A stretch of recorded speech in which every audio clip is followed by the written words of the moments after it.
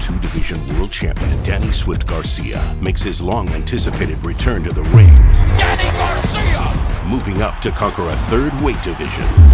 But the merciless Jose Benavidez Jr. hopes to pull off a career-defining win. It's a 154-pound Brooklyn brawl. Danny Garcia versus Jose Benavidez Jr. Live from Barclays Center, Brooklyn on Showtime.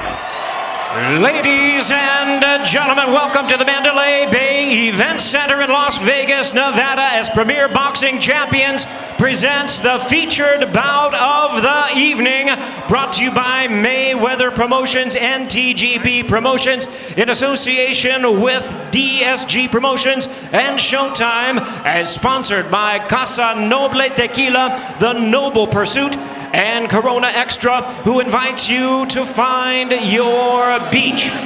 This bout is sanctioned by the WBC, the president Mauricio Sulaiman, the supervisor William Boudou, along with the Nevada State Athletic Commission. The chairman is Anthony Marnell III, executive director Robert Bennett. Introducing our 3 judges, scoring from ringside, from Las Vegas, Nevada, Dave Moretti. From Reno, Nevada, Glenn Trowbridge, and from Rivervale, New Jersey, Steve Weisfeld. Introducing our 3rd man to the ring, the referee in charge. He'll be giving instructions after the introductions. Kenny Bayless, recently elected to the Nevada State Hall of Fame. All right, fans, here we go with the main event of the evening. 12 rounds of boxing for the WBC Welterweight World Championship Eliminator. And now, ladies and gentlemen in attendance and boxing fans joining us around the world, live from the Mandalay Bay Resort and Casino, it's showtime! Introducing to you first, fighting out of the red corner, wearing white trunks with gold trim, fighting out of Oxnard, California. He weighed in at 146.5 pounds. His record stands at 34 wins, 3 losses, and 1 draw, with 25 wins coming by way of knockout. Currently ranked the WBC number 9 contender. Ladies and gentlemen, please welcome the exciting former WBA lightweight champion of the world, introducing Brendan Bam Bam Rios. And his opponent across the ring, fighting out of the blue corner, wearing white, red, and black leopard trunks.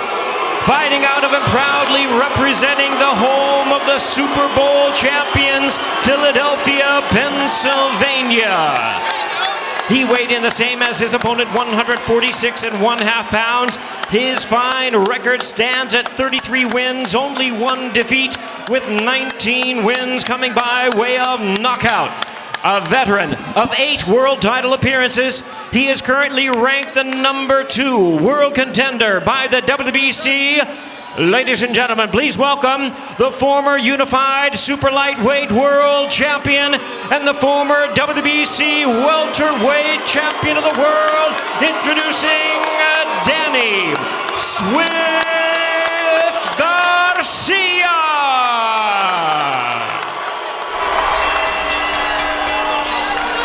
Let's get a referee in charge. Now to give instructions, Kenny Bayless. Fellas, trunks are high on both sides, so anything thrown on the upper half will be considered okay.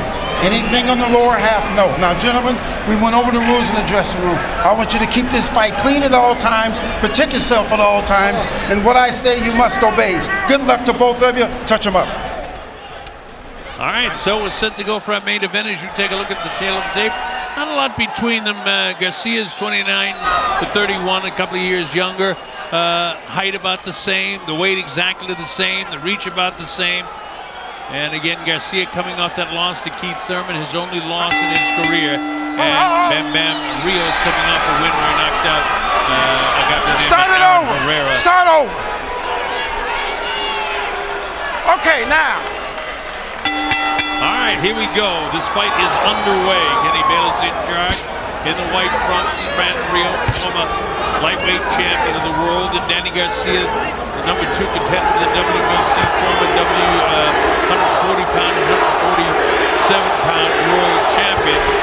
Both of these guys are trying to get back. And big favorite crowd here for Rios. Rios.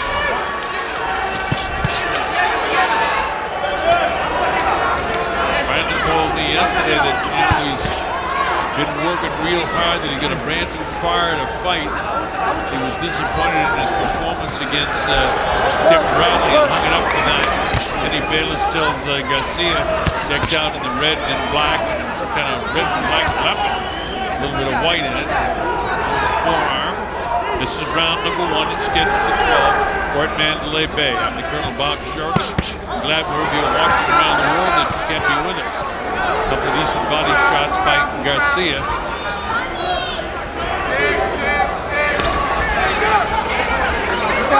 Both guys agreed that the layoffs they had at this particular time in their career were good for their careers.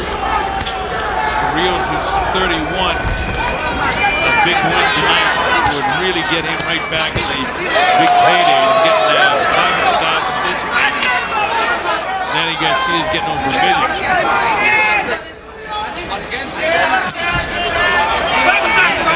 The real clean shot yet. Garcia's had the body shots, and I think that's probably his fight plan. He wants to try to work downstairs as much as he can to try and soften up the body of Brandon Rios. But Rios is a pressure-type fighter, and Danny knows that, so he wants to hold him off with the jab as much as he can. Again, Brandon has never been happier in his career. He's back with Robert Garcia, who has the given job in this Step back. Here we go. A little under a minute to go in the first round, and so they're dead even here in round number 1.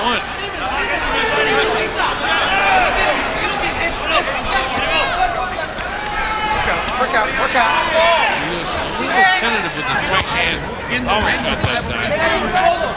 Danny working downstairs pretty good. Danny Garcia in the red and black, a little bit of white trim. Downstairs. Good job blocking the punch that time by Brandon Rios. Rios comes forward. Doesn't seem to have a lot of zip on his punches.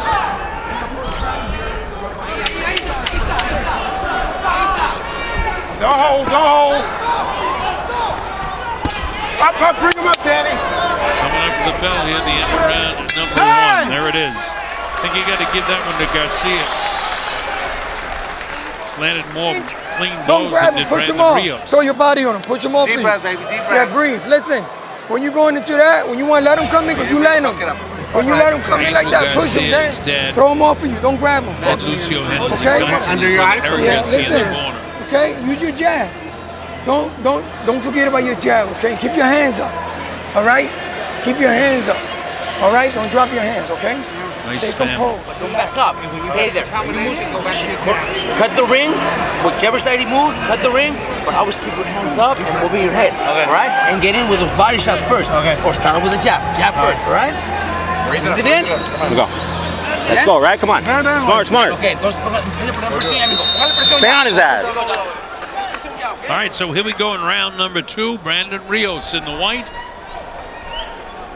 Not a big round for Garcia, but I thought he landed more shots. All right, here we go. Garcia again in the red. Black and red shoes, black trim. Former lightweight champ, Brandon Rios. No trouble making 147. See 3 punches landed, and it seems like Garcia's got a lot more hand speed than Brandon has. But Brandon not real accurate. Try to get that jab landing on the button. Garcia knows that Rios is going to be on him all the time. See him missing punches and just not crisp with his shots. A little bit slower than his Garcia. Stop.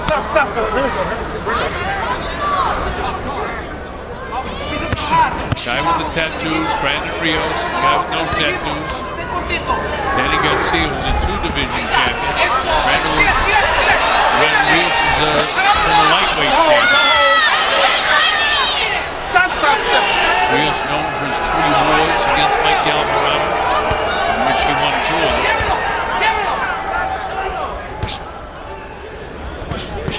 Garcia just seems faster, better. In the middle of all that, Rios able to get a left hook in there. There he was with a couple of shots, and immediately Garcia ties him up.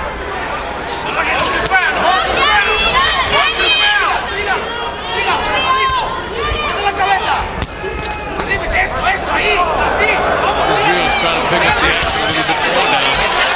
Garcia's throwing more punches and landing with much more accuracy than is Brandon right now. Rios comes forward, Garcia backs off, and he lands a punch as he does that. See him, the movement is good. He feels the ropes up against his back. He gets ready to slide out of there because he knows that Rios wants to do just this, and that's force the fight to try to land. Champ is up for Rios and see if it ignites him.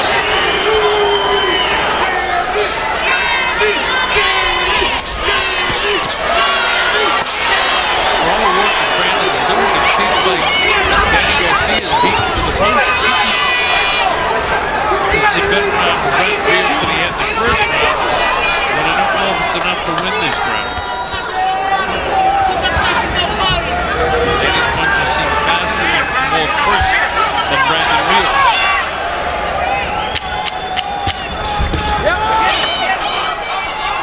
Nothing landed there. He's picking these punches off.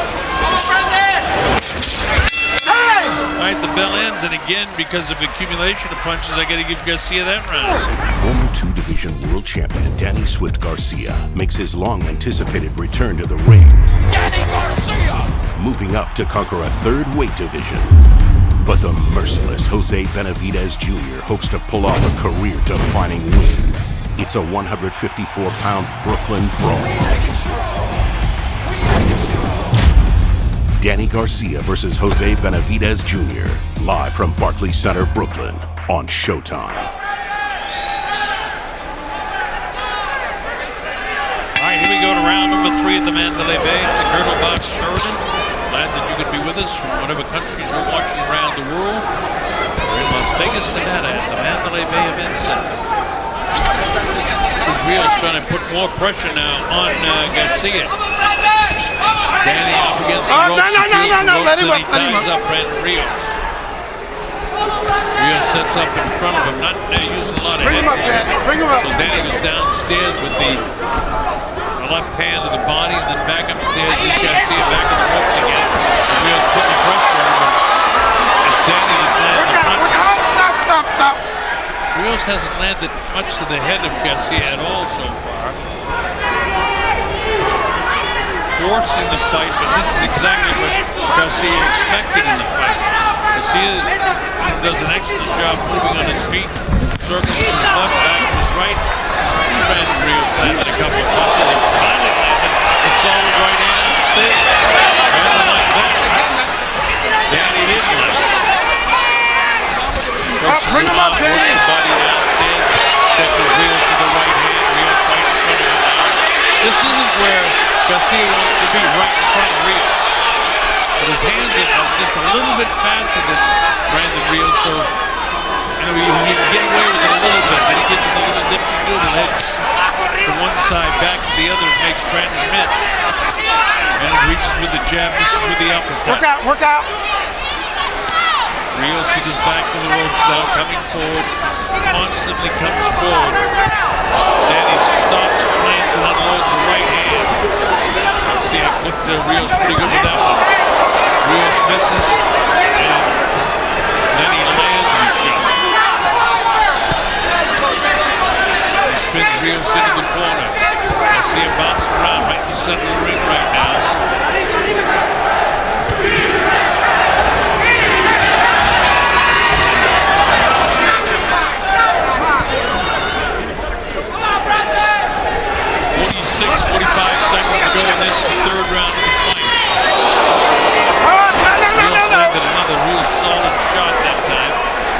second hard punch in this round.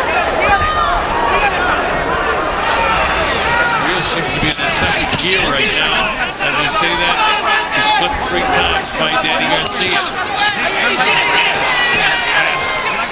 Seem faster, they are fast. Trying to move it wide with his punches. Landed 2 solid right hands in this round, but I don't know if it's enough to get Rios the round.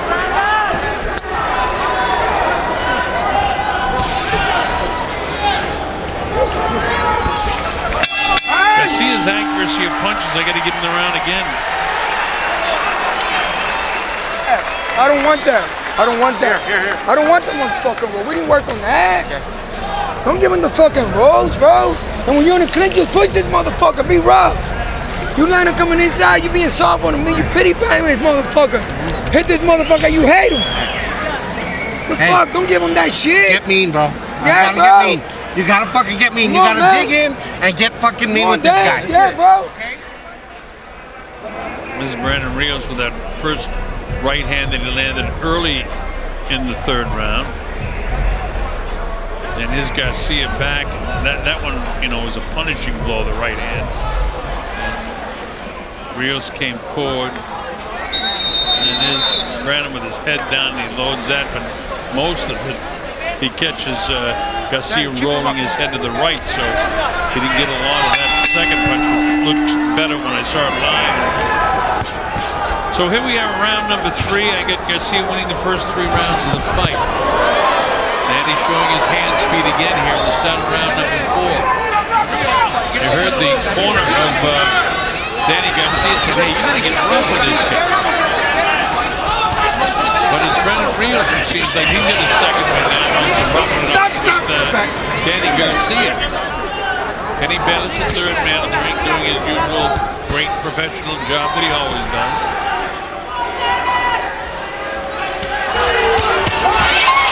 Rios again trying to force the fight, but he ends up paying for it.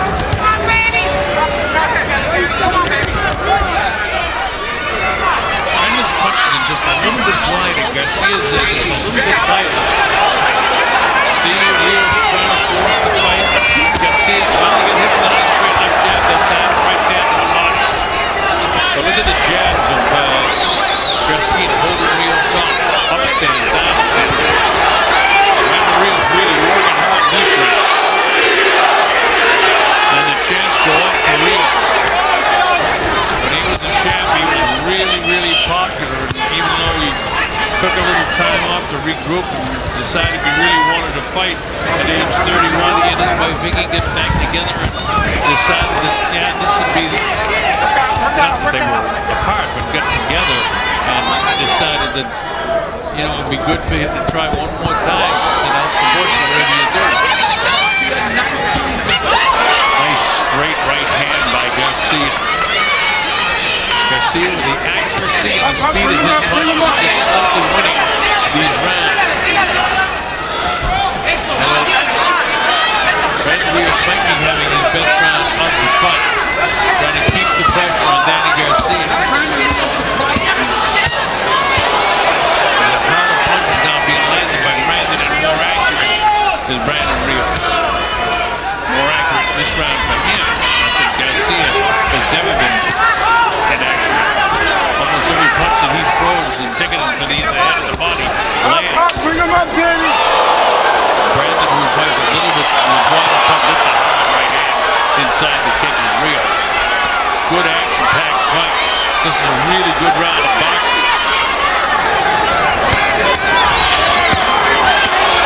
Back and forth and seesaw battle goes.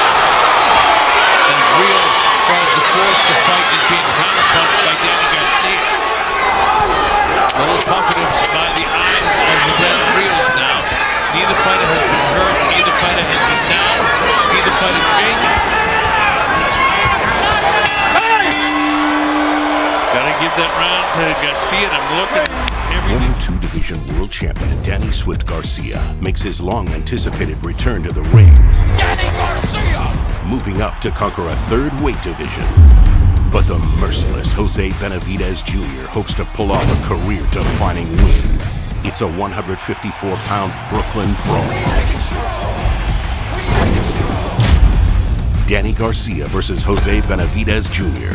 Live from Barclays Center, Brooklyn on Showtime. In the corner of Danny Garcia, but hey, whatever you have to do to get your man juiced up, they've certainly got Danny Garcia fighting a nice fight here tonight. I got to win it every round.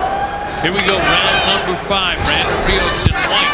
Danny Garcia in the only colors, red, black, and white. Red and black shoes. Danny Garcia lost his last battle by split decision to Keith Thurman. Keith Thurman, of course, holds the WBA and WBC championship. Rios does all he can do.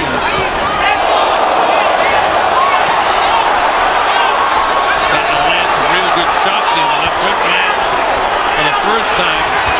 Rios has got Garcia from the back and seemingly hurting him with some punches here. And this is the experience of Brandon Rios. And he's got plenty of it against top-class opponents, as you know. Also like some Manny Franckel, Tim Bradley. And then the trilogy with Alvarado. We've won 2 out of 3 of those. And those were all wars.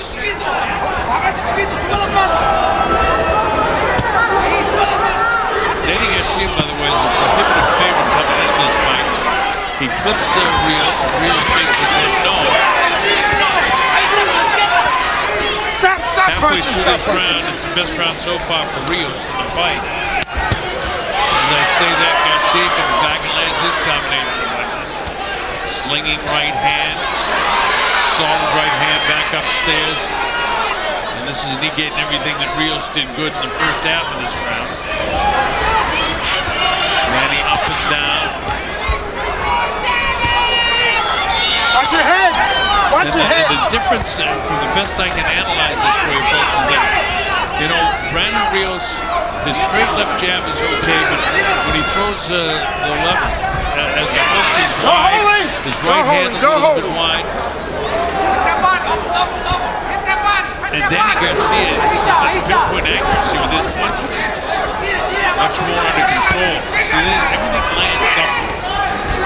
That's a little bit low. You hear Kenny Bayless saying he'll pump that right hand, whistle past the nose of Brandon Rios. Left hand didn't whistle past anything. It landed right on the button. Body shots.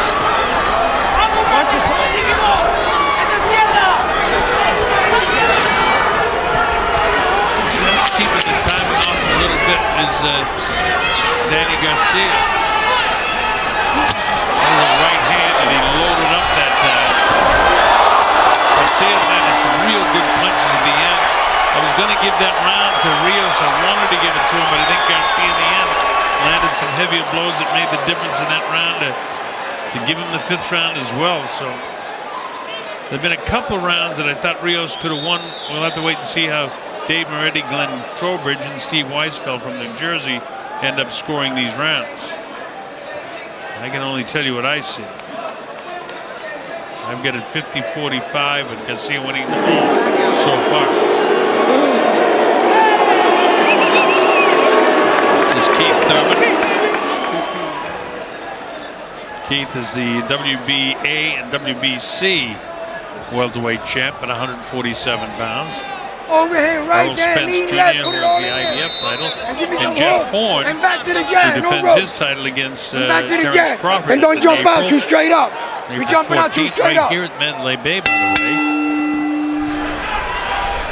That's going to be a dandy of a fight. People in the United States don't think much of Horn, and I tell you, I broadcast all the fights. This kid can fight. Big right hand landed by Brandon, but it doesn't seem to take any effect on Danny. Danny Garcia fights off the ropes this time. Rios is trying to keep the pressure on him.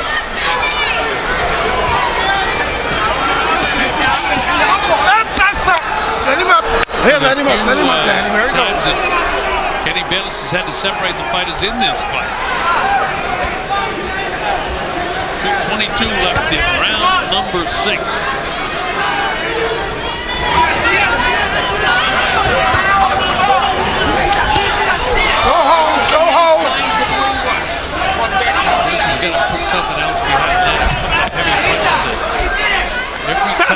Rios gets close to winning the round. Garcia will do something with 2 or 3 punches with his and steal the round is the way that I want to give to Danny. I'd rather give to Brandon Rios.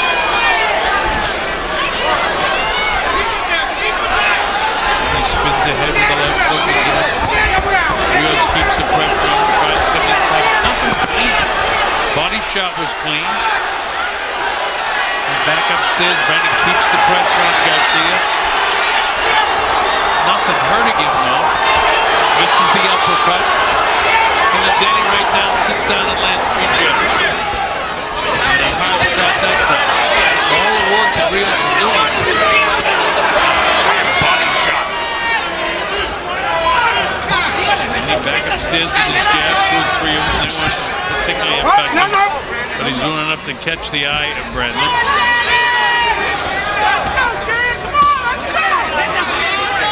In the last minute of the round, in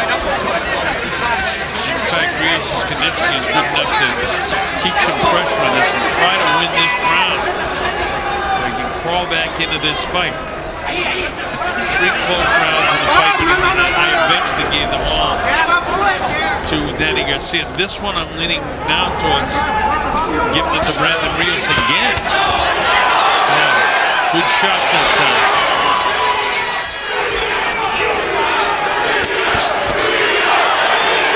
The champ is up anytime Rios does something. Very popular former lightweight champ, Brandon Rios.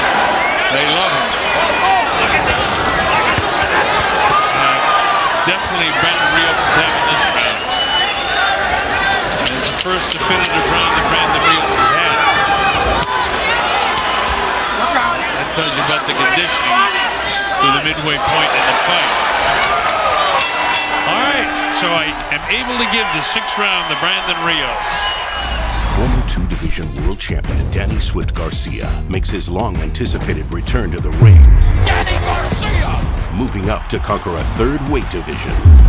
But the merciless Jose Benavidez Jr. hopes to pull off a career-defining win. It's a 154-pound Brooklyn brawl. Danny Garcia versus Jose Benavidez Jr. Live from Barclays Center, Brooklyn on Showtime. Rounds at 59-55 as we move to the second half of the fight now. And we'll continue to watch the conditioning of Brandon Rios. After making his comeback and a new dedication to boxing. He's been in every single round, but just the accuracy of the punches and the volume of clean punches that Danny Garcia has landed. He's just eking out every single round. Except for the last round, Rios was able to land some real good shots. So here we go again. This is the 7th round from Mandalay Bay in Las Vegas, Nevada. Brandon Rios in the white, Danny Garcia, the former 2-time world champion in the weight divisions, 140, 147. Rios was at his best as a lightweight, but had trouble making weight at 140, no problem at 147.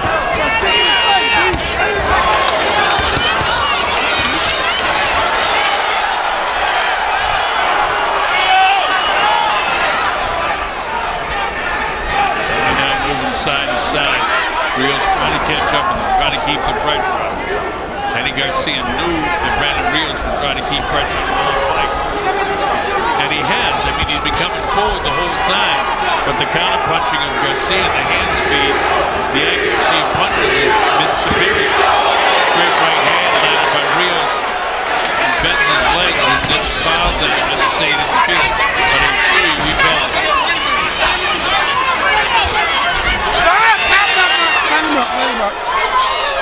At the midway point, and by the accuracy of punches again, that's the way Garcia's fought most of the fight. He's outscoring Brandon Rios in this round.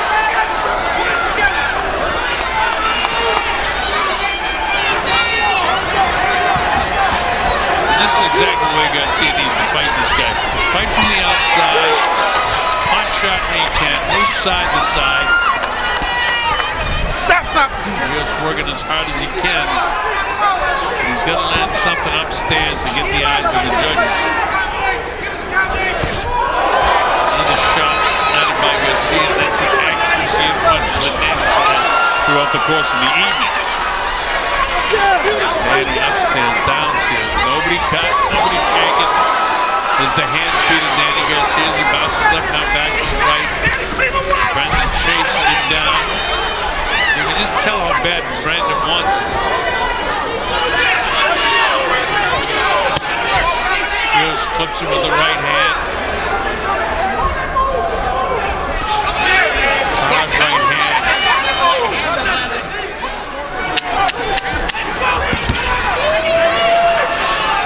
Another good round for Danny Garcia. Rios wants it so bad, and Danny just, because of his hands, his feet, and his pure boxing ability, he's just outboxing Brandon Rios.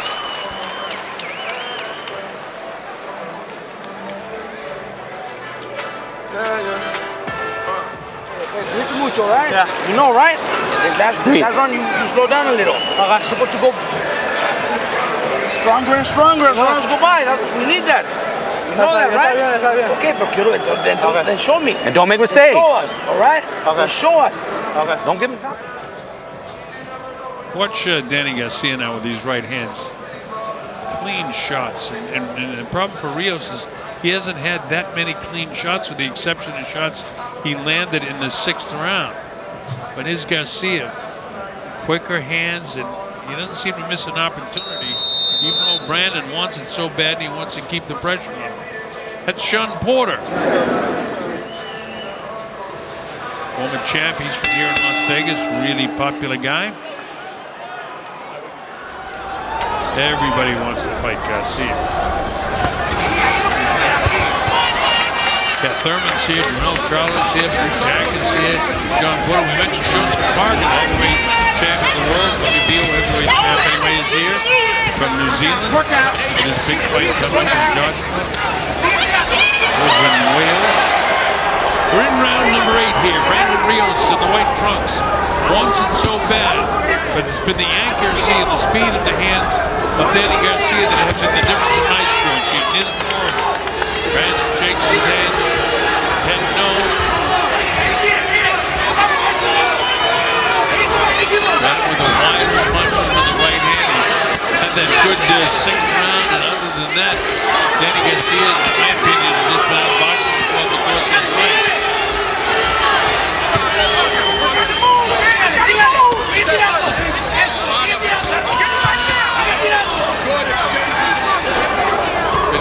This guy is a warrior.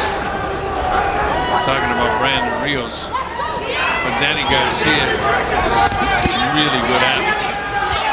And he's got the hand speed, the foot speed. He's just punch-hunting Brandon Rios. Rios finally clips him with the left hook. For every clean punch, it seems that Brandon Rios lands, Danny Garcia lands 2 or 3. And he's found a home to the liver side of the body of Brandon Rios. And at some stage, it's going to take an effect on Brandon. We're in the 8th round. Garcia lands that right hand. Look at that hand speed of Garcia. Doing a terrific job. Rios, I think, for the first time. Work out. Stop. Put back. Dennis has to separate the two. He had to do a lot of work with Kenny tonight. He had the hand speed, and he tells Garcia, keep him up.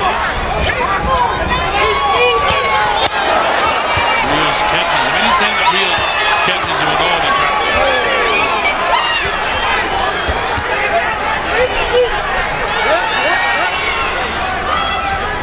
Swift Garcia has been winning the rounds by exactly that swiftness. Left hook. Brandon Rios is the type of guy you gotta love him. He's a great character and he's a great warrior. Danny's a really good fighter. It's a tough comeback for Brandon Rios.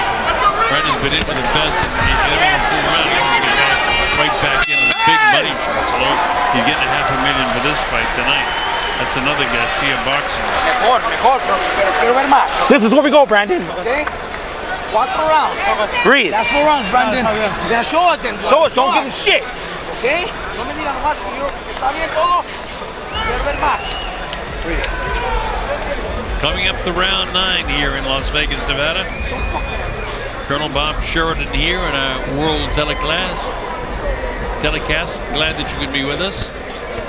WBC welterweight elimination battle. The current WBC champ is Keith Thurman. He also holds the WBA title. Errol Spence Jr. has the IBF. And Jeff Horn, who holds the WBA title, has the Terrence Crawford fight coming up April 14th right here at Mandalay Bay. Look forward to that fight while our friends down in Australia will be doing that fight. We look forward to it.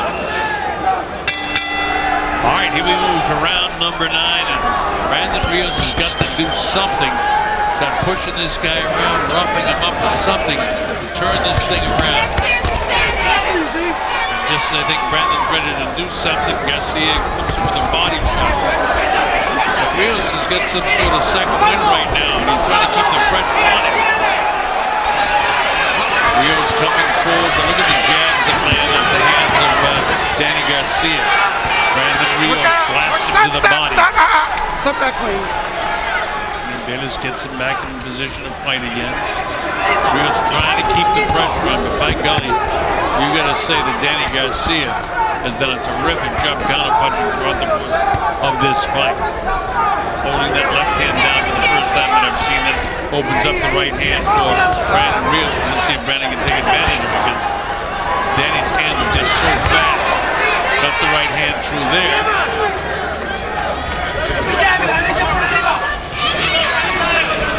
Time it seems when Brandon lands one punch, Danny makes him pay with 2 or 3. Decent uppercut. Kenny Bayless saying, watch your heads, guys, when they're on the inside. There have been no cuts. Nice slick move that time by Garcia. Stepping to his left and then back to his right. And punch-cutting Brandon Rios. Rios plods out, flat-footed. Trying to get in position to blast him with the right hand. Instead it's a slinging right hand by Danny Garcia.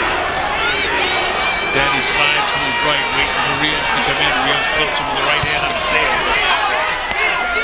Blasts the body, does Brandon Rios. Hand speed of Garcia is significant. Brandon with the overhand right. Blasts into the body. Workout. Down goes. Whoa, that's a hard knockdown. Brandon Rios is down. I don't think he can recover from this. It's up to 6 and 7. His legs aren't going to be there. This fight's going to be all over. I don't think Brandon can continue. Come! No. It's all over. He said come forward. And he can't continue. What a knockdown. A right hand by Danny Garcia got Rios right on the button. Wow. That was some shot. Brandon Rios was at Kenny didn't rush at all. He gave him every chance, but he's still out on his feet. And obviously, Kenny Bayless did the right thing in stopping this fight. Most of the punches were landed by Garcia through the course of the fight. And now guys like Keith Thurman are saying, maybe this guy is a little bit more dangerous than I thought he was. Danny Garcia, the guy everybody wants to fight, certainly has moved himself into contention in the 147-pound division after winning titles at 140 and 147. His only loss was to Keith Thurman. That was a sensational 9th-round KO victory for Garcia. Feeling good, babe? Feeling good? We'll get the official particulars in a moment from Jimmy Lennon, but what a one-punch knockout that was. He actually was able to get up, but he just couldn't continue. Kenny Bayless said, are you okay? Take a step forward. You see the disappointment on the face of Brandon Rios. We'll show you a couple of angles of the fight ending right away. Watch the right hand, slinging left. Look at that. His hand was down, and man, did he clip him with that right hand.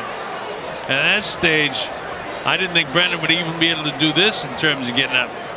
He's kind of just waltzing in and just in the exact right position. And again, the hand speed was perfect. It was one of those knockouts where he snapped the head. Your brain goes from crashing from the left side of your skull to right there, just a clean. That is, you won't see a cleaner knockout shot than that. Rios didn't clear that kill zone and was standing with his left shoulder down right in front of him, and Garcia didn't miss. He gets up, his eyes aren't clear, but his legs are totally gone. And Kenny then asks him, can you make it? He says, yeah, I can make it. Then he says, come forward and watch. He staggers. And then Kenny said, no, that's it. You can't continue. It's all over. And the knockout. Oh, man, look at that shot. And look at his eyes. See the way the neck snapped? Jeez, that's a tough knockout. Brandon was tough the whole fight. You see the cut below and the bruise. Now see the arm is down and he's looking at him. You got to clear that area, but as you know, you get fatigued. He left that spot open, and Brandon had his arm down, his left elbow down, and he got clipped right on the button. Watch it again. The right hand, bam, and bam goes down. That's as tough a knockout as you'll see. And now you wonder how much more Brandon Rios will do, because now he moves into the area of an opponent type fighter. And at this stage of his career, how much more punishment is he willing to take to have a significant win to get a shot at that? And we have the time of 2 minutes 25 seconds and round number 9. A referee in charge, Kenny Bayless, stops the contest. He is the winner by way of technical knockout, Danny Swift Garcia. So Danny Garcia officially a TKO, as Jimmy announced, at 225 of the 9th round. Former 2-division world champion Danny Swift Garcia makes his long-anticipated return to the ring. Danny Garcia! Moving up to conquer a 3rd weight division. But the merciless Jose Benavidez Jr. hopes to pull off a career-defining win. It's a 154-pound Brooklyn brawl. Danny Garcia versus Jose Benavidez Jr. Live from Barclays Center, Brooklyn on Showtime. Jose Benavidez Jr. Tone, setting the distance with his shot. Right there, so you go. Benavidez, you saw moments ago, had to be restrained. Benavidez with the left. He'll keep a close eye on the fighter in our main event tonight, Rivera. Much smarter than the game plan he had to go into with that fight. And look at Benavidez coming out strong, pushing Strode to the ropes in the final second. I think he's done it for the first 2 rounds. Benavidez working the right uppercut. Right hand by Benavidez. Now Benavidez feeling it. Get him out of here. Going with the right hand. Now the combination connects. And now connects with, that gets to the body by Benavidez. In the closing seconds of this round, Benavidez in a slugfest. Benavidez with the combination that mixes with the uppercut. Now the body shot to the right. Look at Benavidez. Jose Benavidez Jr. Glad you're watching Premier Boxing on Fox. We're live here in Brooklyn. They're now a heavyweight bout. Adam Kownacki, that's how he pronounces it. Brooklyn by way of Poland, who said his favorite punch is the liver shot. Wonder if that's his favorite food. Gerald Washington, an interesting story, served in the U.S. Navy, played some football at the University of Southern Cal, at 6'6", a little late to the fight game. You see his age, but Anxious says he's refined his skills, and let's learn more about these heavyweights. And to the ring, and our ring announcer, Jimmy Lennon Jr. Well, fans, from Barclays Center in Brooklyn, New York, Premier Boxing Champions presents the co-featured bout of the evening, brought to you by Brooklyn Boxing and sponsored by MGM Resorts. Introducing our three judges scoring this bout from ringside, we have Glenn Feldman, James Kinney, and Don Trella. All right, fans, here we go. 10 rounds of boxing scheduled in a heavyweight special attraction. Introducing you first, fighting out of the red corner, wearing black trunks with gold trim, hailing from Vallejo, California. He weighed in at 243 1/4 pounds. With a record of 19 wins, 2 losses, and 1 draw, he has 12 wins coming by way of knockout. Ladies and gentlemen, please welcome the former U.S. Navy veteran, college football athlete, and world heavyweight title challenger, introducing gentleman, Gerald El Gallo Negro Washington. And his opponent across the ring, fighting out of the blue corner, wearing white trunks with red trim, fighting out of and representing Brooklyn, New York, by way of Warsaw, Poland. He weighed in at 258 1/2 pounds. He is undefeated in his campaign to the ring with a record of 18 wins, no losses, 14 wins coming by way of knockout. Ranked the WBC number 8 heavyweight and number 5 in the world by the IBF. Introducing the popular and undefeated Adam Babyface Kownacki. And the referee in charge now to give instructions. Our third man to the ring is Harvey Duck.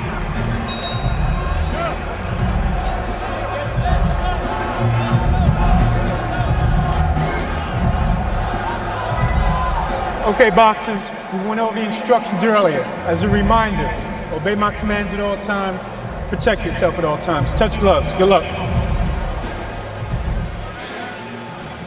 This fight, we're using unified rules tonight. Bouts will be scored, 3 judges, the 10-point must system, so the winner each round will get 10 points, loser gets 9 or less. No 3 knockdown rule. And a fighter can't be saved by the bell, including in that last round. And there is Babyface, who said he got tired of people bullying him because he was overweight as a kid. He even took it out on a cousin, took one swing, knocked a tooth out, said, I could be a boxer. And he's made a career out of it and popular in Brooklyn. Moved at the age of 7 from Poland, going up against Gerald Washington, who said he's in love with his jab. He already landed 2 great right hands and a left hook. Yeah. When it comes to the heavyweights, you can't sleep. One punch can take anybody else. Kownacki's right in front of you. He's not afraid to throw punches or take punches. Fighters in the 258-pound range. It's a lot of weight to carry. Kownacki moving in on Washington, who's 6'6", big size, but says he has small man skills. And Washington usually moves around, but he's elected not to move that much this time. Just stay in the pocket a little bit more. I was talking to his trainer. His trainer said, well, he wanted him to stay in the pocket and block a little bit more and throw some counter punches. So he's working on his inside fighting. Well, he used to say defense is number 1. I don't care if I get booed, but he said he's worked on a few things to be more aggressive for this fight. Well, the strategy of him hanging in the pocket isn't working too well right now because Kownacki is really just teeing off on Gerald. And, you know, I think Gerald should be using his height a little bit, at least for the first couple of rounds. And how do you do that? Well, you use your feet, you know. I mean, he's an athlete, a former football player. He knows how to move, and he should. He should use his reach, his height. Especially in the first round. In the first round, you got to do that. You can't stand in front of the guy in the first round. That guy that loves to stand right there with you in the pocket, which is what Kownacki's doing right now. He played tight end and defensive end for the Trojans of USC. Actually got to the Buffalo Bills practice squad. Didn't turn pro as a boxer until age 30. Still learning on the job. Kownacki beating up anybody he ran into since he was a teenager. You know, this is a prime example of looks are deceiving because you saw the two, you know, you'd pick Gerald Washington in a heartbeat. Yeah, because he's got a great physique. He looks muscular, and he looks like the athlete. But he's not using that advantage right now. Kownacki looks like the guy you'd interfere with. And then go get meat somewhere. See, in this position, this is where Gerald is supposed to take a step back and throw punches. That led him work to the body, a big body of Kownacki. Answers with a right to the head of Washington. And another right. Kownacki with another right. This fight isn't going to last as long if Gerald doesn't get on his horse and start He moving. said he was going to play defense. It's been his hallmark. He just got hurt. He's backing up. Yeah, that landed. Yeah. And there's some blood now. Kownacki. Oh, this is already a rough fight. This is what you're supposed to hold on. Tough to tell who's winning after round one. That's Adam Kownacki.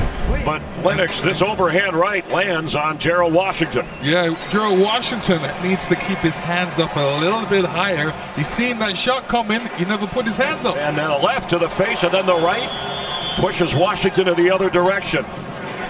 Kownacki looks like he won round one, or at least would be ahead on points. I don't think there's a question that he won round one. He threw over 100 punches. But look at Washington now. He's a little teed off right now, and I like to see that spirit because he's fighting back. He looks angry. Good body shot by Kownacki downstairs with that right hand. What Washington needs to do is take a step back, plant his feet, and then come with a left, right, and uppercut. Now you've fought guys like this in the past, brawlers that wanted coming at you. I mean, is that what you would do? Yeah, it's an easy fight for me because all I would do, they're always coming at you. Take a step back. Oh! There he's down! Washington is down! Kownacki steps away with a bloody face to watch Washington in pain to the ropes. He's going to stop the fight. He's out of it. You all right? He's out of it. The ref asking him if he's all right. Walk to me. He said, are you sure? You all right? Walk over here. You all right? Yes, I'm going to give you a couple of seconds. If you don't show me nothing, I'm going to stop you. This is knocked down. Here comes Kownacki. That's it. They're stopping it. He has no defense whatsoever. Over 250 pounds. Adam Kownacki celebrating. He can't even walk to his corner right now because he got hit so hard. Wilder needs a stool and he can't even sit down in the ring. Now he's getting some help standing.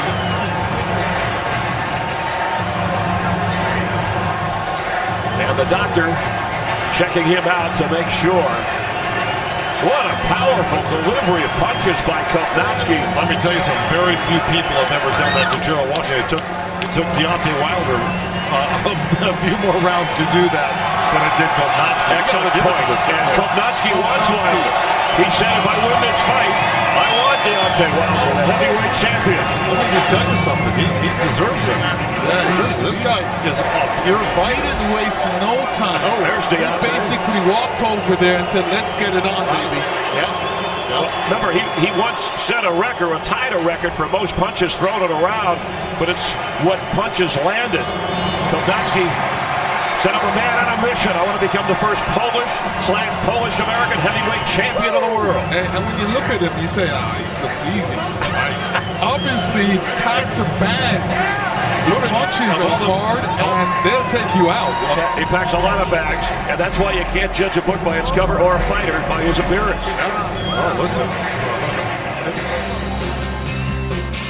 Fox Live at Barclays Center. Adam Kownacki, he landed 58 punches in less than 5 minutes against Gerald Washington and Lennox Lewis. And here it is, that was a hard. left and a right, and that right hand was hard, right on the chin. See the effects of it right there. Now right here, when he gets hit with that right hand, you see the referee jump in. It was because he saw that the ropes held up Gerald Washington, and that's a knockdown. If the ropes save you from going down, you can jump in and call it a knockdown. Even if the guy doesn't hit the ground. And that's what happened there. And the final flurry, and this left Washington, who's a 6'6" athlete, in trouble, and he couldn't move. He could barely stand up after that. I was surprised that the ref made him walk around because he looked okay, but then when he came back in, he couldn't even see the punches. No, you can make him walk left and right all you want. You just got to look into the guy's eyes and size up what's going on, and he was out of it. Kownacki said, I took on bigger guys when I was sparring so I could handle the 6'6" Washington. He handled him in a hurry. Jimmy Lennon Jr. has the official word in the ring. Ladies and gentlemen, we have the time of 1 minute 9 seconds in round number 2. Our referee in charge, Harvey Doc, stops the contest. He is a winner by way of technical knockout. The undefeated heavyweight contender from Brooklyn by way of Roja, Poland, Adam Babyface Kownacki. Former 2-division world champion Danny Swift Garcia makes his long-anticipated return to the ring. Danny Garcia! Moving up to conquer a 3rd weight division. But the merciless Jose Benavidez Jr. hopes to pull off a career-defining win. It's a 154-pound Brooklyn brawl. Danny Garcia versus Jose Benavidez Jr. Live from Barclays Center, Brooklyn on Showtime. Now once again, fighting here at MGM National Harbor. This is his 3rd fight here. He lives in nearby Capitol Heights, Maryland, as Gary Antoine Russell. He is the 2nd youngest of the 6 Russell brothers. They're all named after their father, Gary Sr. He is the 2nd Olympian in the family, following in the footsteps of Gary Russell Jr., who is the WBC featherweight champion in the world. Russell Jr. was a 2008 Olympian, as Gary Antoine Russell was a 2016 Olympian representing Team USA down in Rio de Janeiro. And let's take a look at our tale of the tape for this, our next matchup between Gary Antoine Russell and Juan Huertas. Ray, what stands out to you? Well, again, the height difference. Juan Huertas is, about 3 or 4 inches taller. The reach is similar. But the years as a pro, experience favors Huertas again. Jared, for you, what, as you look at the numbers, what is something that really jumps out at you? Well, like you said, the years as a pro, Juan has a lot of experience, but Antoine got his experience in the amateur, so I'd like to see how this plays out. Ladies and gentlemen, the action continues at MGM National Harbor. We are now set for 10 rounds in the super lightweight division. Your 3 judges scoring this contest at ringside will be Mauro Di Fiore, Ron McNair, and Paul Wallace. The referee in charge when the bell sounds is Bill Clancy. Introducing first, fighting out of the red corner, wearing the white with the gold, weighing in officially at 138 3/4 pounds. His professional record consists of 14 wins, 2 losses, 1 draw, 10 wins coming by way of knockout. Hailing from Panama City, Panama. Ladies and gentlemen, here is Juan El Olímpico Huertas. And across the ring, his opponent fighting out of the blue corner. He comes in adorned in the black trim with the gold, weighing in officially at 137 1/4 pounds. As a professional, he's perfect. 11 wins, all of those coming by way of knockouts. Fighting and representing Capitol Heights, Maryland. Ladies and gentlemen, introducing Gary Antoine the Last Russell.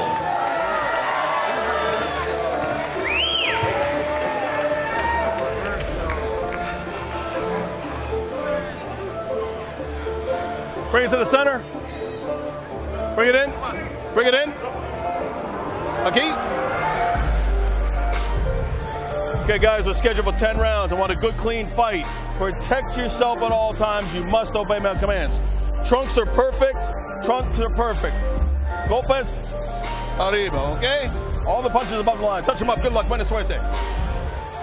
And we mentioned it's a family affair when it comes to the Russell brothers. And there we see Gary Antoine, Gary Jr., the WBC featherweight champion, Gary Antonio, Gary Allen, who is their assistant trainer. They are all trained by their father, Gary Sr. When we asked Gary Antoine Russell about the recipe to his power, he said, well, it's the coaching, and the coaching being his father. Yeah, they teach you how to sit down in your punches and turn on your punches, get that power behind it.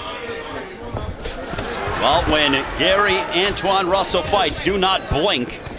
He doesn't waste much. A big straight left that connects right on Huertas. Huertas looking to mix it up as well. He better do something to keep Gary Antoine off of him. Yeah, he looks hurt. Well, the way Gary Antoine Russell fights, it's almost like in machine gun burst. He comes at you and will throw 4 or 5, and you realize you got tattooed. It felt like 10 or 11 shots. Oh, you look at the pedigree he's got. He got the brother, world champion. He's got another brother who's a contender. You know, so I mean, you got good sparring. Well, there's a straight left right to the body that hurt Huertas. Huertas might be in some deep trouble. Huertas better fire back. The only way you keep a guy who's on top of you, back him off, is you got to fire back. So we have 2 Olympians inside that ring, as Russell, a 2016 Olympian for the U.S., Huertas, a 2012 Olympian for Panama. Russell being a fighter with all knockouts, you know, just like back at Vasquez in the last fight. It's a big difference, though. He's not coming out starting out slow. He's coming to get his opponent out of the ring. Well, you know, Jared, you get paid the same for 1 or for 5, for 10, whatever the distance is. You get paid the same. Exactly. We don't get paid for overtime. Good body work by Gary Antoine Russell. He is unloading upon Huertas. And that's what I'm talking about when you got on the ropes. Keep him on the ropes, use your shoulders, and keep him there, and bang him with them power shots. He is pounding away upon Huertas as we have 75 seconds remaining in round 1. See, even though Russell coming in and letting his hands go, he's not forgetting the body attack, not forgetting to go to the body. He's mixing the combination of not just to the head, it's to the body also. Under a minute remaining in round 1. When we asked Gary Antoine Russell about his plans in terms of when he wants to be a contender, he said, look, he goes, I'm not in a hurry. I'm going to do what my team says, but in retrospect, I think in about 1.5 to 2 years, that's when I want to be fighting for a world title, which would take him to about 25 years of age. Yeah, I mean, that's a good age. It's coming and going into your man strength. I mean, look, this kid's a contender. I think, look, he keeps fighting like this, it'll be long before that. He'll be fighting for title within maybe a year. Well, he won't need no 1.5 years. And he's very well schooled. See how he stepped around him? Jared, you see that was a good professional move. Very experienced move. Step around him. Exactly, he's using angles. He's not smothering his punches, even though he's in Juan's face, and man, he's looking beautiful. Huertas has been taking quite a bit of punishment here in round 1, but still remains upright as Huertas getting clubbed with that big uppercut from Russell. Welcome back to MGM National Harbor. The prelims continue. Gary Antoine Russell, Juan Huertas, 2 Olympians facing off as the left eye starting to close considerably for Juan Huertas. Gary Russell, this is his 5th fight here of 2019, so he's very active. And man, oh man, did he do some damage upon the left eye of Huertas. I'm going to go on a limb, Ray. I'm going to make a prediction, and I might be going on a limb. You tell me, Jared. I think this may be the last round. I think Gary Russell stops him this round. Look, his eyes starting to close now. You know, it's going to be hard for him to see the... Oh! It's a big right hook that can't see it coming. Upon Huertas. Can't see it coming, Ray. And there is a shot. Down goes Huertas.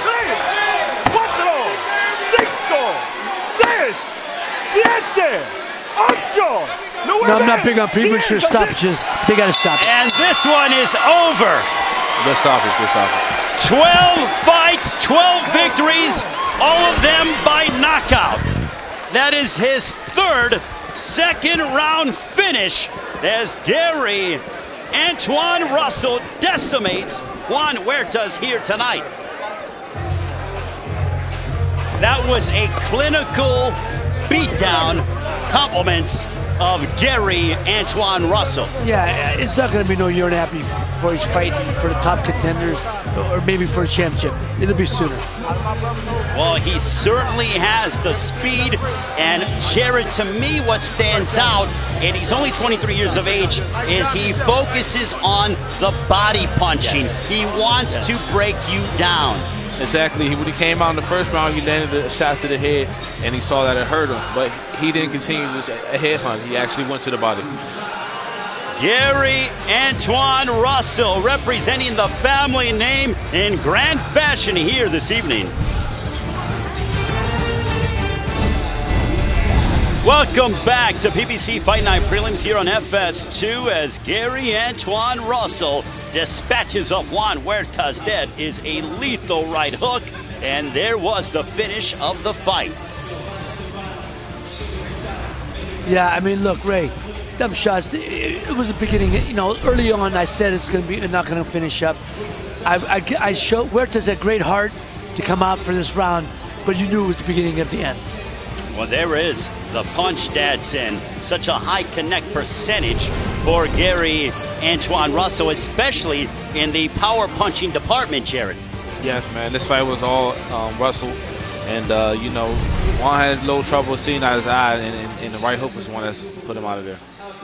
Ladies and gentlemen, the end comes at 40 seconds of the second round. Referee in charge, Bill Clancy, waves off the bout for your winner by technical knockout and still perfect, Gary Antoine "The Last" Russell. Former two-division world champion Danny "Swift" Garcia makes his long-anticipated return to the ring. Danny Garcia! Moving up to conquer a third weight division. But the merciless Jose Benavidez Jr. hopes to pull off a career-defining win. It's a 154-pound Brooklyn brawl. Danny Garcia versus Jose Benavidez Jr. Live from Barclays Center, Brooklyn on Showtime. Rances Barthelemy, who's been a champion at 135 pounds, moving up to the super lightweight division, taking on Robert Franckel.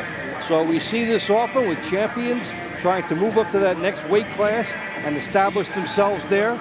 Barthelemy is from Havana. So 26-1 with 13 knockouts, and his loss came in his last fight. So it's Barthelemy and Robert Franckel. We're going to pick up this fight in round number 2. Take you through what's happening here.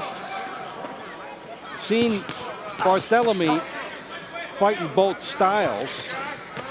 Many Cuban boxers, given the training available in Cuba, and they're just trying to mimic great fighters. We'll show you that southpaw style. Barthelemy will give you a little bit of both. His opponent, Franckel, comes in at 36-19-1 with 8 knockouts. And so he's a veteran. And I think this is an interesting perspective for someone like Barthelemy. You will see a fighter like Franckel on a minor scale on your way up in your first division. Guys called gatekeepers, trial horses. Kind of give you a barometer about where you are. Don't really threaten you in a fight, but they will extend you and make you work on some things to grow. So you'll see that on the way up, as you see some good hand speed and power here from Barthelemy. But you don't usually see these guys anymore after you get to the top, unless you decide to go into another weight class, as he's done here. And now you'll face a guy, more advanced level of that guy for sure, but you'll face that type of a fighter on your way into the division. This is a guy who will show you a few looks.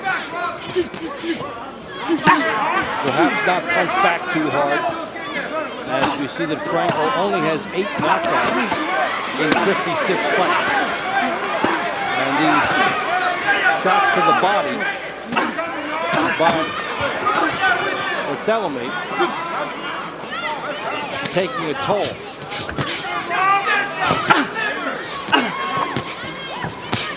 Two good ways to determine the class of your opponent. Fire a shot to the body, see how he reacts. Fire a good shot to the head and see if he can take it. So this is Barthelemy and Franckel coming to the end of round 2. Again, notice good hand speed as he's taking everything that is offered to him in this fight. Your objective in these kind of bouts, find where you think the talent difference is and go right to it. For Barthelemy, these body shots, see a bit of a squared up style here, which will be an interesting observation if you happen to be scouting him as a future opponent.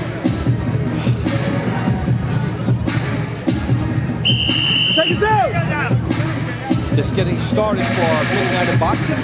Dave Bontempo, glad you're with us.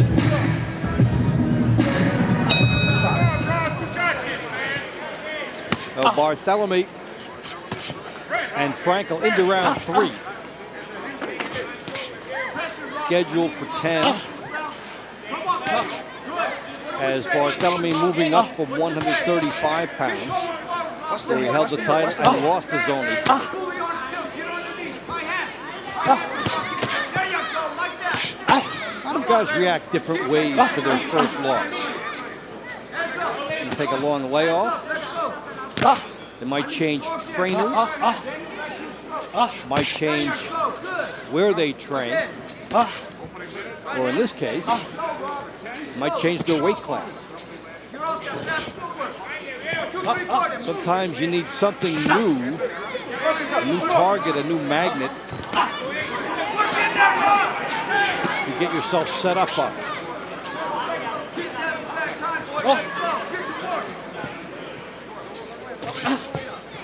Barthelemy, knowing that his body shots have gotten to Robert Franckel. Blocks a few there. Now there's that lefty style I told you about. If you're the opponent, it has to be a bit insulting to you. Now the guy's treating you like a sparring partner to go different styles.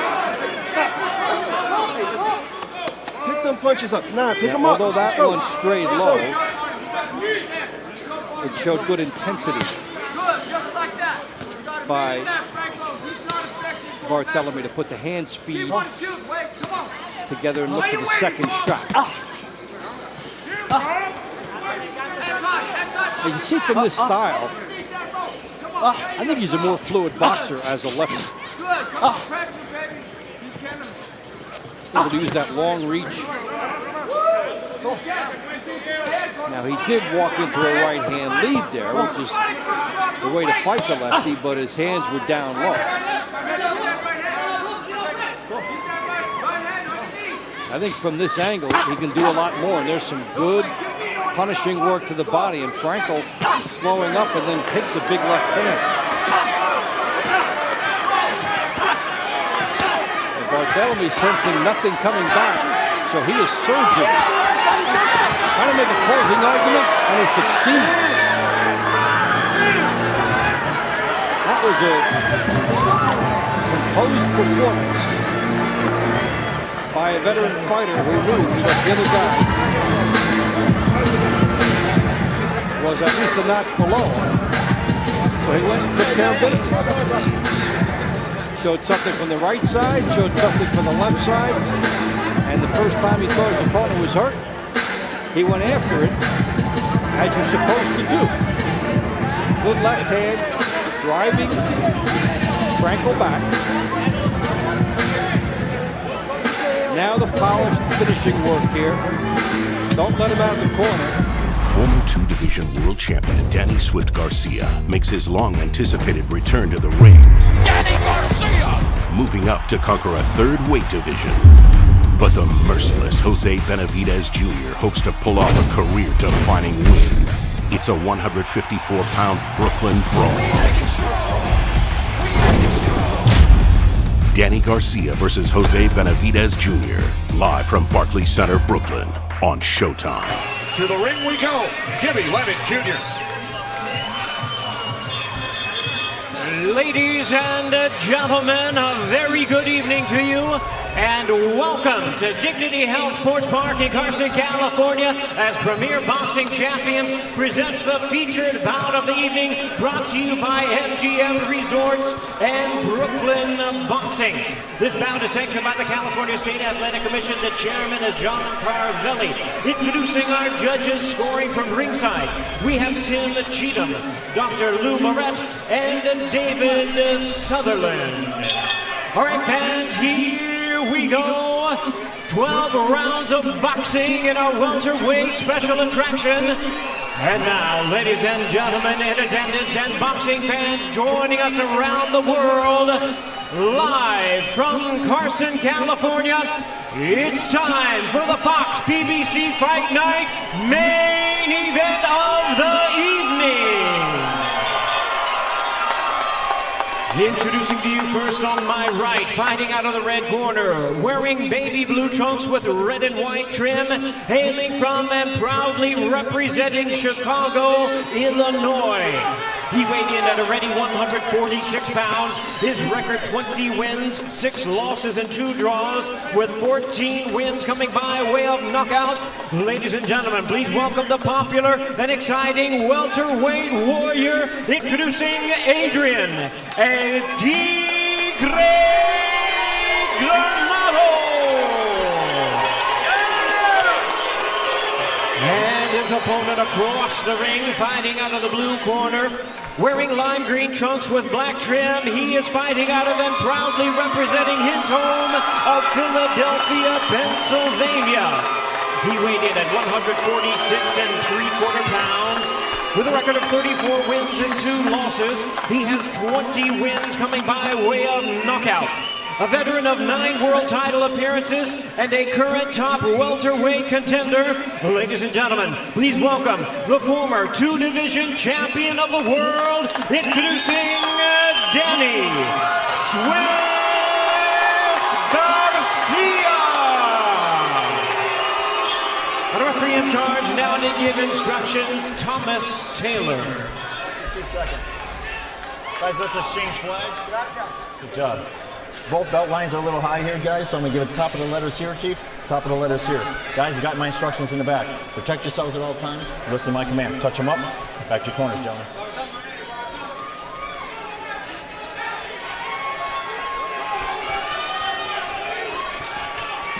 Garcia and Granados. Closed captioning available for tonight's telecast. If you would like to hear the broadcast in Spanish, click over to the simulcast on Fox Deportes. Good. Ready? Ready? Underway, scheduled for 12 in the welterweight division. Neither of these fighters have ever been knocked out. Garcia 34-2, Granados 26-2. Garcia in the green trunks.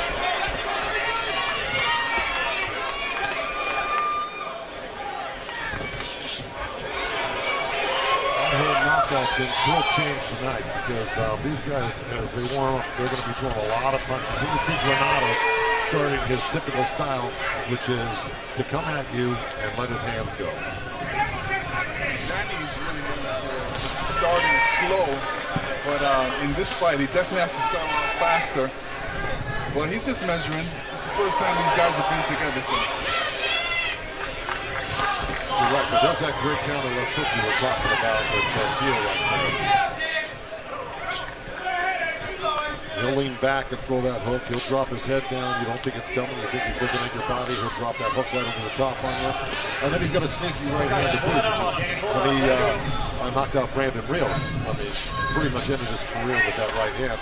He's got a very hard right hand. Even though he doesn't have a lot of knockouts, per se, at welterweight here, he's still got a very strong punch. So Granados got to be careful not to keep that left hand low, because he's going to get sucked in by that right hand. But he's doing quite well right now. Keeping busy, moving around.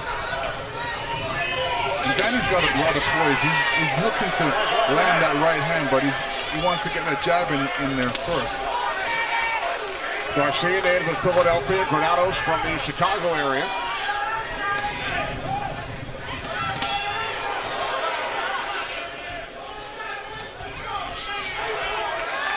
Good right uppercut by Granados. 1 minute remaining in round one, scheduled for 12 from Carson, California.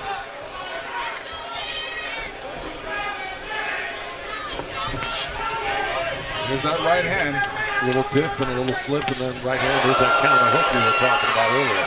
And it really is a real accurate punch for Garcia. Work out of that, guys.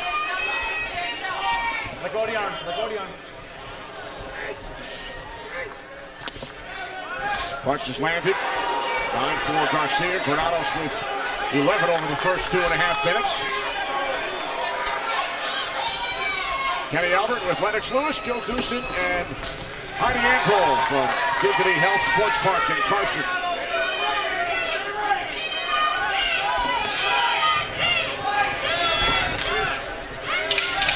Ten seconds remaining.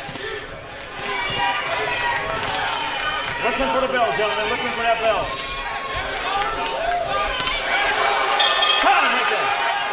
Back in December on Fox, a controversial decision. Former 2-division world champion Danny Swift Garcia makes his long-anticipated return to the ring. Danny Garcia! Moving up to conquer a 3rd weight division. But the merciless Jose Benavidez Jr. hopes to pull off a career-defining win. It's a 154-pound Brooklyn brawl. Danny Garcia versus Jose Benavidez Jr. Live from Barclays Center, Brooklyn on Showtime. 25th. So 6 months and a day later, guys, they're getting back in the ring. Listen, that's a fight I want to see again. That was a great fight the first time. You know, a lot of people felt that Charlo won it, and you know, I believe he won it too. But the judges felt differently, so we have to see it again. It's going to be exciting once again. I think there's going to be one instance where the rematch is going to be better than the original fight. I guarantee it. It's going to be a lot more fireworks. Both guys are going to have to really work no punch, straight back. Charlo to win it back. Go, right? June 23rd on Fox. How did you score the first round of this one, Joe? I thought Garcia landed the heavier punches. You know, Granados was busy, but I think Garcia landed the heavier punches, the more telling punches, and he probably won it because of that. But not because Granados isn't trying and isn't letting his hands go. He is. He's landed several combinations, but I thought Garcia's punches were heavier. How about you, Lennox? I thought Garcia won it, especially in the late part of the round. He hit Granados with some good right hands up against the wrist. But this is what you're going to have to contend with here, Garcia. A guy that keeps on coming, keeps swarming you, keeps his hands going, and you know what? He may end up out-punching you for 3 to 4 to 1. So whatever Garcia throws, it has to be good. Oh! Left by Garcia! That was a counter left hook, right on the chin. Come here. You all right? Let's go. Let's go. Danny Garcia knocking down Adrian Granados in round 2. Like I said, if you can knock down Granados, knock Granados down, you're really doing something. He doesn't get knocked out. I told you, Danny can throw some heavy punches, and he's throwing those good right hands right now. He has to take his time. He has to go back to that left hook right hand right now and maybe hit him to the body a little bit. Well, he's swinging for the fences. He's looking for the knockout right now. And if Granados pops that chin up again like he did on that counter punch he got hit with, he's going to be in big trouble. Remember, neither of these fighters have been knocked out in their professional careers. Granados can't see that left hook coming. He's shown a lot of heart trying to come back, trying to get back in this fight somehow. But he just doesn't have the firepower at this stage right now to stop Garcia and the onslaught that he's bringing this round. And Garcia is showing a lot of poise, a lot of patience, picking his shots like he should. Oh! Big right by Garcia! Granados down for the second time. 5, 6, 7, 8. You all right? All right. Go. Listen for that bell, guys. Listen for the bell. Time. Granado hit the canvas twice in round 2. Keep your hands up, AJ. And here comes that knockdown. Left hook, counter left hook, puts him right on the ground. Here's another look at it, right on the chin. Granados was coming back with his left hook, but then he was there first. Granados made the typical mistake, throw the left uppercut with your right hand down, leaves a big opening, and there's the hook. Keep your hands up, okay? Oh, look at the Garcia family celebrating. Yeah, here we go. Here's that right hand. Garcia just went under a hook, came right out with the right hand and knocked him down. Here it is. He just comes out of a loop. Garcia's got his head buried and just drops the right hand right over the top. The left hand was down by Granados, and that's been his problem. He takes a good punch normally,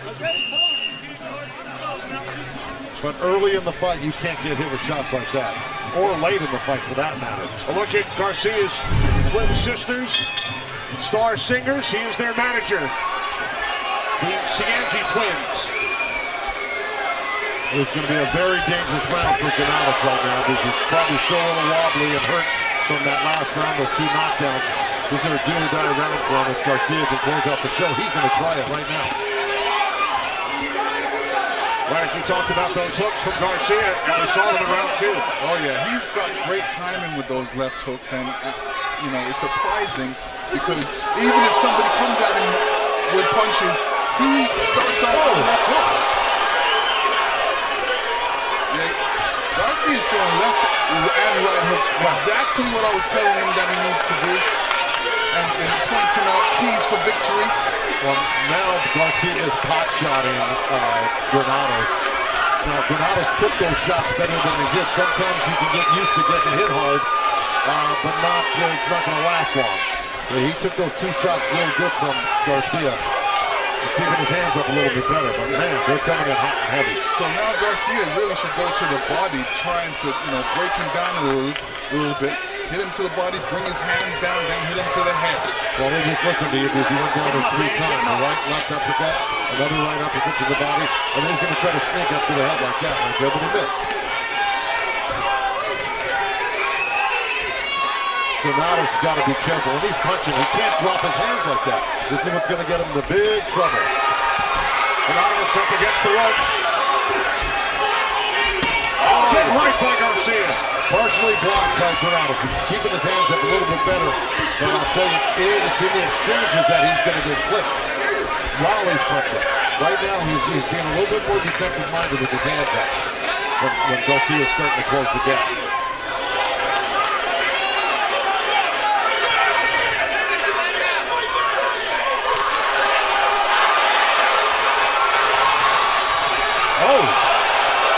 Granados actually landing a good left hand, but he's in dangerous territory right now.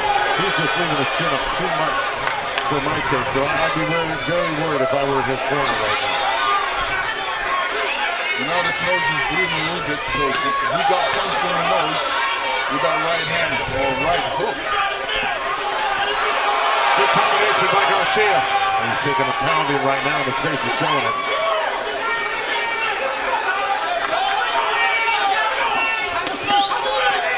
20 seconds remaining in round 3. A couple of good body shots by Granados and a little left uppercut to the belly. At least he's trying to score, and he's getting his hands in there a little bit. His defense that he's got to be very concerned about, and he's got to be very attentive to.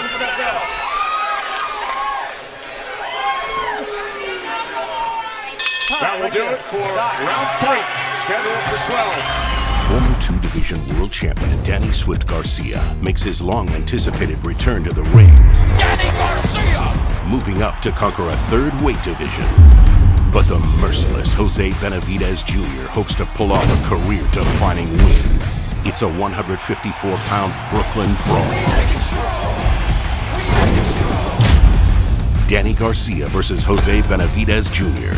Live from Barclays Center, Brooklyn on Showtime. Look at Adrian Granados, who was knocked down twice in the second round by Danny Garcia as we get set for round 4.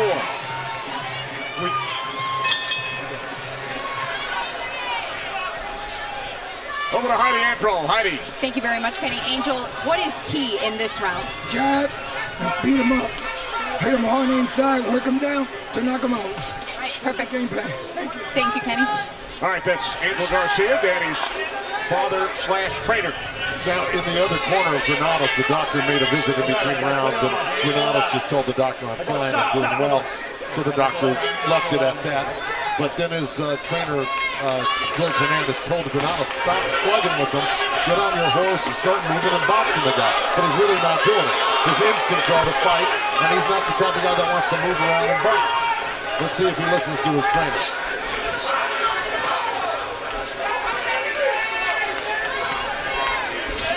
Oh, all right by Garcia.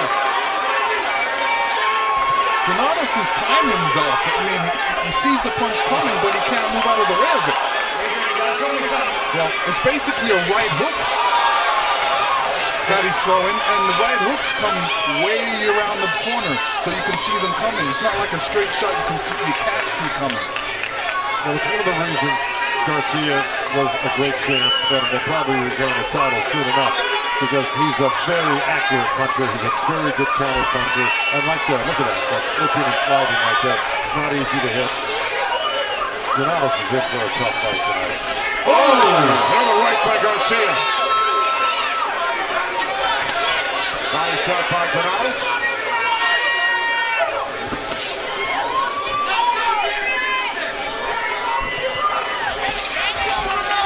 Danny Garcia, the former 2-division world champ. Marcos Villegas, how have you scored it over the first 3 rounds? Man, Danny Garcia is on fire right now. I have it 30-25 because of the knockdown. You know, Danny's really turning a page here with one of the major criticisms people have had over his career, and that's his volume. As you see here, just landing punches, really letting his hands go in there, and he's looking great so far. Final minute, round 4.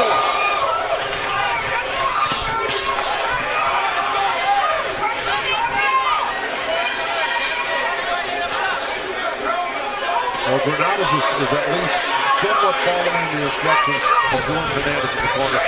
But again, you know, is he boxing to win or is he boxing to survive here? You know, and that's the thing. He looks like he's boxing to survive right now, because Danny's got a lot more power than he does. He's feeling the power. He went down twice. And he doesn't really know what to do, because he doesn't realize that he's getting caught by these punches. He's like, yo, where are these punches coming from?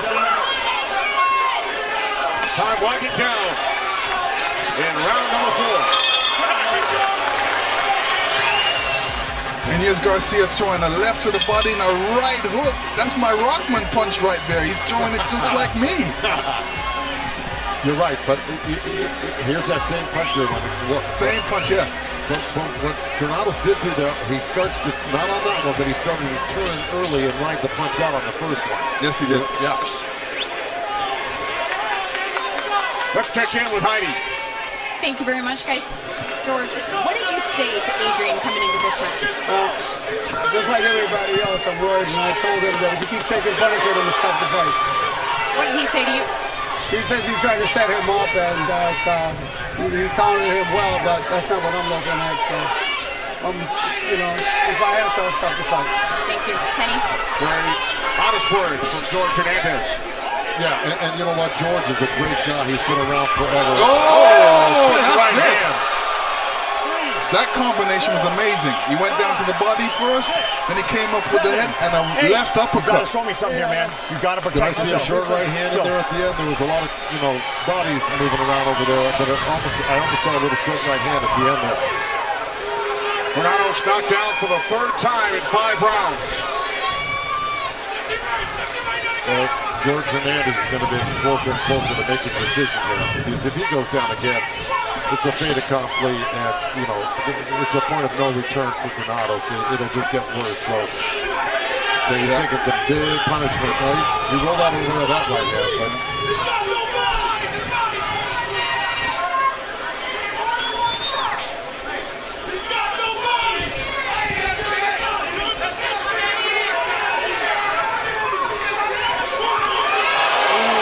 Goes. Looks like Granados, his legs buckled a bit.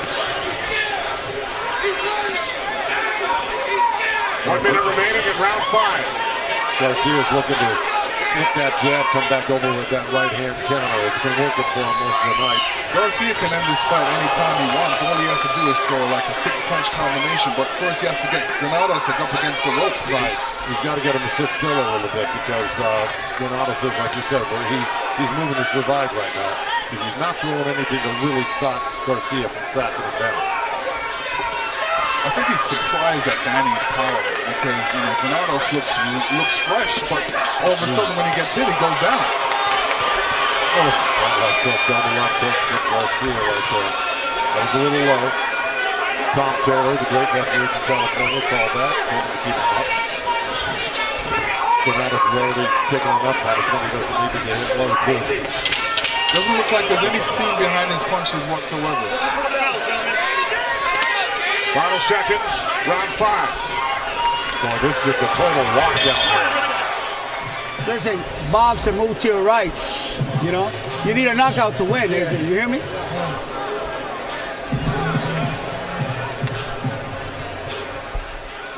Adrian Granados told in his corner, you need a knockout to win. He's already been knocked down 3 times. He's never been knocked out in his career in 28 pro bouts. He was not only told that he needs a knockout to win, which is, I think, patently obvious, but the fact of the matter is that his corner is threatening to stop it right now, George Fernandez, and I think if he does sustain another couple rounds or another round like the last couple, he does need to stop the fight. Yeah, I agree with that. You know, he needs to do something. Knocked down twice in the second round and then once in the 5th by Danny Garcia, the former 2-division world champ. Look at Granados. He's not giving up any ground. He heard what his trainer told him, and he said, look, I'm going to go down fighting. I'm going to go down on my shield right here. I'm not going to go down running away from Garcia. He's getting right back in the pit, and maybe he doesn't have the firepower to hold off or hurt Garcia, but he's going to try. Hey, Granados is a fighter. He'll go out on his shield. Yeah, he will. And he's been a fighter throughout his entire life. He told us it has not been your everyday career. He worked as a busboy, a taxi driver, a Uber driver, worked at a bank full-time, 9 to 5, and then had to go train at night. And now you know why he's never been stopped before. You know, because it just shows you his mettle here. He's been hurt, he's been battered, he's been knocked down, and he says he's been threatened by his corner now and the doctor, and he said, look, I'm going to go down and fight. But I believe in his mind, he thinks he can probably pull something off here. I don't think he's lost hope in himself. You know, sometimes when fighters get hurt, that brings another spirit out in them. And, you know, that fighting energy just comes out where they say, well, no, I'm not gonna quit. I'm gonna try as hard as I can. And something happens for them sometimes. Yeah, I've seen it and you've seen it. You're exactly right.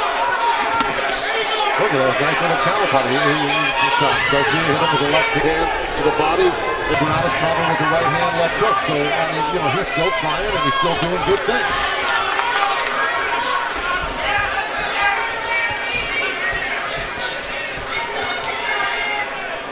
Final minute, round 6, scheduled for 12. Now, do you think Granados should be inside?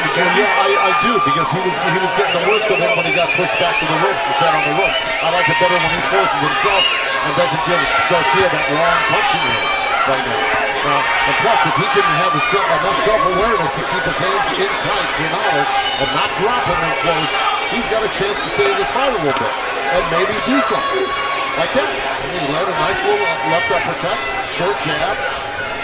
He's not taking the big shots because he's burying his head in Garcia's chest right now. Yeah, this has been one of Granados' better rounds throughout the fight. His hands are... His hands are up pretty high, so, you know, he's protecting his face. Time winding down in round 6. Former two-division world champion Danny Swift Garcia makes his long-anticipated return to the ring. Danny Garcia! Moving up to conquer a third weight division. But the merciless Jose Benavidez Jr. hopes to pull off a career-defining win. It's a 154-pound Brooklyn brawl. Danny Garcia versus Jose Benavidez Jr. Live from Barclays Center, Brooklyn on Showtime. Leo Santa Cruz and Sean Porter checking out the action tonight. Is it my imagination? Does Sean Porter look cold? Get him the blanket. Oh, Let's go, take us out, mouthpiece in. Sean Porter has been in the ring with both Danny Garcia and Adrian Granados. Porter winning both of those bouts by a unanimous decision. One of only 2 defeats suffered by Garcia. See, Granados is elected to move forward, which means Garcia has to step backwards. Well, he's choosing to step backwards and maybe look for a counter punch where he can get some leverage on it, because he wasn't getting leverage on it when he was sitting in the pocket with Granados. So he's choosing, I think, to look to try to catch him with a good, hard, long counter punch like that left hook right there. Granados had a little bit of success on the inside when he kept his hands tight, closed up, and he stayed in a small package right there and stayed in Garcia's chest, like that, like he's trying to do right there. But if you listen to Angel Garcia in the corner to his son, he said, don't fight how he wants to fight how you want to fight. And this is what he's talking about right here, getting a little distance and doing what you want to do, not what he wanted to do. Because, like we said, Granados had a little success at it. Over to Heidi. That's right, Joe. I was just talking to George, and he said that's exactly what he wants him to do, fight on the inside. He's having a little bit of success there, but if this fight goes the wrong way, he's not afraid to call it at any point. All right, thanks, Heidi. Talking about George Hernandez and the corner of Adrian Granados. And right now, Granados just got hit with literally 4, and that's it. That's it. He got hit with 4 great right-hand counters. Good stoppage by the ref. That was a great stoppage. Great stoppage. And he told him before that. I'm back! Danny Garcia says, I'm back.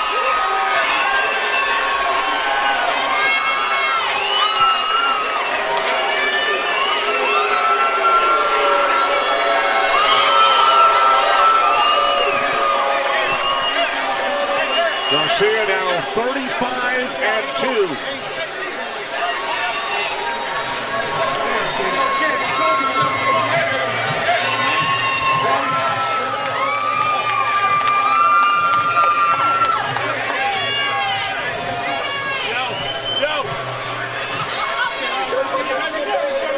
So Danny Garcia, the former 2-division world champ, victorious in round number 7.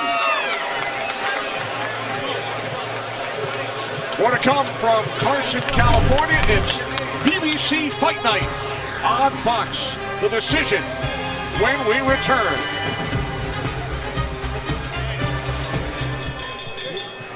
Ladies and gentlemen, we have the time of 1 minute 33 seconds in round number 7. Our referee in charge, Thomas Taylor, stops the contest. He is the winner by way of knockout, Danny Swift Garcia.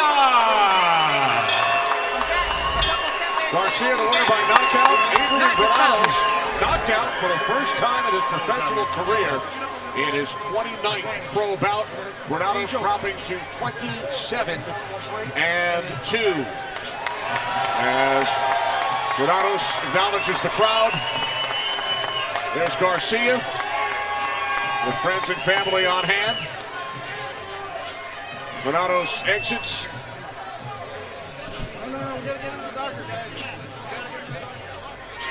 The 29-year-old from the Chicago area.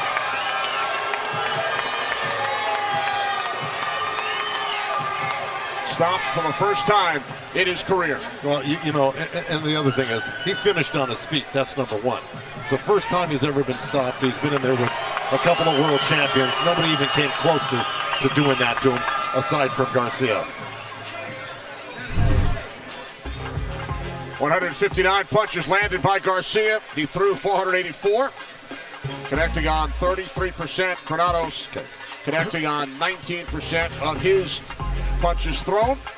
Power punches, 125 landed by Garcia. Granados only 32.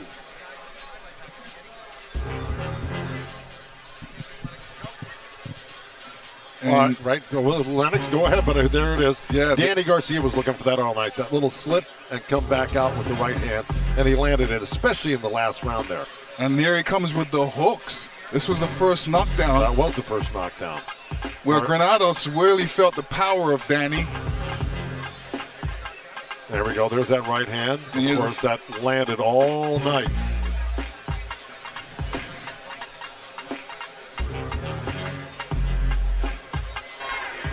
Here comes that right hand after the left hook to the body.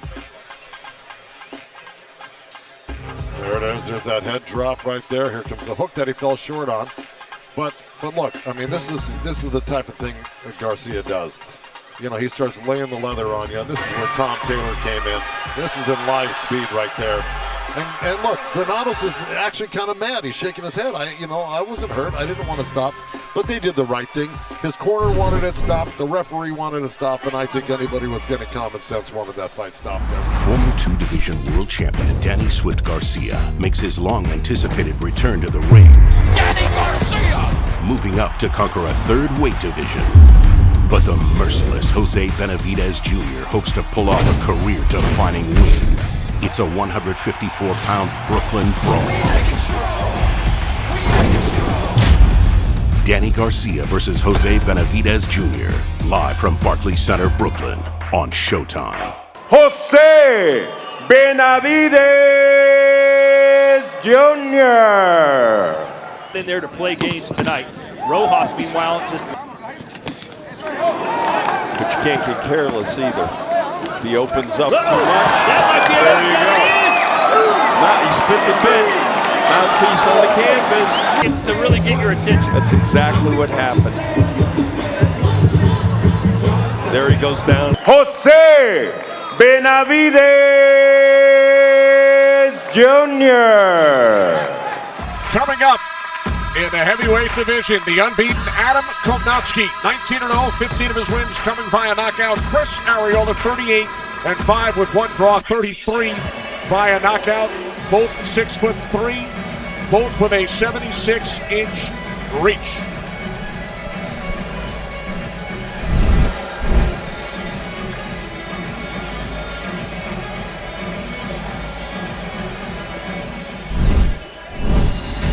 My name's Chris Arreola.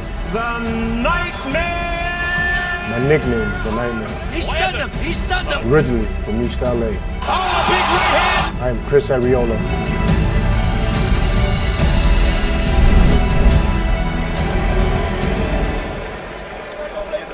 38-year-old Chris Arreola, who has fought for a title 3 times. He has said, if I lose this fight, I will retire. Knocked out by Deontay Wilder in the 8th round back in July of 2016. There's trainer Joe Goosen leading the way.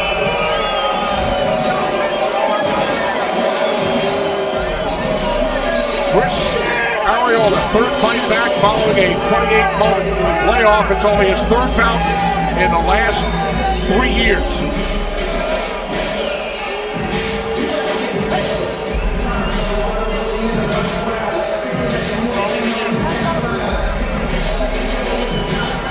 All 5 of Arreola's career losses have come against past or current world champs. Arreola saluting the crowd, and he enters the ring.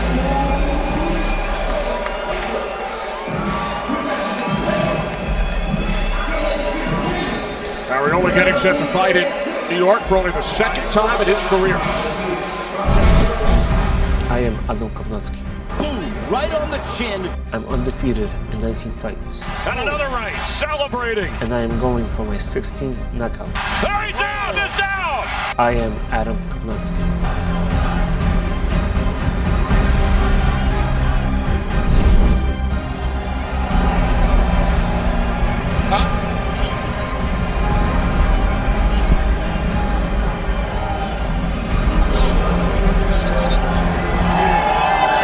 Here comes 30-year-old Adam Kownacki in front of his hometown crowd, fighting here at Barclays Center for the 9th time. Unbeaten at 19-0, it's his first time as the headliner in a main event. Born in Poland, moved to the United States with his family at the age of 7. He receives an ovation from his hometown fans here in Brooklyn.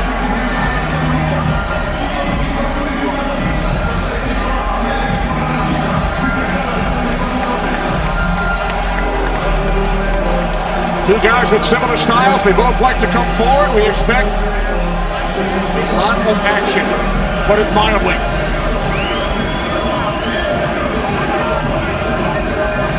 Time now for the national anthem from the United States and Poland. To the ring we go. Jimmy Lennon Jr.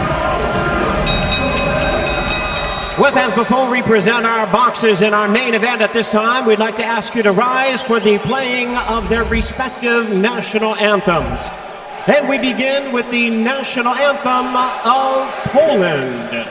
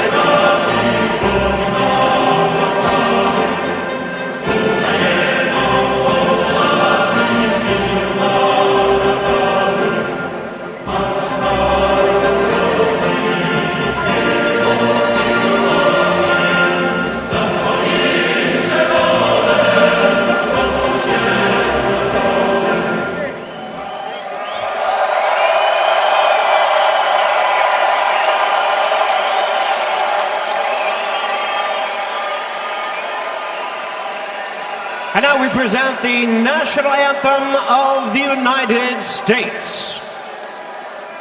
Oh, say, can you see by the dawn's early light what so proudly we hailed at the twilight's last gleaming, whose broad stripes and bright stars through the perilous fight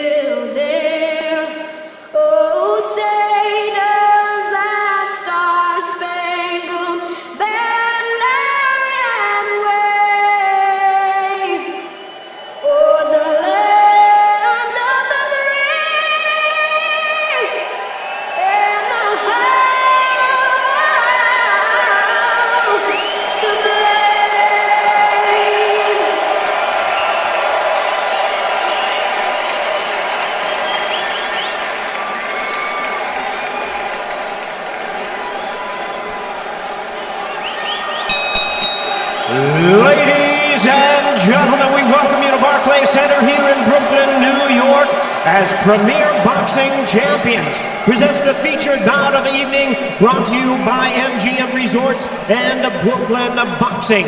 Judging at ringside for our main event, Dr. Lou Moret, Kevin Morgan, and Don Trella. All right, fans, here we go with our heavyweight special attraction, scheduled for 12 rounds of boxing.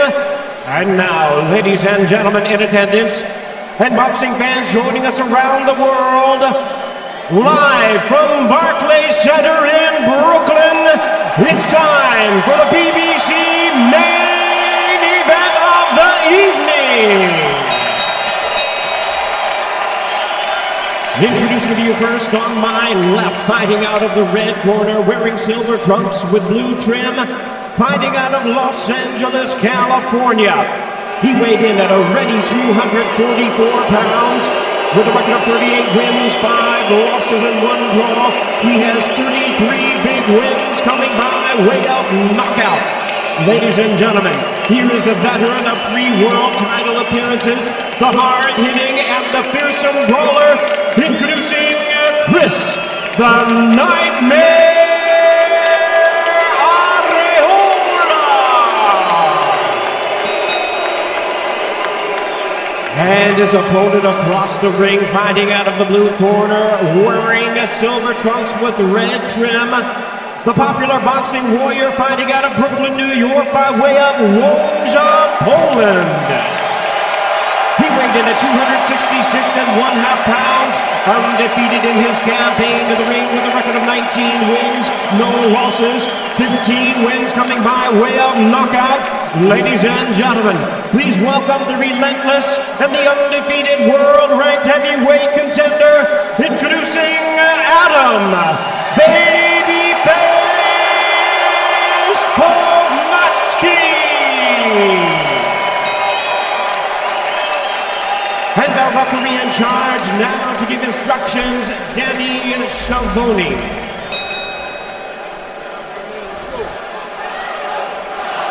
Fellas, remember whatever the rules in the dressing room. Expect you to obey my commands at all times. Keep the bout clean. Touch him up. Back to corners to low.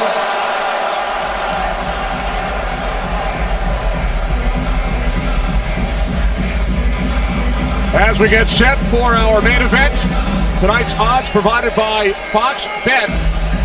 The underdogs have won each of our 2 previous fights. The New York natives have lost both fights so far tonight.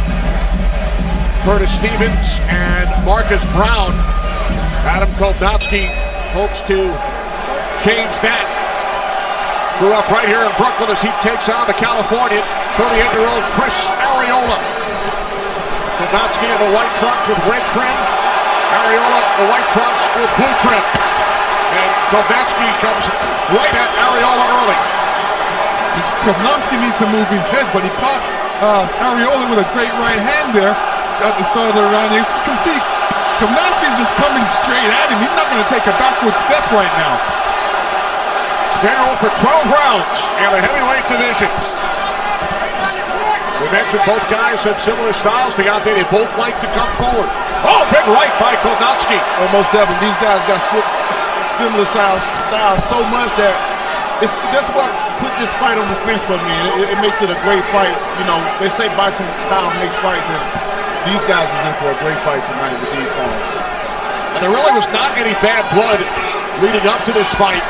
They seem to get along with one another, but that all changes once they enter the ring. Most definitely. When you get in that ring and that bell say ding, it's our own kidding from there, baby. As you both know very well. Arreola is showing some good defense there, keeping his hands nice and tight. And he's been working on his defense, Lennox, with his new trainer, Joe Goosen. Oh, it shows. It shows. He's definitely catching a lot of punches with his gloves.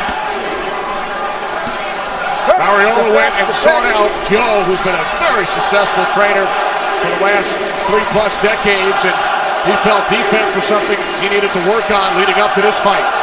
Well, you know, everybody's looking for good trainers out there. Joe is definitely one of the top trainers. He's been around a long time.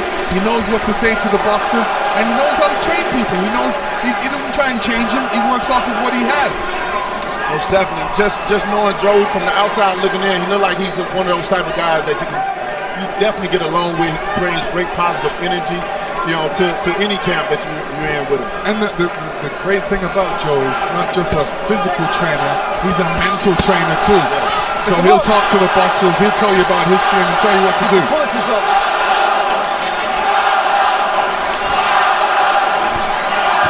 Kownacki's coming on strong, man. It seems like every time he throw that 1-2, it's just like it's landing for some reason. And he's just coming on, he's going to the body as well too. Look at that, that's what I'm talking. Every time. You know what? That's a sneaky right hand he's got. He's coming like he's coming with the jab, but he throws that right hand across. Oh, another big right from Kownacki. And look, baby, this is the heavyweight division, and these punches hurt. They sound like it. Time winding down in round 1, scheduled for 12.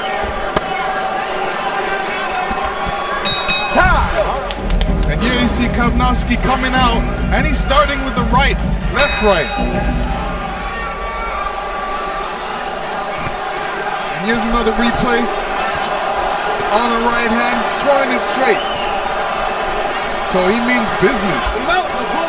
They combined to land 70 punches in round 1, as we expected. The heavyweight average is only 30 combined per round, Deontay. And they continue to go at it early in round 2.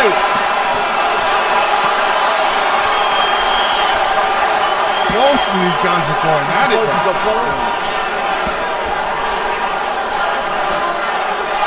Seven of Kownacki's 15 career knockouts have come in the second round. 15 knockouts in his 19 pro bouts. But Deontay, I went back and watched your fight with Arreola 3 years ago. In the first round that night, Arreola barely threw any punches. It was much more of a feeling out process for him. Almost definitely, with me, Arreola, he kind of have a problem with taller fighters, and he had to establish himself with my long range and keeping him at bay with my jab. So it wasn't no fun night for him that night. These guys are both 6'3". You knocked out Arreola in the 8th round back in July of 2016. Most definitely. A lot of people don't know I broke my hand and tore my bicep, and I came in with a 3rd-degree burn as well too. But he came on strong, and he took all that he could take that night, and he ended as a warrior. I was a man on a mission, and I was in my zone as well too. Let him out. Let's go. Both guys have been throwing body punches and a mixed array of different punches, which is good for these guys. Most definitely. It's like they up close and personal. I never seen Kownacki up and close in the body and stuff like he's doing now. This is a good, point of view of seeing how he does in the inside with this, both of these guys together like this. This is what I call a phone booth fight. Yeah, baby. They don't need too much room. Yes, sir. All right, Joe Goosen in Chris Arreola's corner. What do you think so far over the first 5 minutes? You happy with what you've seen? Yeah, I knew exactly what was going to happen. This is it. It's a slugfest, and they're both cracking each other hard. And let me tell you something, the first one that cracks for real is going to lose this fight. The one who keeps punching is going to win it. All right, thanks, Joe. That's Joe Goosen in Arreola's corner for the first time. And these guys are literally playing rock'em sock'em robots around here. This is something that I'm not interested in getting in a rock'em sock'em robot war. Yeah, I mean, when it comes like this, it's the person in the better shape that will come through. Great stuff, guys, and a great start for this heavyweight. Former 2-division world champion Danny Swift Garcia makes his long-anticipated return to the ring. Danny Garcia! Moving up to conquer a 3rd weight division. But the merciless Jose Benavidez Jr. hopes to pull off a career-defining win. It's a 154-pound Brooklyn brawl. Danny Garcia versus Jose Benavidez Jr. live from Barclays Center, Brooklyn on Showtime. To get my money worth. This is the fight that you'll want to see. This is the fight you should be here to witness in person. Let me tell you, Arreola loves this kind of fight. He's happy. Most of them love these type of fights. Where they don't have to run around and find a guy. The guy's right in front of them. You're right. You're so right, Lennox. With Arreola knowing him like I do, he loves this type of fight right here, to be right there in the middle and macho to macho. You give me your best shot, I'm gonna give you mine, baby. Now, Deontay, you mentioned earlier it's your first time seeing Kownacki up close. Oh, Arreola got hurt with an uppercut there. And he's doing the smart thing by smothering him, holding on to his arm, and putting his head on his right side of his shoulder. That was a expert move. Well, I wouldn't say expert. That was survival move. Experience as well too. Yes. Being that he had this. That is the experience. Yes. So you're doing some pre-scouting, filing away some notes just in case. Oh, most definitely. You always gotta scout these guys in the heavyweight division. The landscape of boxing as a whole, all divisions. It's just so exciting, and you just never know, man, what's going to happen. We've seen a lot of upsets in boxing lately, and, man, he's got a tremendous job. Kownacki's throwing a good array of punches. Just when you think he's throwing a right-left, he's throwing an uppercut, too, and a hook. Man, this guy throws a lot of punches to be a heavyweight. Arreola's staying close to him. That's pretty smart. He's trying to smother his shots. Kownacki averages 66 punches thrown per round. That's number one in the heavyweight division. Deontay, you throw just under 40 per round, which ranks number 6. Man, I got a lot of work to do here. Kownacki telling us yesterday, I love to fight. It will be awesome. It will be an all-out brawl. And that is what we have seen so far. He said we have similar styles. It will be fire against fire. Arreola has to keep that left hand up a bit higher because Kownacki's being right hand crazy from the beginning, so that right hand's still coming through. Sit back, no punches.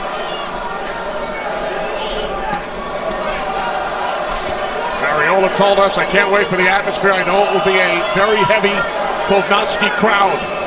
Adam Kownacki graduated from Lincoln High School right here in Brooklyn, New York. Grew up in the Greenpoint section of Brooklyn. Polish definitely came out for Kownacki.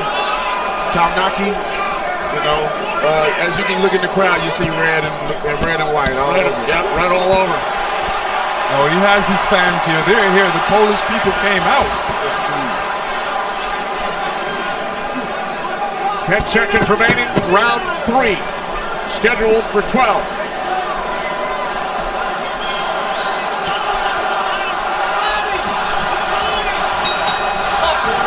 Arreola said, leading up to this fight, Joe is old school. His style fits me.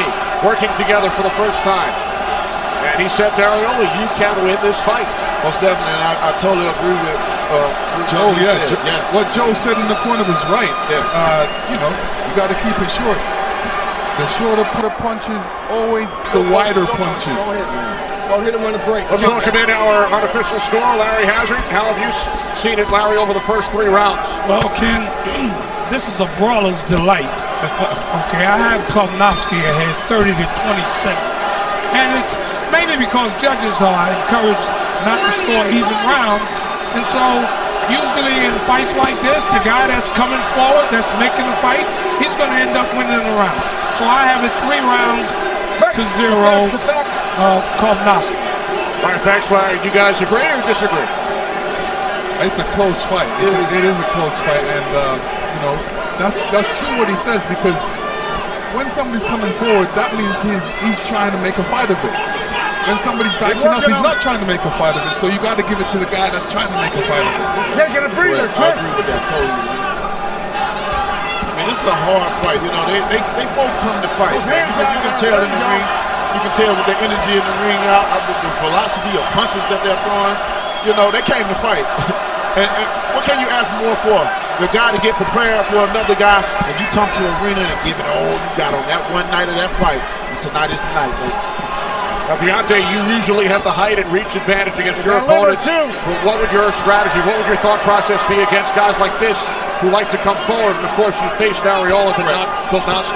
Well, yeah, of course, I'd have faced Arreola, and we seen what I did with him. It was a great fight. Man, it brought a lot of respect towards me and him after the end of the fight. That's what it's all about. But with Kownacki, I would just use my jab with him to keep him at bay. He throws a lot of punches, so I need him to tire out a little bit. And if I can catch him at the bay, set up my punches like Lennox used to do back in the day, showing that Canadian style punches, comes right down the paint with the right hand, my specialty.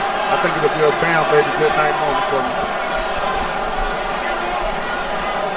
Well, Arreola came to your home state of Alabama, now fighting in Kownacki's hometown. Chris Arreola said he'll go anywhere, even if it's in your backyard, Kenny. He has 28 fights in his home state of California, but 19 out of state throughout his professional career. Fighting in New York for only the second time. Time winding down in round 4. Chris Arreola and Joe Goosen very positive in Arreola's corner. He feels Kownacki is slowing down. Yeah, this is what you need to say to your guy in the ring. You got to motivate him. You got to tell him. You got to almost lie to him, saying he's winning the round. You got to say, you got to encourage him. All right, over to the Kownacki corner, Heidi Anthem. Thank you very much, Kenny. Keith, what have you seen from Adam, and what would you like to see from him here in this 5th round? Well, basically, I like this pressure, but I still want him working behind the double jabs. At times, he's just walking in, getting hit with stupid stuff. But for the most part, his pressure is good. And when he's going to the body, I want him to go with both hands a little bit more instead of just one shot at a time. But, I mean, overall, we're winning the fight. And I just want him basically working behind his jab. Every time he works behind his jab, punches will land. Thank you so much, guys. All right, thanks, Heidi. That's Keith Triple out of Kownacki's corner. Arreola is really using a lot of his experience on Kownacki. You're right. He is, because he's trying to smother him a little bit, and he's moving forward. You can tell he's a little bit winded, but Kownacki doesn't realize that yet. Exactly. And Joe felt that Kownacki was tiring a bit, slowing down after round 4. This is what you do with these up-and-coming guys. That's why I say Arreola is a perfect gatekeeper, out of all of them, because he's gonna use the experience that he had. He'd have been in there with 3 times for 3 titles, and he knows just what to do in situations, and he's gonna be a real big tester for Kownacki. Kownacki, 30 years of age, has never lost as a pro. 19-0, 15 via knockout. As a youngster, loved watching fellow Pole Andrew Golota. And he inspired Kownacki to enter the ring. Final minute, round 5 here in Brooklyn. Hey Kenny, we got Lennox, got myself. We all heavyweights, right? How you think you would pan out in there with these big guys, man? All these punches and bunches is coming at you. Maybe 10 seconds, if that. Until you feel the burn, baby. I'll stay outside the room. I have my protectors tonight with me. Yes, sir. A look at the punches landed. As time winds down here in round 5, scheduled for 12. Arreola caught Kownacki with a good right hand there. Arreola throwing the right hand again, being successful 3 times so far. Boy, at the end of the month, August 29th. I know she's a nervous wreck right now, Kenny. But Adam said he would rather have her here than find out about the result later on tonight. In that last round, Arreola came back to the corner. He was kind of holding one of his hands like he hurt a knuckle or something, but we're going to see how it plays out over the next couple rounds. This is a crucial time. If Arreola's hand is hurting right now, if he broke it or anything, this is a crucial time for him. This is where we have to play what we call hold our poker face. Yeah.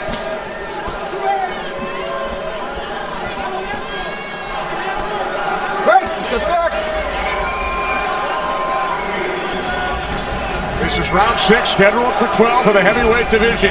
Adam Kownacki looking to maintain his unbeaten record. Chris Arreola looking to continue his career. He said, if I lose, that is it. I will retire.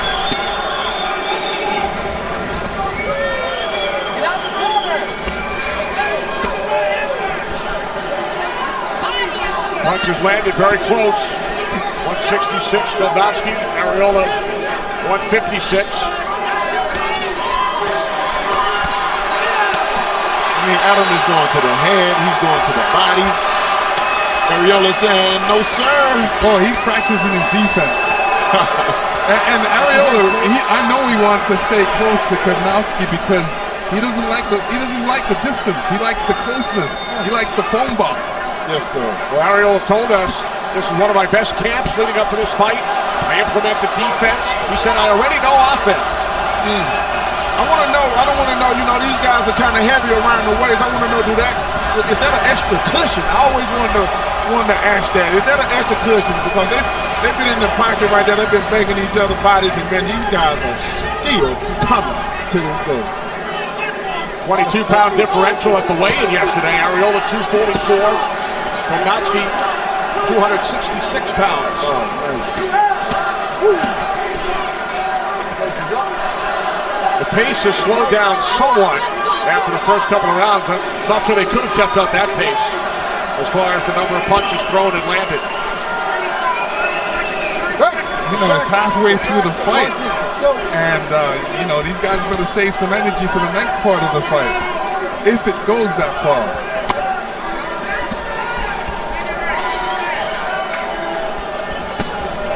Ten seconds remaining in round 6.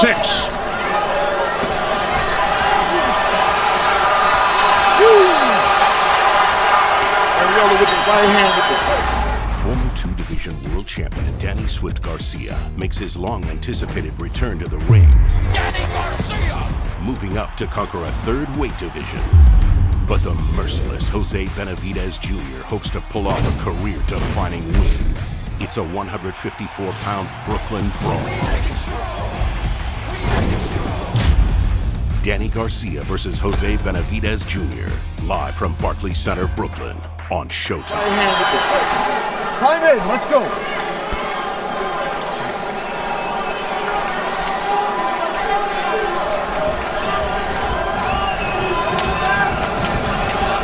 Guys, you mentioned a potential issue with Arreola's hand back in round 5.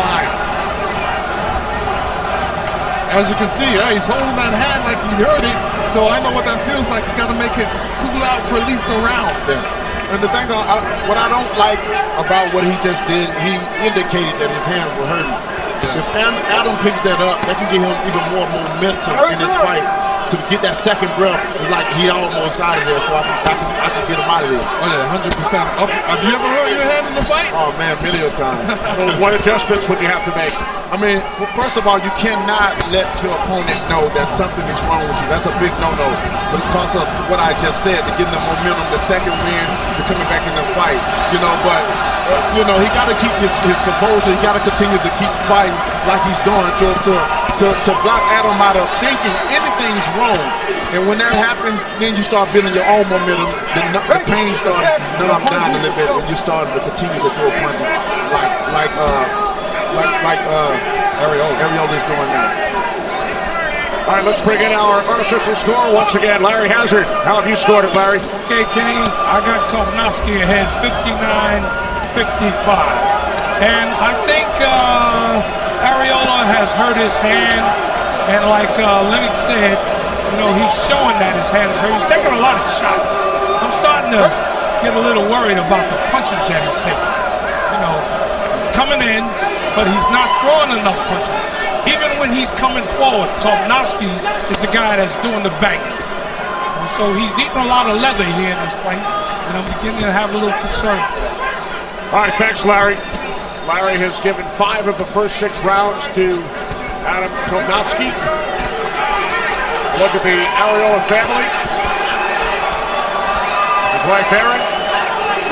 Son, Alex, 4 years of age. 17-year-old daughter, Danae, a terrific softball player. And she's always very vocal at ringside during his fights. And Chris told us, I always hear her when I'm in the ring.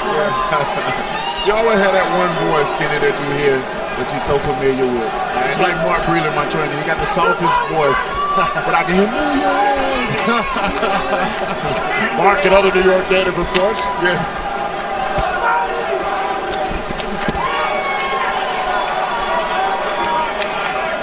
Hey, step back, go.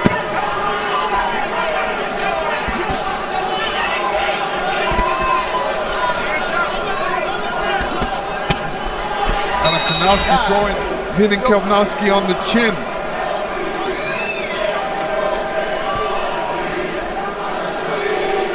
They both throw twice as many punches per round as the heavyweight average. We saw the heavy volume early in rounds 1 and 2. Numbers have gone down a bit. This is round 8, scheduled for 12.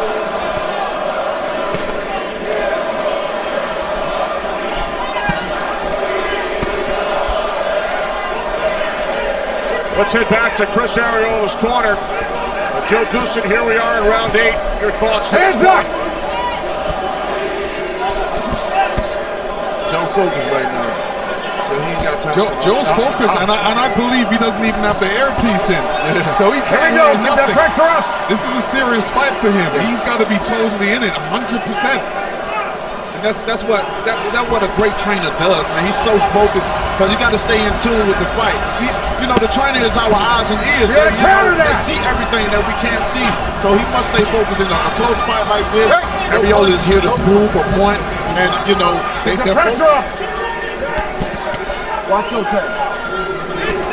Yeah.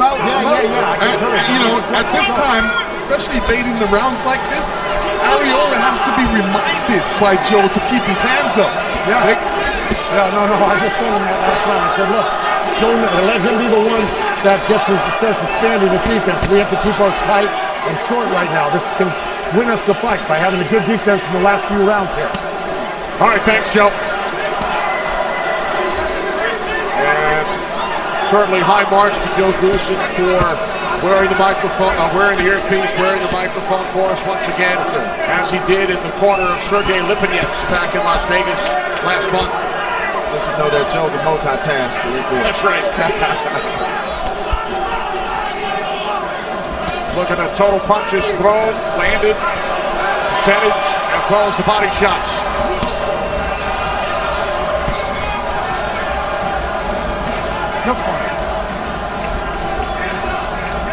Deontay, who do you think's thrown the heaviest shot so far? I think Adam is throwing the more heavier shots so far. He's still coming with the original 1-2, and he's adding it as he throws it as well. I mean, it's so many varieties of punches, Lenny. It's making me tired just looking at these guys throwing all these punches, man.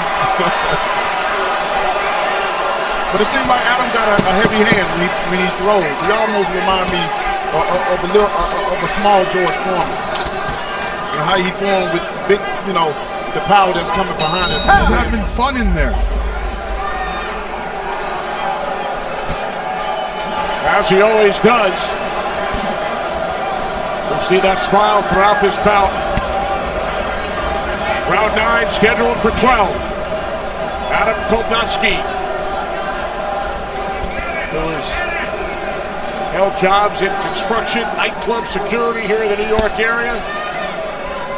We asked him about his honest job. He said, I used to hand out flyers and posters. He and his team, his friends, they sold a lot of tickets for this fight, Lennox. Oh yeah, over 2,000 tickets. Arreola thought he was going to be too busy selling tickets that he wouldn't be focused on this fight. So he felt like that was an edge.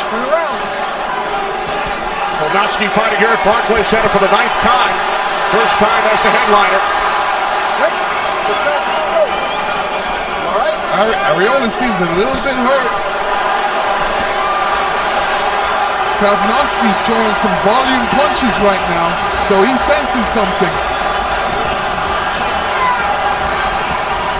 At this point, I think Arreola's just taking a break. But he's doing the right thing. He's keeping his hands up. He's not getting hit with no silly shots. He's listening to his corner. Playing defense, as he talked about with us, something that Joe Goosen has had a large part in adding to the repertoire of Chris Arreola. So you know what Chris Arreola is doing, which is very wise? He's making Kownacki throw his punches, then after he's finished, he's throwing his punches, so he's not letting Kownacki get away with punches. Kownacki has landed 46% of his power punches thrown. Arreola at 32%. 1 minute remaining in round 9. Let him out, let's go.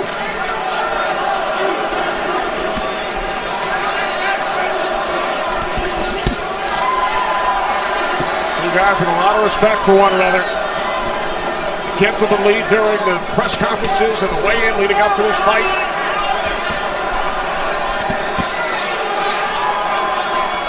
Oh, big right by Kownacki. Oh, Arreola came back with his own right. And then another.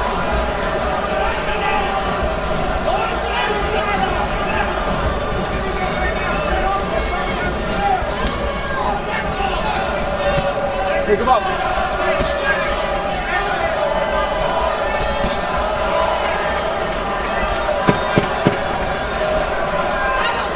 Time winding down in round 9 from Barclays Center, scheduled for 12.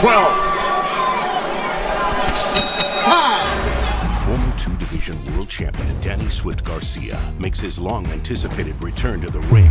Danny Garcia! Moving up to conquer a 3rd weight division. But the merciless Jose Benavidez Jr. hopes to pull off a career-defining win. It's a 154-pound Brooklyn brawl. Danny Garcia versus Jose Benavidez Jr. Live from Barclays Center, Brooklyn on Showtime. Arreola, the veteran, 38 years of age. This is 47th pro bout. Started his career 27-0. He's fought for the title 3 times in his career, including his loss to Anthem back in 2016, an 8th round knockout.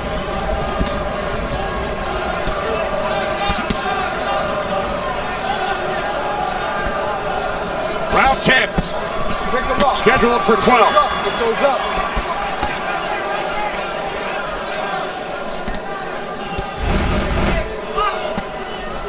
FS1, baseball next Saturday, Phillies Giants, Rockies Padres.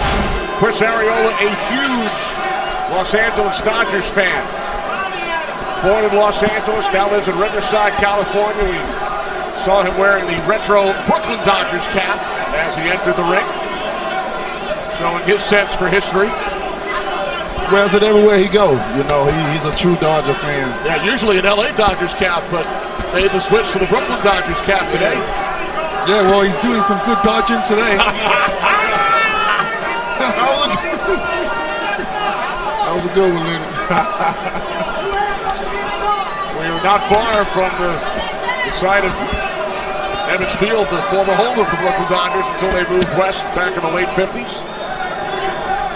See, Arreola is doing something really smart. He's not keeping his head on one side of Kownacki's head when they're in a clinch. He's moving side to side. And that's where the experience factor is. He's doing something smart. Again, he's holding when he needs to.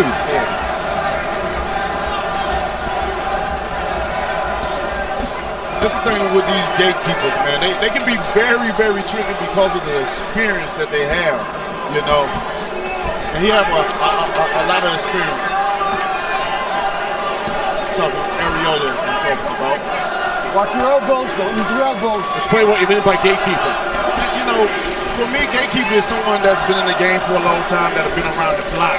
And, you know, these up-and-coming guys, top prospect contenders like Adam, you know, has to face these gatekeepers to see, are you qualified? Are you ready for the next step? And the next step is a title fight. I would have to agree with him. You know, we've all gone through gatekeepers, guys that we had to test ourselves against to see if we really belong where we belong.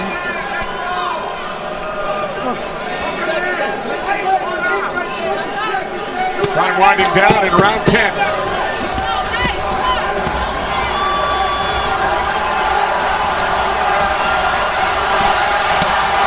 You know, you have to question yourself here. The referee was just looking at him, making sure he's okay. I don't know what he said to him, but we'll find out later. If he did that, Lennox, to check on him, look, see if he's okay, you know, he's a good man in my books. You know, nowadays, see what's going on in this sport. This is a brutal sport, you know, and nowadays we need that to make sure these fighters are right. Yeah. Guys, this is the first time Kownacki has ever fought past the 10th round. Oh, nice. He was vintage then. For Arreola, his 5th time into the 11th round in his career. Yeah, just touching back on that piece, sometimes, you know, the doctors and the trainers, they have to save us from ourselves. Exactly. Because we're warriors. Yes. We're gladiators. Yes. We want to go out on our shield. So, you know, for anybody to say, do you want to stop the fight? No, we don't want to stop it. Somebody else has to save us from ourselves. So true. That is so true. I'm like that, man. It's like I already told my corner, you throw the towel in, you get fired on the spot. Because of that warrior mentality, man.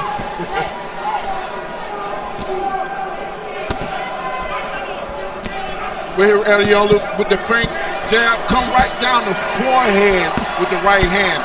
And, you know, he got to be careful with that injured hand. I don't know which, I think it was his left. But, you know, with the forehead, that's a hard punch right there when you're throwing it in the forehead. I broke my hand once before hitting a guy in the forehead. Kownacki's corner said he's going to come to you. That means Kownacki needs to back up.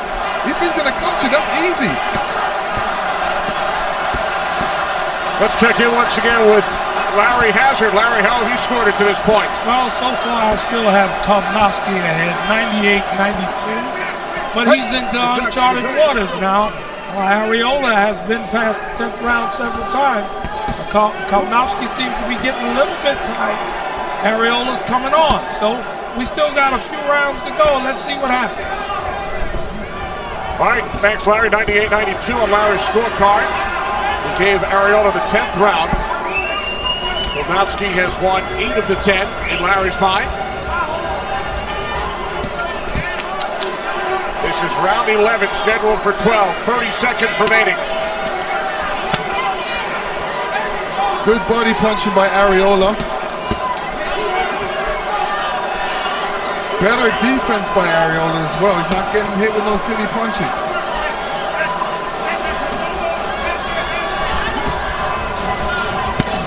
Down to 10 seconds as they continue to exchange punches.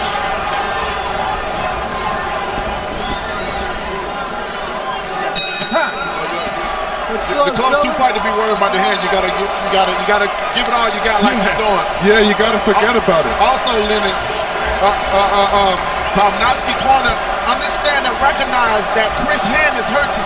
He already acknowledged that he only has a right hand. I don't know if he knows or he just saying that he has that from what he's looking at. So, you know, it's going to be interesting to see what happens in this 12th round. How about that hug we saw at the start of the round when the fighters came together? Oh yes, it's sportsmanship. This is what this sport is all about. You know, we get in, we give great energy in the fight, and you know, it's all about sportsmanship in the end, man. We risk our lives for the entertainment of others, and at least we can, you know, hug it out and say thank you, man, for sharing your energy with us tonight. They have so much respect for one another. We saw a big right from Arreola a moment ago. It appeared that the left hand was injured, but still has power coming from the right side, and there's another one. I think Arreola took notes with me that night. Kownacki's trainer told him to keep that left hand up, and Kownacki's definitely keeping that left hand up because right now, Arreola is very dangerous with that right hand. When you got the left hand hurting like that, the right hand becomes more dangerous. In the 11th round, Arreola threw over 100 punches in a round for the second time. Kownacki did it back in the second round. Kownacki has landed more punches than Arreola to this point. 345, 283. Kenny, how do you think the judges have seen this fight? It's so close to me. You know, they've been uptight. They've been throwing punches. Both fighters has been throwing barrages of punches all night. Like, how do you score a fight like this?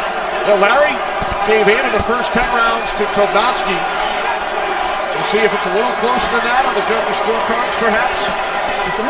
Deontay, the first time you went 12 rounds, how did you feel? Man, I felt, to be honest, I felt amazing. Due to the fact that It was for my first world title. I had a lot of people that doubted me, said I couldn't take a punch, said I couldn't go rounds. It was more of a proving people wrong that night, and I did that very well. The Polish crowds are up. Go. This is a slugfest. Yes, sir. And this fight is such a great fight, man. These guys coordinate hearts out tonight. Man, what more as a fan of boxing lineage could you ask for, man? I'm talking about 36 minutes, 12 rounds of nonstop. I mean, even though although it's not over, I mean, and sometimes, I tell you, people don't like heavyweights because they say they don't punch you right.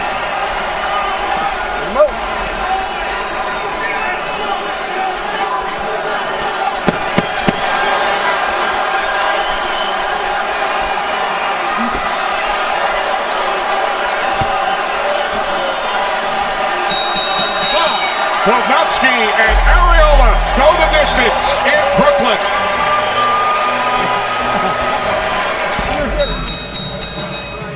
Ladies and gentlemen, after 12 rounds of action, we have a unanimous decision. Here are the score totals. Judge at ringside, Don Trella, scores about 118 to 110.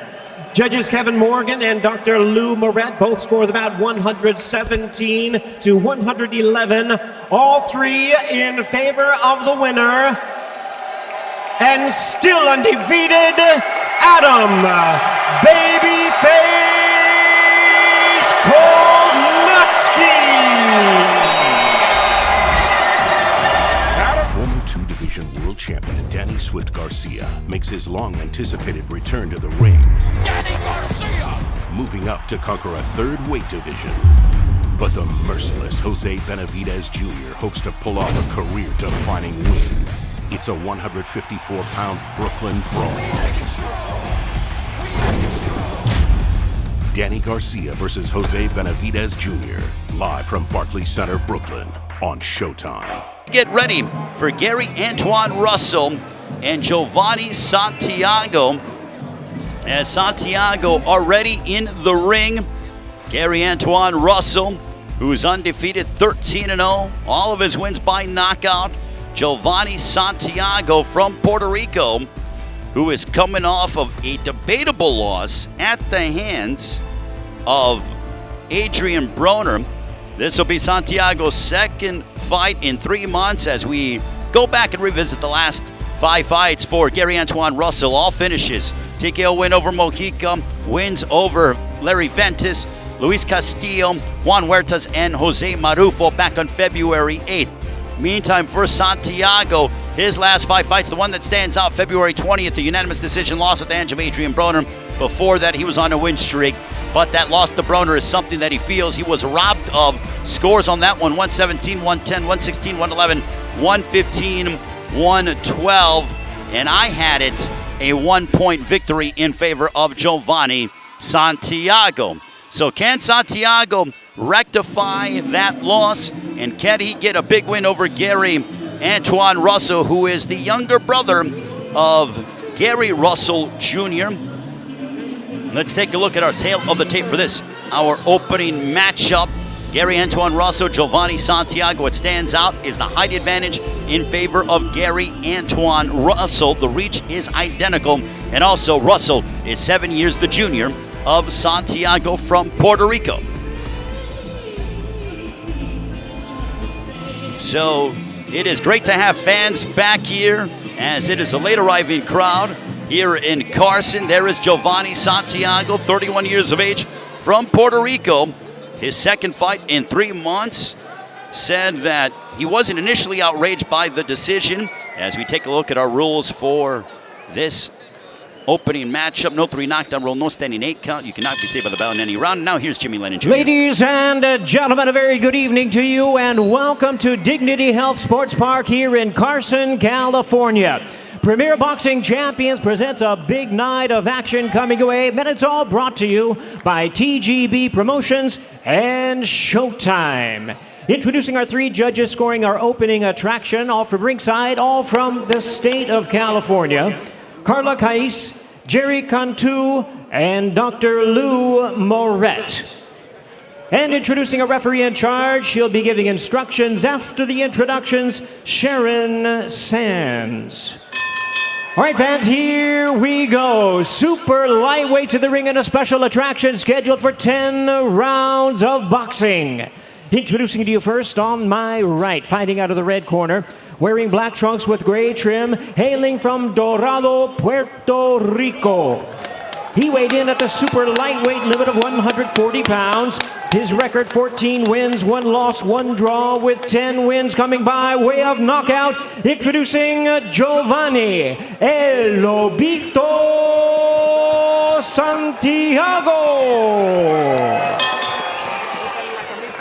And his opponent across the ring, fighting out of the blue corner in this 10-round attraction, wearing red trunks with gold and black trim, hailing from Capitol Heights, Maryland. He weighed in at a trim and ready 137 1/4 pounds. He is undefeated in his campaign in the ring with a record of 13 wins, no losses. All 13 wins coming by way of knockout.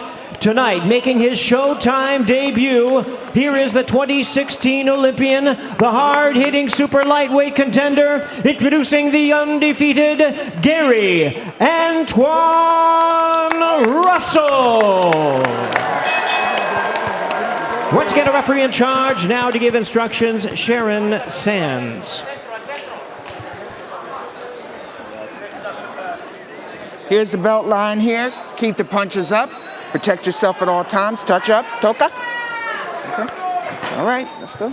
So it is our opening matchup. A good reception for Gary Antoine Russell here in Southern California. Giovanni Santiago from Puerto Rico coming on for the loss at the hands of Adrian Broner. A debatable decision, but that fight was contested at 147. And we are underway with our opening matchup. Gary Antoine Russell, he is a southpaw, the 2016 Olympian, making his national television, his worldwide television debut. You see that Santiago wearing the gray, and Russell already picking up the pace and looking to walk right towards Santiago, unleashes a straight left down the middle. There's a nice jab right on the abdomen by Russell. Don't hit him behind the head. Is Santiago looking to counter. There's a nice left backing up Santiago. A couple of straight lefts that have found their mark for Russell. Great to be with all of you here in SoCal. Hope all of you are enjoying your weekend. There's a left on the body by Russell. Come on, you gotta Sands, listen. your referee in charge. Come on, It is let's great go. to have fans back in attendance. We have missed all of you and hope that attendances continue to increase and we get 100% capacity everywhere we go. Watch your feet, guys. There's a left right to the stomach by Russell to Santiago. Straight left by Russell. That wobbled Santiago. 100 seconds to go here in the first. This one is scheduled for 10. Russell moving around the ring, comes forward, unloading that right hook that missed just over the halfway point of the first. And Santiago is not able to get off with the frequency that he was able to against Adrian Broner, at least in the first 2 minutes of this fight. A stiff jab there by Russell. There's a left right to the body by Russell.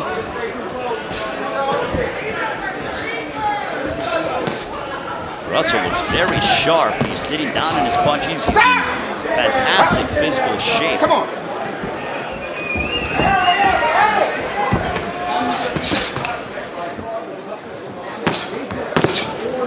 Nice stiff jab by Russell. Santiago really hasn't done anything significant. Russell has 7 first-round knockouts. There's a nice straight left backing up Santiago. Look at Russell. He is demonstrating his power, and he's starting to drive Santiago to the perimeter of the ring, which could be extremely problematic for the 31-year-old out of Puerto Rico.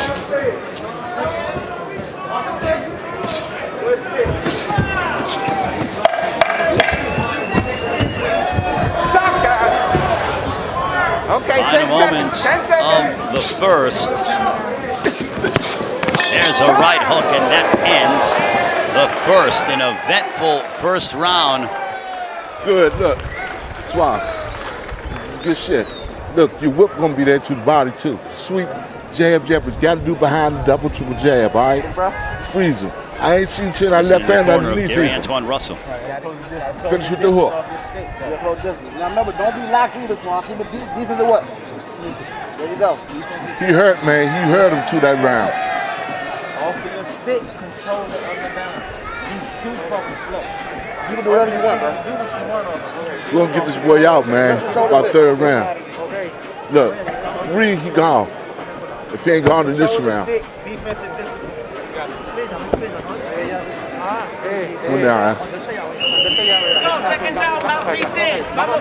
So there is Gary Antoine Russell, 24 years of age, the Russell family. Gary Russell Jr., the WBC featherweight champion of the world. Gary Antonio Russell, bantamweight, 18-0, 28 years of age. They said, when it comes to the Russell brothers, there is an unspoken competitiveness between them. And for Gary Antoine Russell, he hasn't gone past 4 rounds, so how will he adapt if Santiago is able to push him into the 5th and 6th round? That is the question if you are a young fighter. There's a good jab by Russell. Watch your hands. Jovain. You gotta stop holding. You gotta stop holding. And Sharon Sands warning Giovanni Santiago about holding. There's I think it was a clash of heads as Russell's head snapped back. I don't think it was from a punch either. I could be wrong. We'll take a look at that in between rounds. There's a right hook on the top of the head of Santiago. A straight left blasting away upon Santiago. Russell unloading and finding his openings early in this fight. There's a straight left that stopped Santiago in his tracks. There we go. Round 1 punches thrown and landed. Russell, 19 of 72 for a 26% connect percentage. He landed nearly 50% of his power punches in the first. Midway point of the second.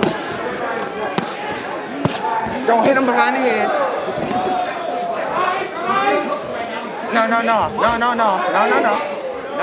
Nope. Sharon Sands stepped between the two. There is a jab right there by Russell. 65 seconds to go here in this second round. And Russell continues to advance forward. It's a significant matchup for him to be able to get the biggest name on his resume if he were to defeat Giovanni Santiago. For Santiago, he was unheralded prior to his last matchup against Adrian Broner, and he won over fans with his effort. Broner came on in the second half of the fight, but Santiago did well, especially in the first half. Let his arms go. I thought it was a 1-point win for Santiago, but that's neither here nor there. Oh, there's a big straight left that's blasted on Santiago. And the fans love action here at Dignity Health Sports Park. That straight left has been the primary weapon of choice for Russell. There's a right hook upstairs by Russell, a couple of right hooks. And now the right hooks are finding their mark, and that ends the second. Former 2-division world champion Danny Swift Garcia makes his long-anticipated return to the ring. Danny Garcia! Moving up to conquer a 3rd weight division. But the merciless Jose Benavidez Jr. hopes to pull off a career-defining win. It's a 154-pound Brooklyn brawl. Danny Garcia versus Jose Benavidez Jr. Live from Barclays Center, Brooklyn on Showtime. No 3 knockdown rule, no standing 8 count as you take a look before the start of the 4th round. Technical draw after the 4th round has been completed scorecards in case of an accidental stoppage. So those are the rules as we endeavor into round number 3 here in Southern California. Gary Antoine Russell, I stand corrected. It is tough Let him go, to be able to Come on, I'm not going to let you do this, okay? the Russells, I'm not especially letting when you they do it. have Gary Antonio and Gary Antoine. This is Gary Antoine Russell. Gary Antonio Russell is 4 years older than his brother, but this Russell is the 2016 United States Olympian and has all of his wins by knockout. There's a straight left that found the right side of the temple of Santiago. Santiago, though, answers back with the counter right hand. Okay, that was good. Right to the midsection by Russell. Russell unloading that straight left. He throws with venomous intentions with every shot. He has good balance, does Russell. And he gains proper leverage behind his shots. Santiago plods forward. Okay.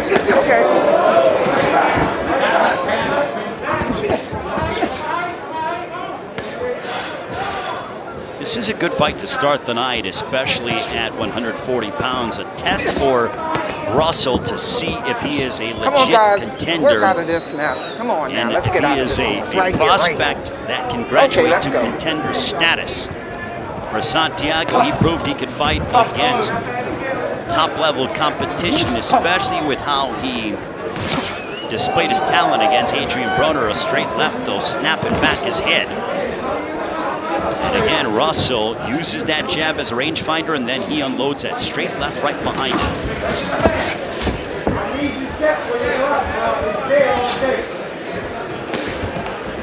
There's a straight left connected for Russell once again. Santiago seems to be a bit reluctant to throw anything because he is wary of that straight left that has been connected upon Russell. That he's been getting hit with by Russell. He just threw a counter right hand moments ago. Now Russell looking to go to work as he's trying to drive and press Santiago against the ropes. There's a straight left to the body by Russell. Counter right hand by Santiago. Under 30 seconds to go here in the third. Santiago looking to wrestle and make this a difficult fight to try to throw off the rhythm of Russell. Russell, though, backs off, gains his space, and then goes right back on the attack.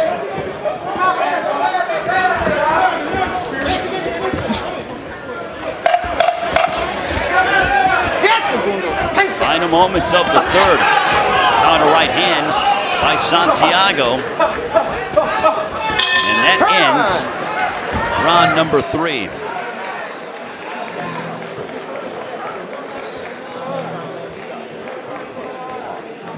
Look, speed is going to equal power, man. Look, when you touch the body, come back with you up. When you go to left hand, go to the body, go back and observe some of this action. And there was Santiago getting on the inside, and then Russell, boom, that left uppercut on the inside. Nicely done.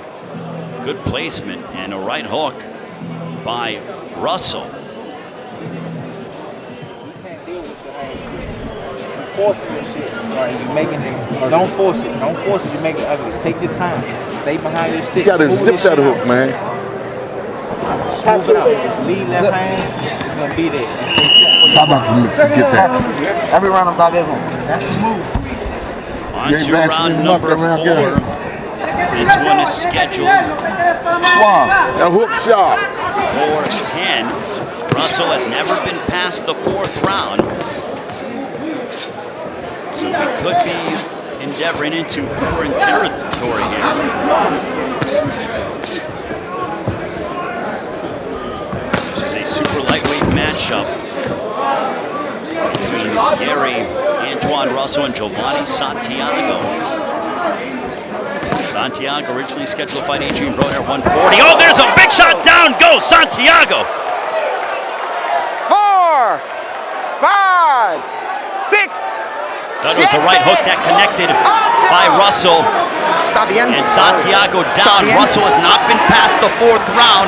He's been able to vanquish all 13 of his adversaries. Can this be the 14th as Russell goes on the offensive as he senses that the end could be near for Giovanni Santiago? Right hook backing up Santiago. Russell unloading. This would be a big win for Gary Antoine Russell. Can he finish off Giovanni Santiago in Grand trouble. Santiago, the crafty veteran, trying to remain upright, but he has just over 100 seconds to go, and he's getting blasted. Big shots coming by Russell. Russell unloading, but will he tire himself out? Santiago trying to gather his legs and put them underneath him. Listen to the crowd. It is great to hear them back and into the fights. It wasn't the same without fans. Sharon Sands warning Giovanni Santiago, come on, she knows he's holding. Big right hook, followed by a left, snapping back the head of Santiago. Santiago down early in this round, but he appears to have gathered himself. Russell, though, his confidence likely growing. There's a big left spraying Santiago. And now Russell going right back on the attack. He's heavy-handed and he throws with bad intentions. Okay. Santiago tying up. Step away. Here we go.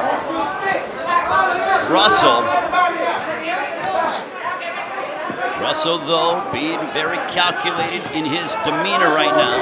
There's a big left snapping back the head once again of Santiago, but Santiago appeared to have eaten that well.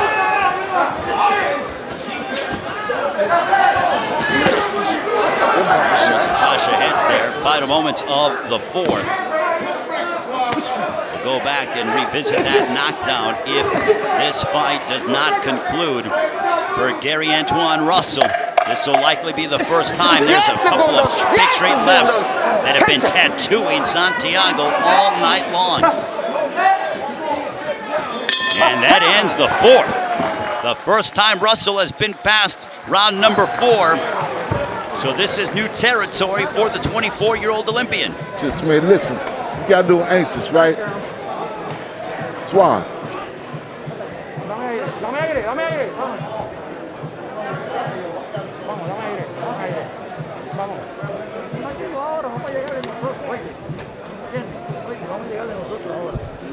Go back and take a look at, there's that right, I believe it was a right hook. We'll go back and look at it again from our perspective. And it was that right hook, boom, yes, right on the point of the jaw, boom. Immediately dropping Santiago. Brilliantly done by Russell, and this was more of the attack of Russell as he went right after. Round 5.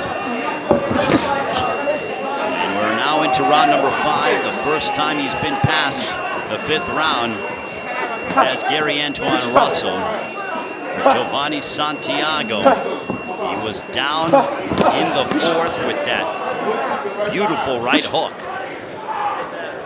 Now we'll see if Russell can go out and try to finish off Giovanni Santiago. Santiago, though, a little bit patient, trying to stay out of danger. And we'll see the stamina of Gary Antoine Russell because he isn't used to fighting this deep. This is not even deep in a fight. But he's been able, with his power and his brilliance, to put away all of his opponents in under 4 rounds. And if you looked at it numerically, that is under 12 minutes of action. So this is minute 14 for him. Giovanni Santiago, he went a full 12 against Adrian Broner in that last outing. It's a good jab by Russell. There's a big straight left, clipping Santiago, and blood streaming outside of the left eye of Santiago. Another straight left that watch your head. Finds its mark for Russell just over the midway point of the 4th, or of the 5th, I stand corrected.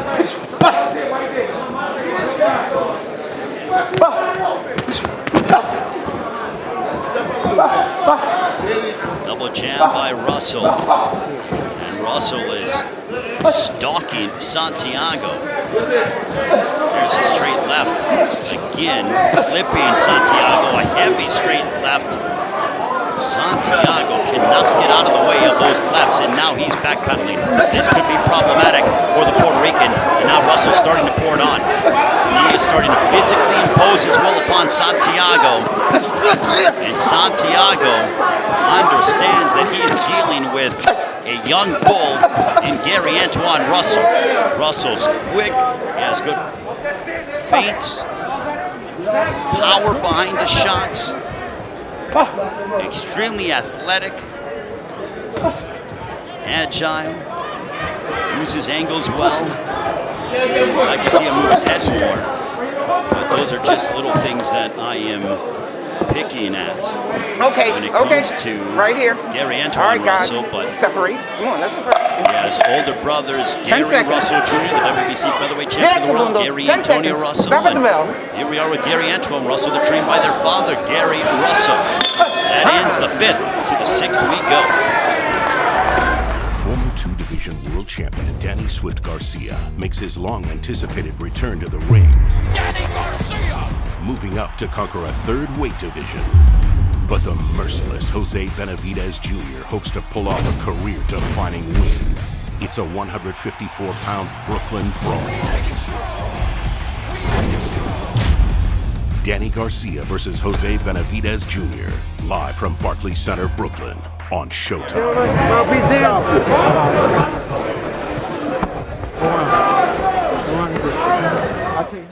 Round 6, set. Round number 6. This one is scheduled for 10. Gary Antoine Russell in complete control. He put down Santiago in the 4th. Santiago, though, recovered in the 5th, but still I have Antoine Russell ahead by a comfortable margin. Ray Flores ringside here in Los Angeles. Dignity Health Sports Bar for this terrific triple header. 2 fights at 140 and then our main event at 118 pounds.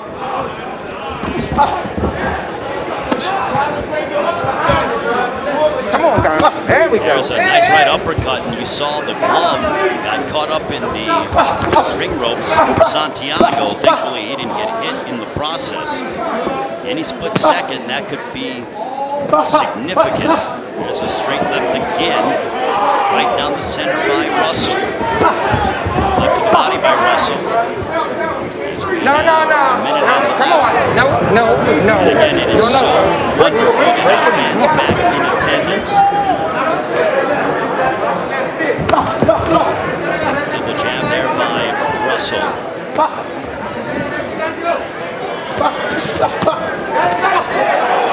Russell loading up, trying to find that opening.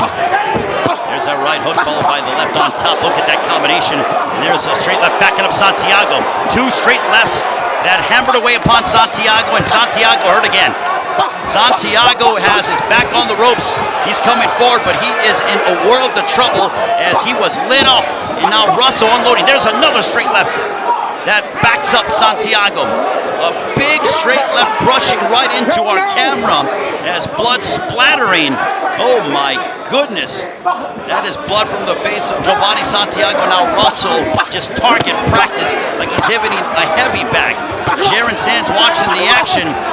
Santiago fighting back, but he might be too valiant for his own good, too brave for his own good.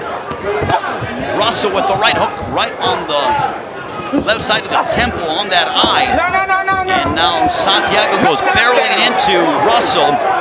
And that come here. is a veteran-like tactic to try to avoid getting finished. And Russell goes right back on the offensive. Russell is cold, calculated, surgical-like in his demeanor. There's a straight left again. Santiago cannot get out of the way of that straight left. It's set up from the jab, a right hook as well by Russell. Final moments of the 6th.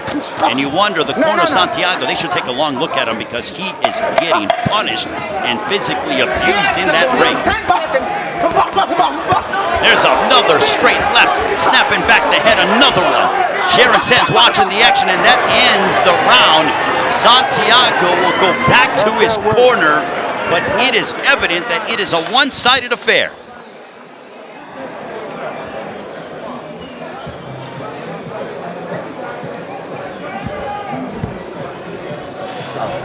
Sharp shit, man. Don't think no. And this one is over. Yes, the corner of Giovanni Santiago has waved it off, and the win coming to Gary Antoine Russell in a mightily impressive performance as he dispatches of Giovanni Santiago. He went out and he did his business in a surgical-like way as he pounded away upon Giovanni Santiago, never letting him in the fight even for a moment. What a performance by the 24-year-old, the 2016 Olympian. Adrian Broner wished he could have done that to Giovanni Santiago. Gary Antoine Russell went out and looked just fantastic tonight. And a nice sign of respect. Okay. But that was just a one-sided beatdown in favor of Gary Antoine Russell. So the 24-year-old will elevate his record to 14-0, and let's take a look at how this fight concluded. And look at that right hook on, that was what started the cut, I believe. Just the punches and bunches by Russell. There's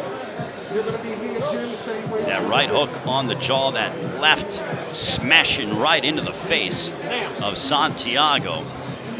And look at the adulation. The 24-year-old from Capitol Heights, Maryland, making his family and his brothers proud as the Russell family remains undefeated as professionals. It's a family affair when it comes to the Gary Russells. Well, tonight, when it comes to the Russell family, it belongs to Gary Antoine Russell. Numerically, well, total punches 146.04.44 for Russell. For Santiago, 54 of 298. That is how it shook out from a punch stand perspective. And it was just pure dominance. And here's Jimmy Lennon Jr. Ladies and gentlemen, our referee in charge, Sharon Sands, stops the contest upon suggestion of the corner. Stops this contest at the end of round number 6. He is the winner by way of knockout, maintaining his perfect knockout record. Still undefeated, Gary Antoine Russell. Gary Antoine Russell improves his record to 14-0, all of his wins by a knockout. Former 2-division world champion Danny Swift Garcia makes his long-anticipated return to the ring. Danny Garcia! Moving up to conquer a 3rd weight division. But the merciless Jose Benavidez Jr. hopes to pull off a career-defining win. It's a 154-pound Brooklyn brawl. Danny Garcia versus Jose Benavidez Jr. Live from Barclays Center, Brooklyn on Showtime.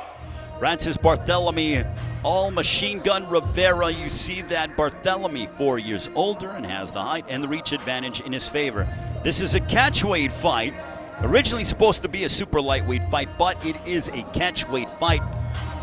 They were asking me on social media about if this was a welterweight fight, but here's Jimmy Lennon Jr. Ladies and gentlemen, from the Shrine Auditorium Expo Hall here in downtown Los Angeles, Premier Boxing Champions presents the featured special attraction of the evening, brought to you by Geico. Judging at ringside, Max DeLuca, Dr. Lou Moret, and Zachary Young. All right, fans, here we go. 10 rounds of boxing scheduled. Super lightweights in the ring. Introducing to you first, on my left, fighting out of the red corner, wearing red trunks with white trim and joining us from Bourbon, Northern Samar in the Philippines. He weighed in at 143 1/4 pounds. His record stands at 21 wins, 4 losses, with 18 wins coming by way of knockout. Introducing the southpaw contender, all the machine gun Rivera. His opponent across the ring on my right, fighting out of the blue corner, wearing green and black trunks, fighting out of Las Vegas, Nevada by way of Havana, Cuba. He weighed in at 142 3/4 pounds. His record 27 wins, 1 loss and 1 draw, with 14 wins coming by way of knockout. He is the current world contender and the former 2-division champion of the world. Introducing Kid Blast Rances Barthelemy. And our third man to the ring now to give instructions, Jack Reese. All right here, please. Right here. Facing me, right here. Looking at me. Right here. Mouthpiece. Is it clear? Yeah, mouthpiece. All right. I gave you guys instructions in the dressing room, coach. Un poquito arriba, abajo aquí, no bueno. Below here, no good.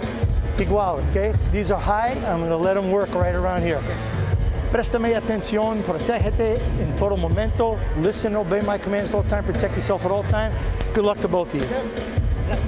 Jack Reese, referee in charge, Rances Barthelemy, and all Rivera from the Philippines. 2 guys coming from rich boxing countries. Barthelemy originally from Cuba, now living in Las Vegas. Rivera from the Philippines. Well, the name, obviously, the legend, the 8th wonder of the world, as I like to call him, Manny Pacquiao. And the 8th division world champion. Pacquiao's name has been in the news as of late. A potential super fight. And it's being talked about against Ryan Garcia. Boy, oh boy, would that be a monstrous big event. But right now, Rances Barthelemy, all Rivera matching up. Pretty creative with his hairdo is Barthelemy, the 2-division world champion, coming forward towards Rivera. See if the speed plays any difference, any significant difference in the fight for Barthelemy. Rivera's a southpaw, Barthelemy conventional. If you're Rivera, you're gonna have to make Barthelemy fight. That's without a doubt, because he has the technical brilliance to set traps and make you fight at a more deliberate pace. If you're Rivera, he should be applying pressure and trying to make Barthelemy uncomfortable. Barthelemy always in good positions to throw and counter. I think Rivera is cognizant of the technical brilliance of Barthelemy. Barthelemy's only loss coming at the hands of Carrillo Relic. That draw came in his last fight against Robert Easter Jr. back 2 Aprils ago in 2019. Good jab there by Rivera. There's a nice right hand followed by a left. As we are under a minute to go here in round 1. Good jab followed by a straight left down the middle. And now Barthelemy opening up in the southpaw stance. Look at Barthelemy go. He really picked it up there with the jab, and he was whacking Rivera to the body.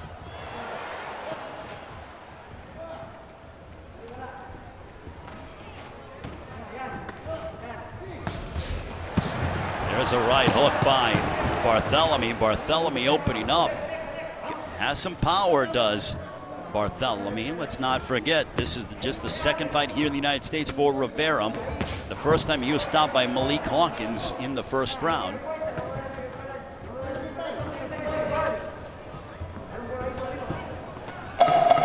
Final moments of the first.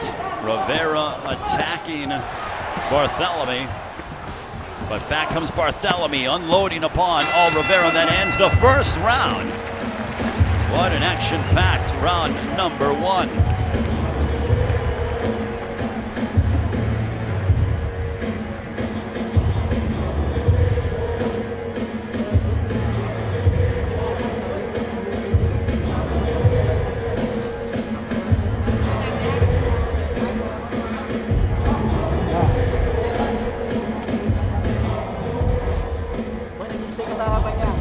¿Dónde esté?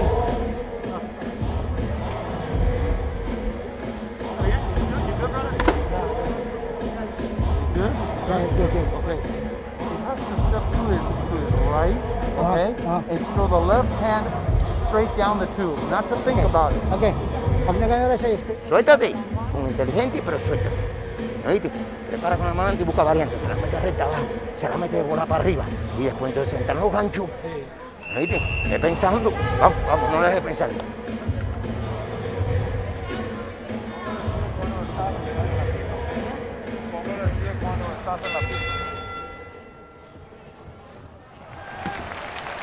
Round number 2, this one is scheduled for 10. Barthelemy and Rivera. Barthelemy picked up the pace in that first round, towards the end of the first round. Barthelemy looking to use and throw off the jab. Rivera coming forward. There's a right hand placed on the left side of the head of Rivera.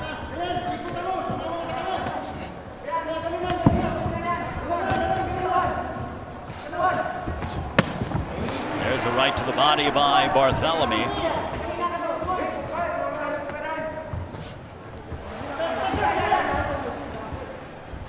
Rivera gets whacked from an overhand left from Barthelemy. A minute has elapsed in this second round. Rivera tries to sneak in a left, but then he gets lit up with a jab.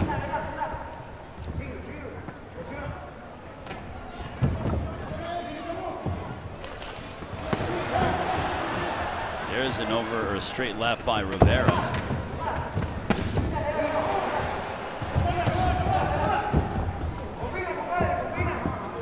Barthelemy picking up the pace. He goes to the body of Rivera, just over the halfway point of the second. Rivera threw a nice straight left. A couple of body shots there by Barthelemy, followed by a straight left of his own that put Rivera on the perimeter of the ring, but back comes Rivera towards the center. 65 seconds left here in the second.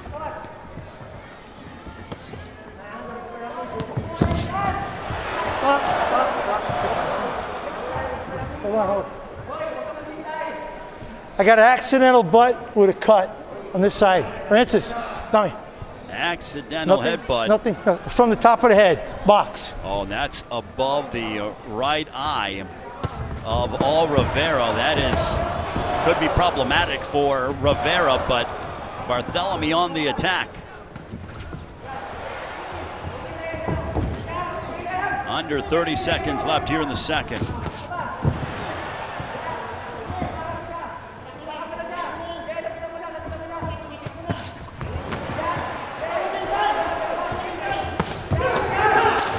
There's a right hook that connected by Rivera. Rivera caught the attention of Barthelemy. Boy, they are picking up the pace here in the second round. Rivera and Barthelemy are swinging in spurts. Former 2-division world champion Danny Swift Garcia makes his long-anticipated return to the ring. Danny Garcia! Moving up to conquer a third weight division. But the merciless Jose Benavidez Jr. hopes to pull off a career-defining win. It's a 154-pound Brooklyn brawl. Danny Garcia versus Jose Benavidez Jr. Live from Barclays Center, Brooklyn on Showtime. I told him I'm the one for the job, no comments. And I'm serious, period, no comments. A little bit of the headbutt there that we saw that caused a laceration above the right eye of Rivera. They're working on it. Trying to squeeze out the blood. I'm sure they're going to put some Vaseline in there. Yes, they are. You see that, the coagulant. That way it can go ahead and try to shut and stop the bleeding.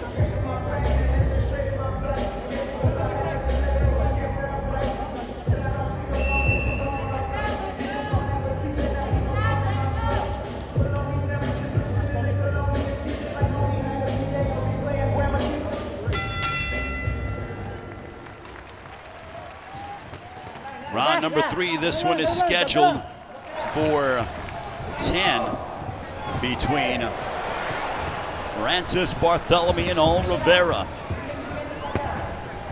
Punched at numbers through 2 rounds. Barthelemy has thrown 102, he landed 38. Rivera, 80 punches thrown, landed 10. Connect percentages of 37% for Barthelemy, 13% for Rivera.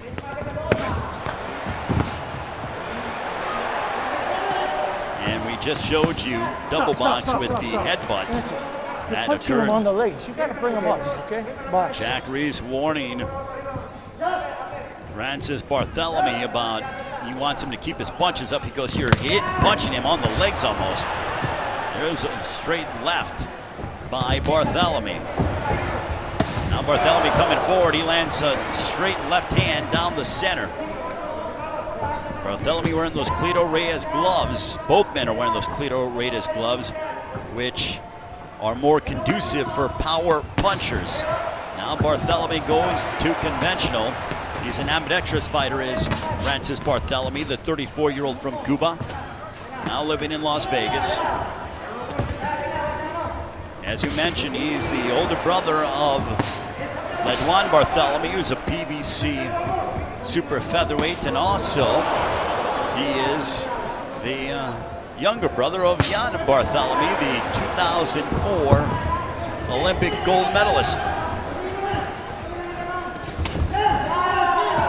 Sticking out the jab, good placement for Barthelemy. He's using the jab as a rangefinder. Good hand speed as well for Barthelemy. Barthelemy starting to open up, and he's trying to walk down All Rivera.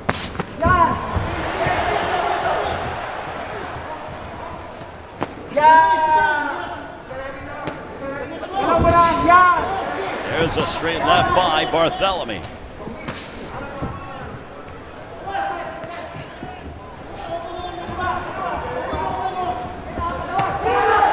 There's a straight left for Rivera. Rivera might have hurt Barthelemy. Oh, that was a big left hand by All Rivera as he might have wobbled Barthelemy. Well, it's obvious that Barthelemy has more tools and is more technically sound than Rivera, but there was that big left hand that just smacked right into the face of Barthelemy.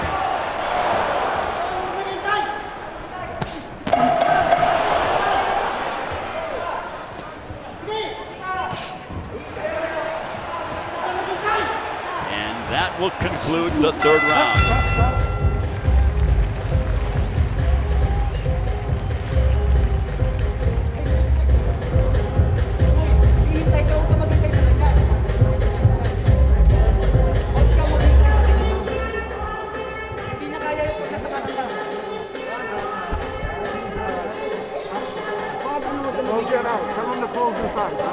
Open.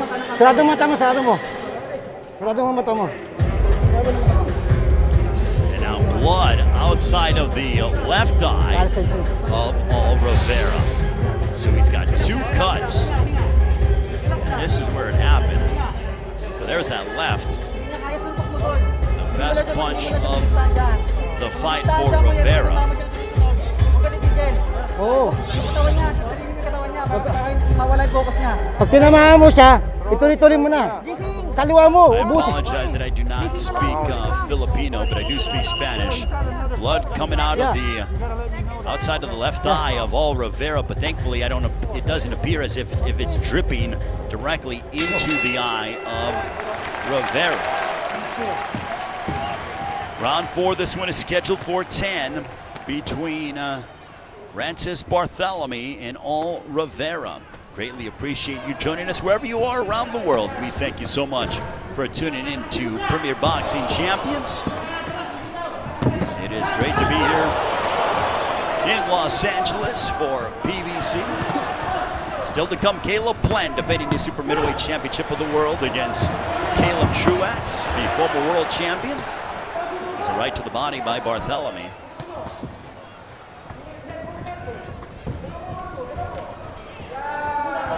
Punched at numbers at this particular juncture. Barthelemy He's connected upon 58 punches out of 161, a 36% connect percentage. Rivera 16 of 131 for a connect percentage of 12%.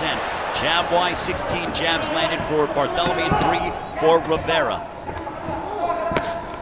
As Rivera looking for his opening to try to land another seismic straight left hand.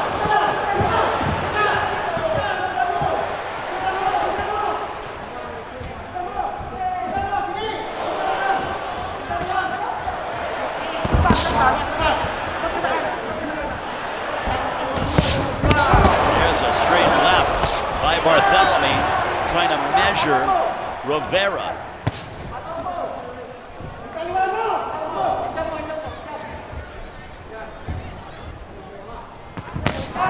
There's a nice straight left. Compliments of Barthelemy, and now he is hammering away upon Rivera. Rivera being driven to the ropes. And Rivera comes back from it. My goodness, I thought he was going to go down. But Barthelemy was teeing off upon Rivera.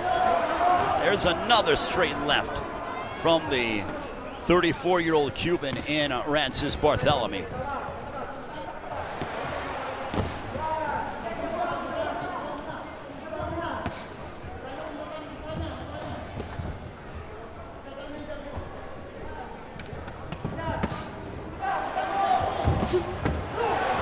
There's a left right to the abdomen by Rances Barthelemy.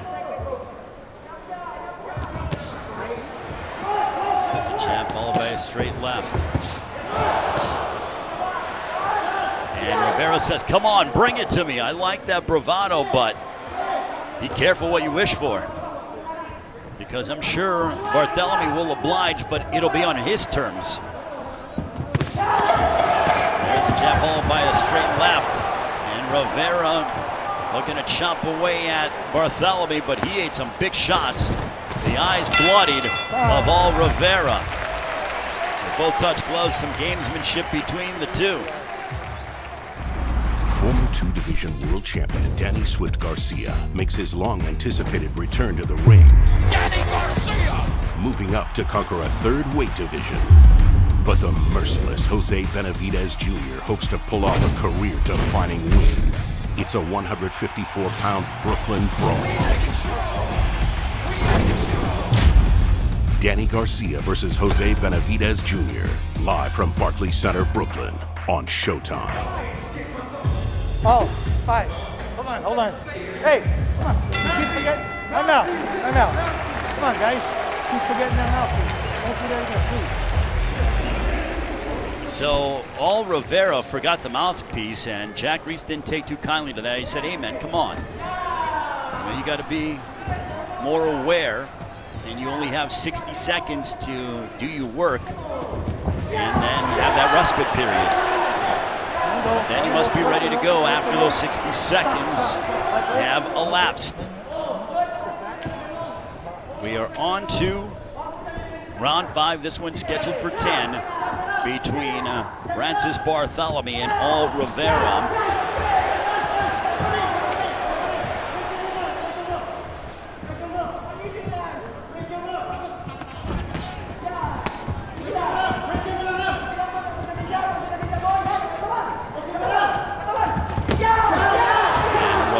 Coming forward, chopping left hand from the Filipino. And the corner is really urging him on, telling him to get after it. We'll see if Rivera can pick up the pace. There's a straight right hand from Barthelemy, followed by a left uppercut. The left uppercut was blocked. 100 seconds to go here in the 5th.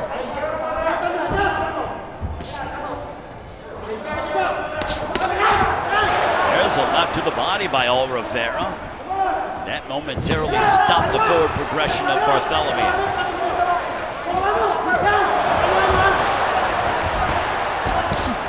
There's a couple of straight lefts from the former two-division world champion. This is Rivera's second time fighting here in the United States. For the most part, he's had all of his fights in the Philippines, with the exception of that lone loss at the hands of Malik Hawkins. Couple of straight lefts down the middle for Barthelemy. Under a minute to go here in the 5th. There's a shot to the body by Barthelemy, but back comes all Rivera.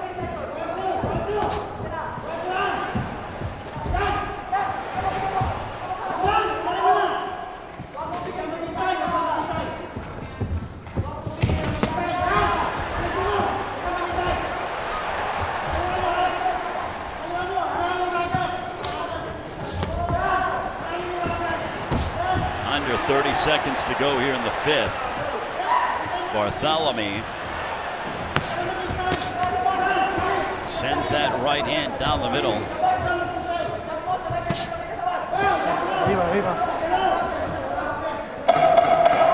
Final moments of the 5th round.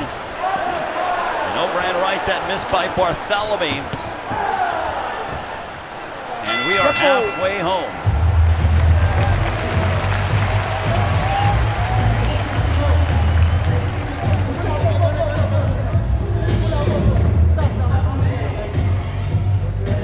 Tampoco regale ningún minuto. Ningún minuto regale.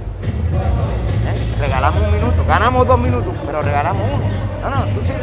And we talk about the Cuban connection. You got Francis Barthelemy at Islandi Lara, David Morel Jr., who's an interim champion at 168.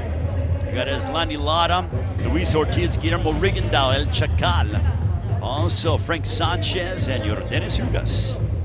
So talk about a litany of Cuban fighters. And also you got Leduan Barthelemy, the little brother of Francis Barthelemy. Entrando los volados, pero tiene que preparar con la mano adelante primero. Prepara con la mano adelante que va para atrás. Ya, después que la con los volados, entonces vamos abajo. Vamos abajo. Y nosotros practicamos eso, volado, la recta, y después la recta por en medio, que esa le entra. I want you to get on the inside.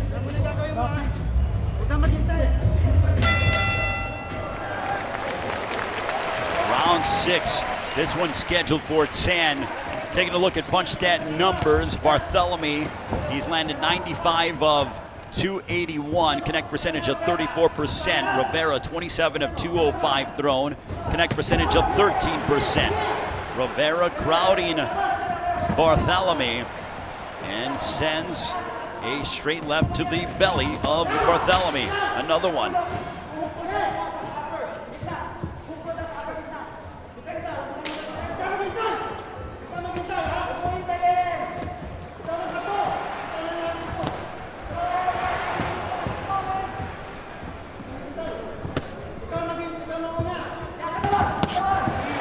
There's a right to the body by Barthelemy. Straight left there by Rivera. And an overhand left by Barthelemy, snapping back the head of Rivera. He's been cut outside of both eyes, but he still keeps coming forward. He's a tough guy, is all Rivera. Make no mistake about that. We have 100 seconds to go here in the 6th.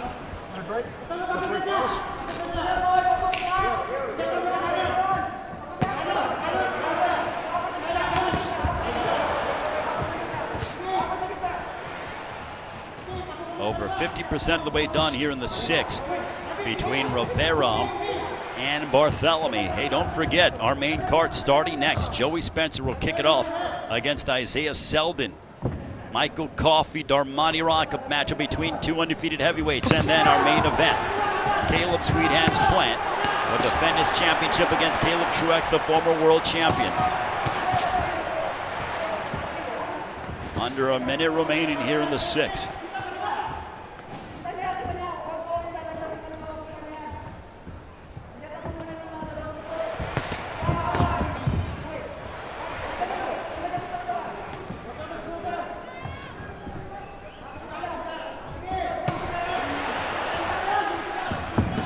Barthelemy with that straight left to the body of Rivera. Rivera keeps coming forward. He eats a straight left from Barthelemy. Hey, don't forget on social media, use the hashtag Plant and Truax. Use the hashtag Plant Truax on social media when talking about tonight's event. As we near the end of the 6th.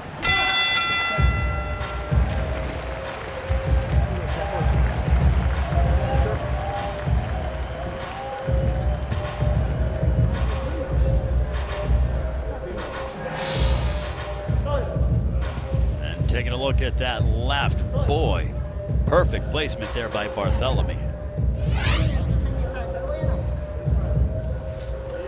Mira, eso es. Martíllalo siempre con la mano adelante. Hazle trabajito con la mano adelante, que él no se acerque. ¿Viste? Que él no se acerque, no te puedes acercar a él. Acercarte a él siempre es un peligro. Te da con la cabeza o te da con las manos. O te da con las manos, es un peligro, él las tira. Ese muchacho las tira para que tú lo sepas. Y las mete duras, las tira y las mete duras. Entonces no te acerques a él. Taking a look at some of the action here. That was the headbutt.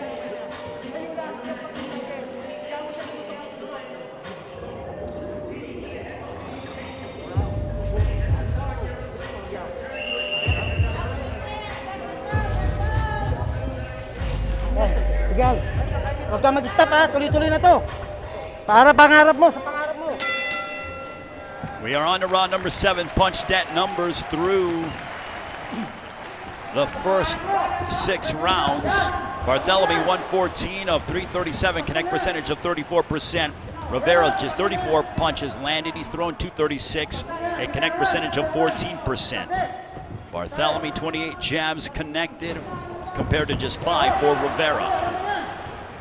So Barthelemy has been using his body attack along with those straight left hands to get the attention and land shots on Rivera.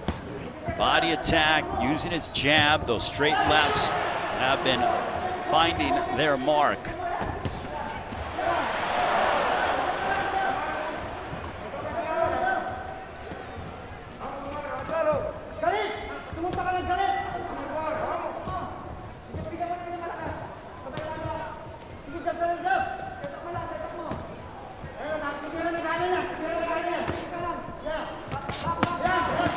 There's a left to the body by Rivera.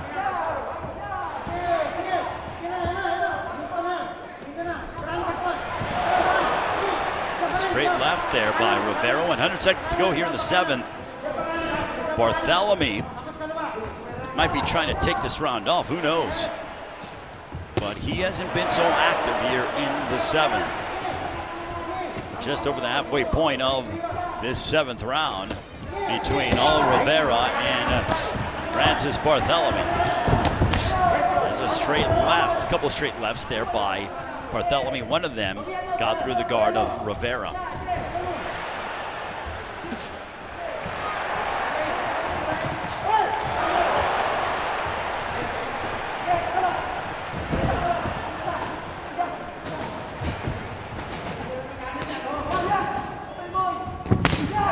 There's a nice right hand down the middle from Barthelemy.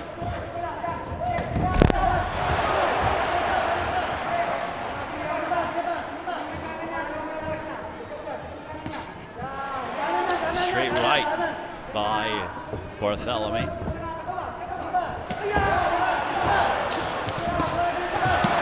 A left, and Rivera tried to throw and connect with the right hand counter, a right hook counter, but Barthelemy got out of the way. Body work there by Barthelemy.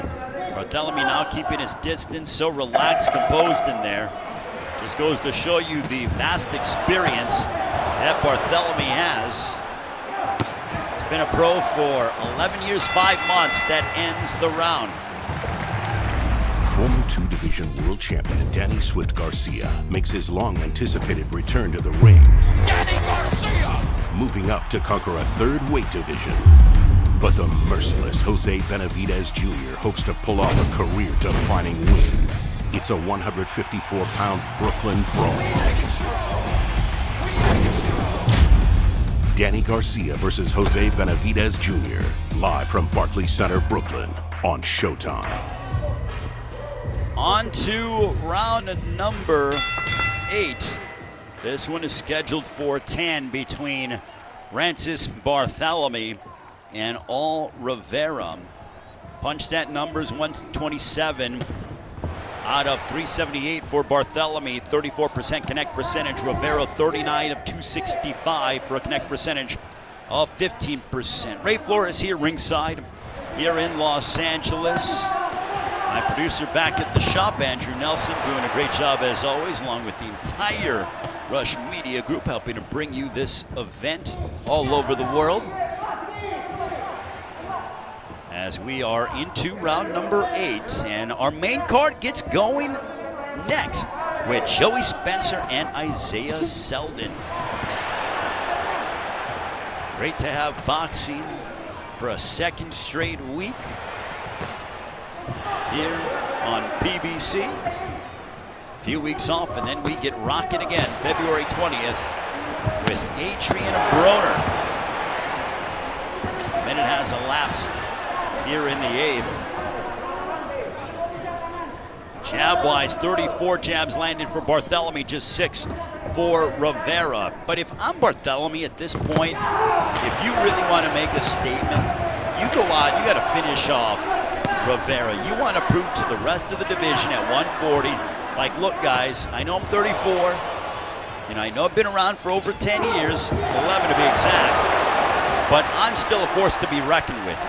Allowing a guy like Rivera to hang around and give you, a little bit of some issues during spurts of the rounds, it's not the best look, I would say. There is such a thing as style points as a prize fighter. And Barthelemy's a 2-division world champion, especially having come off the draw against Robert Easter Jr. back in April of 2019 in Las Vegas, a fight that was largely uneventful. You got to go out there and really show the world and say, look, I'm back better than ever, and you go out and you stop someone who on paper is inferior to you. But can and will are 2 separate things, and we'll find out if Barthelemy starts to pick up the pace. There's a straight left. It looked like he was going that way, honestly, in like the 4th and 5th round, where he's being super aggressive, attacking the body, letting that straight left hand go. And now he's kind of, playing around with him, getting some work in. And I get that it might be to shake off some ring rust, but if you want to make a big statement, you go out and you stop this guy. You try to stop him. I'm not saying to go out and throw crazy punches and bunches and leave yourself open, but there are ways to step on the gas as a prize fighter. Barthelemy knows how to do it, and that ends the 9th, or the 8th, headed towards the 9th. Some extracurriculars after the bell.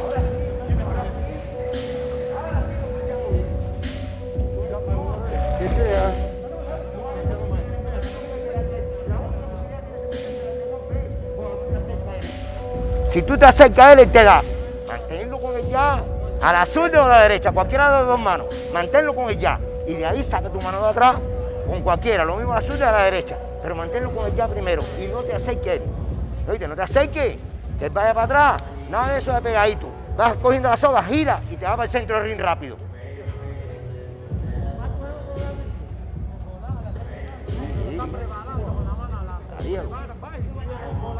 Mucha mano adelante.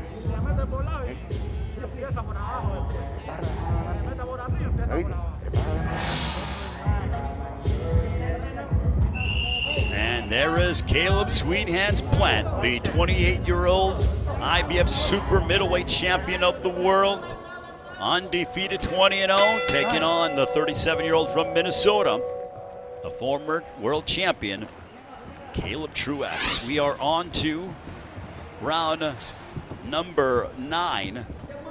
Punched at numbers 141 for Barthelemy. He's landed on out of 433. Connect percentage of 33%. Rivera 47 out of 295. 16% connect percentage.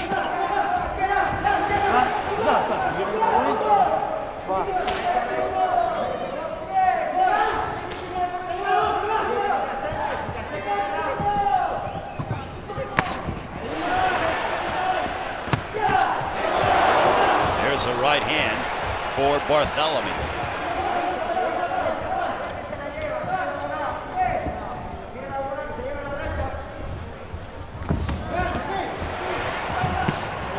There's a wicked right hand for Barthelemy. He brought that from, man, oh man, he probably brought that from Santa Monica, for crying out loud, with as much as he telegraphed that one.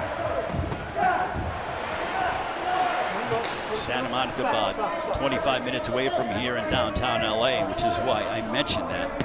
Our international viewers are probably thinking, what? 100 seconds to go here in the ninth. It continues to be target practice for Francis Barthelemy, part of the fighting Barthelemy family. Younger brother Ledwan Barthelemy still fighting, super featherweight. There's a right, that might have been borderline on the belt. But it is all Francis Barthelemy, and he picks it up in spurts, but then he allows Rivera to do things like that, crowd him, and now he unloads, does Barthelemy, with a couple of straight lefts. There was an overhand left that missed. As we are into the final minute of the ninth.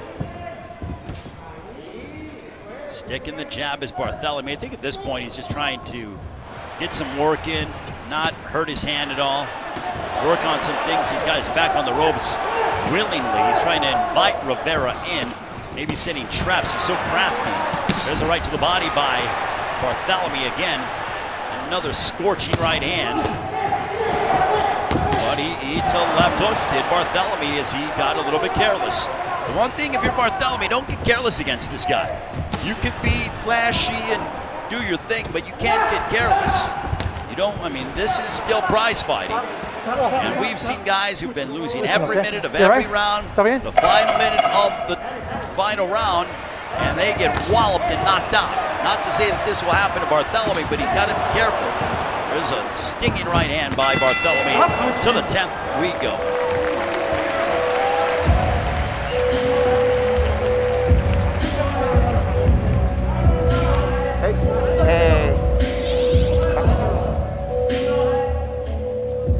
There's a right hand.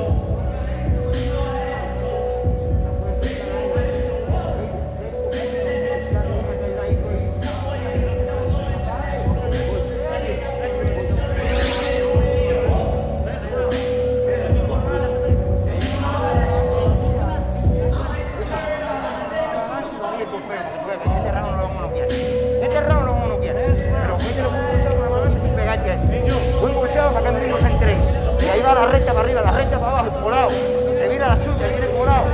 Viene colado, un enganche. ¿Oíste? No te por favor. No te pegues nada. Nada.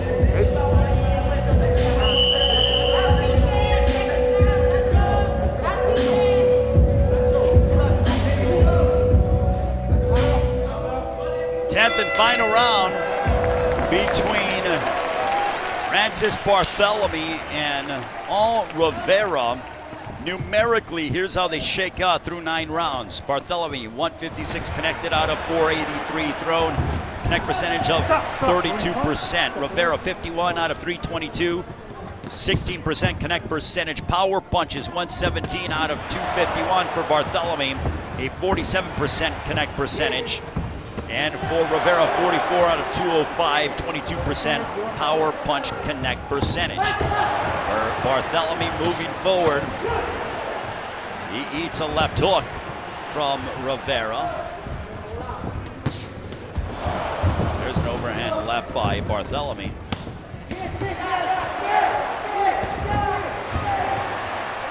Right hook to the body by Barthelemy. Right break, separate. As we mentioned, our main card coming up next with Joey Spencer and Isaiah Selden. That is on the way.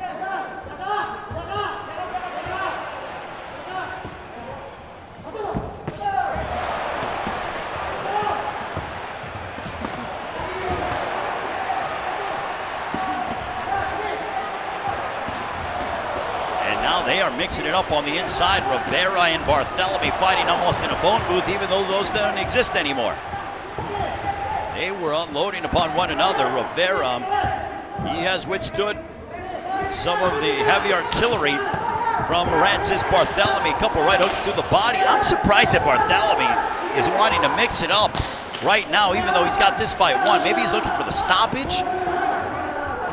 I'm not saying I'm against it, because it's pretty entertaining, but at the same token, I'm thinking to myself, you pretty much have this fight in the bag, and you're staying and you're fighting in the pocket, which means you're in the line of fire against Rivera. Use your jab, get out of the way of danger, keep yourself upright, don't get hit with anything crazy. But if you're Rivera, you're like, all right, this guy wants to stand and trade and he's gonna be in front of me? No problem, let me empty out the tank. His nickname is the machine gun. Well, he needs to throw in a machine gun-like burst. These final 30-something seconds, he's got to go for it. He's probably exhausted, I understand, but still. Well, Barthelemy, he looked a lot more entertaining and looked considerably better here against Rivera than against Robert Easter Jr. Who incidentally just celebrated his birthday, I think, earlier in the week, but no different levels of opposition. But Barthelemy now coming forward. They are looking to fight to the bell. And that ends this super lightweight affair between Barthelemy and Rivera. They exchange pleasantries and hugs. That was fun to watch. And here's Jimmy Lennon Jr. Ladies and gentlemen, after 10 rounds of action, we have a unanimous decision. Here are the score totals. Judge at ringside, Zachary Young scores the bout 97-93. Dr. Lou Moret scores 99-91. And Max DeLuca scores the bout 100-90. All three in favor of the winner, Kid Blast Barthelemy. So Barthelemy victorious. He improves his record at 28-1. Former two-division world champion Danny Swift Garcia makes his long-anticipated return to the ring. Danny Garcia! Moving up to conquer a third weight division. But the merciless Jose Benavidez Jr. hopes to pull off a career-defining win. It's a 154-pound Brooklyn brawl. Danny Garcia versus Jose Benavidez Jr. Live from Barclays Center, Brooklyn on Showtime. Victor, the Iceman Postol. Gary Antoine Russell. Postol against the ropes.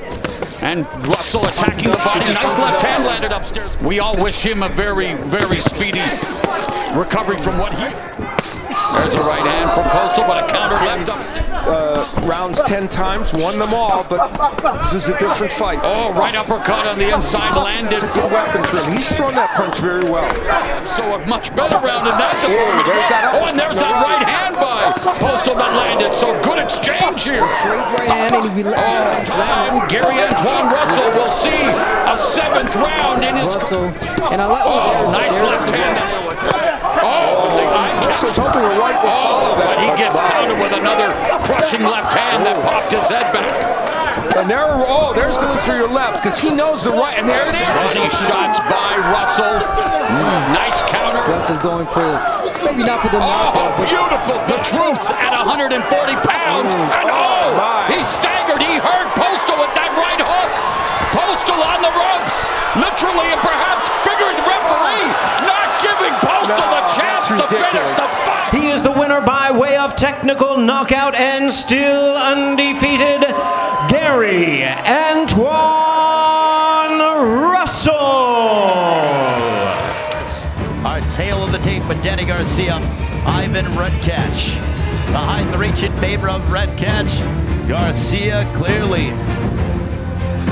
He has been in there with the best in the world, 35-2. 13 of his past 17 fights have been against world champions. He's gone 11-2 in those fights. And that is our tail of the tape. Terrific round on hand here at Barclays Center, here in Brooklyn. Fantastic crowd. Can Danny Garcia go out and put together a memorable performance similar to that of how he did against Adrian Granados? And here's Jimmy Lennon Jr. Ladies and gentlemen, welcome to Barclays Center here in Brooklyn as Premier Boxing Champions presents the featured bout of the evening, brought to you by DSG Promotions, TGB Promotions, and Showtime, sponsored by MGM Resorts and Brooklyn Boxing. This bout is sanctioned by the WBC President Mauricio Suleiman. Supervisor is Jill Diamond. Our judges at ringside, from Connecticut, Glenn Feldman, from New York, Tony Paolillo, and from Connecticut, Don Torella. And we introduce our third man to the ring, the referee in charge of the action, Benji Esteves. All right, fans, here we go with the main event of the evening. 12 rounds of boxing for the WBC Silver Championship and welterweight world title eliminator. And now, ladies and gentlemen in attendance and boxing fans joining us around the world, live from Barclays Center in Brooklyn, New York, it's showtime!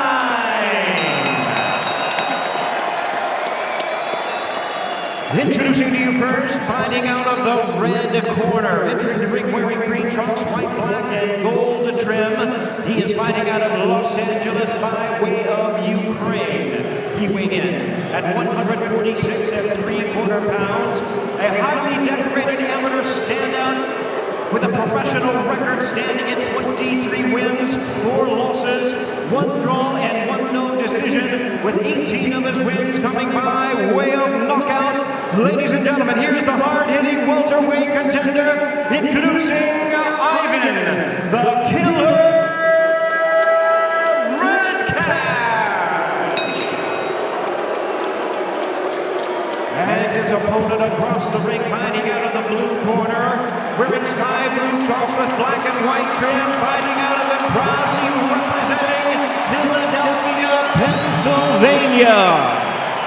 He weighed in at the welterweight limit of 147 pounds. His record stands at 35 wins, 2 losses, with 21 wins coming by way of knockout. He is currently ranked number 2 by the WBC. Here is the celebrated 2-division world champion and one of boxing's elite welterweight contenders. Ladies and gentlemen, please welcome the former unified super lightweight world champion and the former WBC welterweight champion of the world, introducing Danny Swift Garcia. Once again, a referee in charge. Now to give instructions, Benji Esteves. Okay, Danny, Ivan, I've already given you your pre-bout instructions. Keep it clean, obey my commands at all times, and most importantly, protect yourself at all times. Trunks are good here, trunks are good here. Good luck. Benji Esteves, a referee in charge. Danny Garcia embracing with his father, Angel Garcia. They have been a winning tandem for quite some time. Just 1 fight for Danny Garcia in 2019. He begins what he says will be a busy 2020. Garcia and Redkach getting set to mix it up here at Barclays Center in Brooklyn as we are underway with Danny Garcia and Ivan Redkach here at Barclays Center. Fantastic crowd on hand here in Brooklyn. Danny Garcia, no stranger to fighting here at Barclays Center. Set the attendance record with Keith Thurman years ago.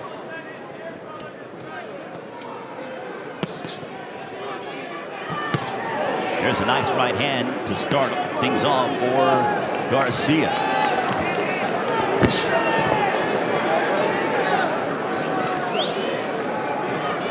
Redkach is a southpaw standout amateur. Now training with Jack Mosley as his lead trainer. Nice right hand to the body. Very good reception from the fans here at Barclays Center. A lot of them coming from Philadelphia, which is 94 miles away from right here in Brooklyn. And clearly, the fan support behind Danny Garcia. You hear the chants of Danny. Nice right hand by the former champion. Good left hook to the body by Garcia.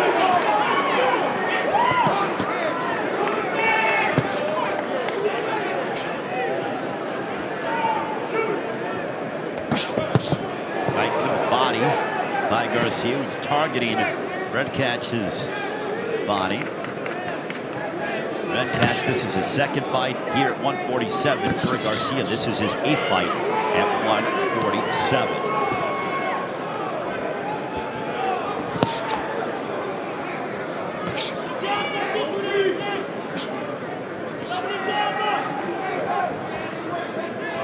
Redkach hasn't thrown anything significant.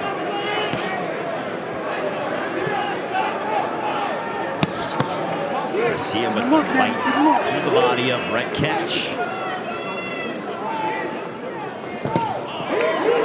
There's a big right hand by Garcia.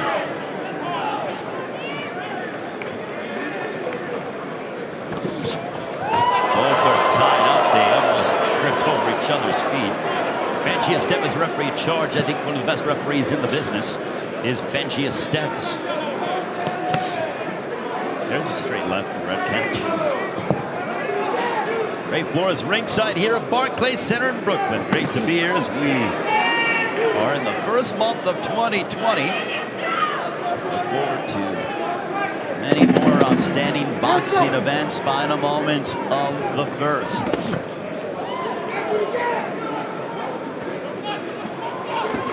And round one draws to a close.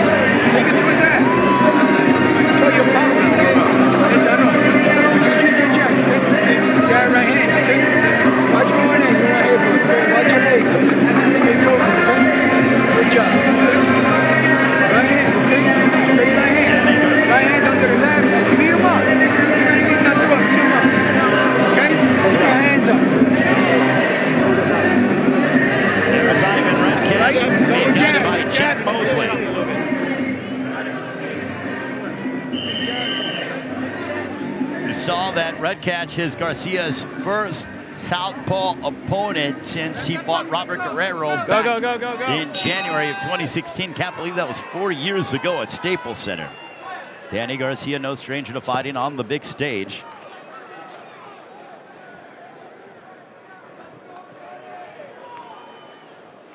Ivan Redkach, from the Ukraine, has lived in Los Angeles for about 11 years now. First round, Danny Garcia attacking the body of Redkach. Garcia has plenty of power. He has that one-punch eraser. Demonstrated that against Adrian Granados back in April of last year.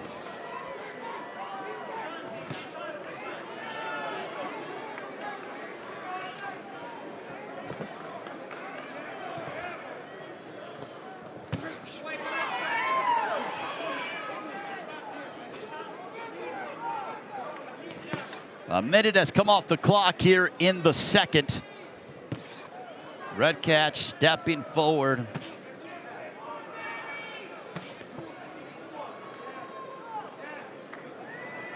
Garcia waiting for that opening. Anytime Danny Garcia is trying to set his feet, you have to be cognizant of it if you're on the receiving end, because he can put you out with one punch. He's done it many times. The most masterful performance that I can remember out of Danny Garcia came in September of 2013. It was the co-main event of Mayweather and Canelo, and Lucas Matisse was steamrolling people at 140. Danny Garcia's father, Angel, said, I am betting my head, and if my son loses to Matisse, I will shave my head. Well, you see Angel Garcia has a good head of hair on him, meaning they won that fight decisively. They beat the Argentinian, who was just crushing everybody, and they defeated him in grand fashion in round 3 unanimous decision victory.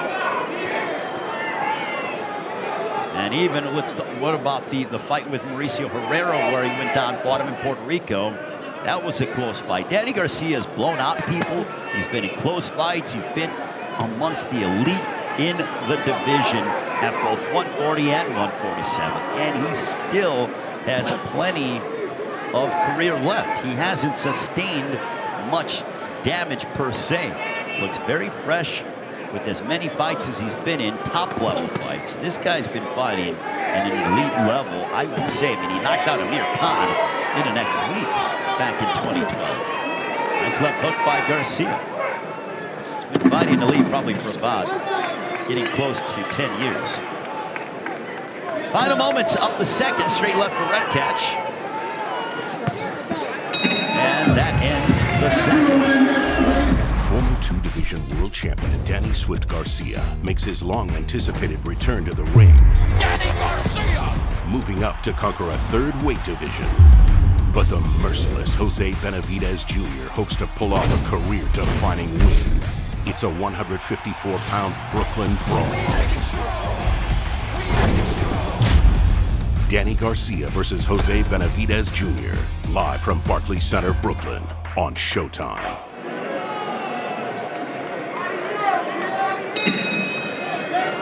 Round 3, this one is scheduled for 12. Danny Garcia, Ivan Redkach. Garcia said he wants to fight Manny Pacquiao or Errol Spence. He said that they've been talking about the fight with Pacquiao, or been bantered around for about 2 years now.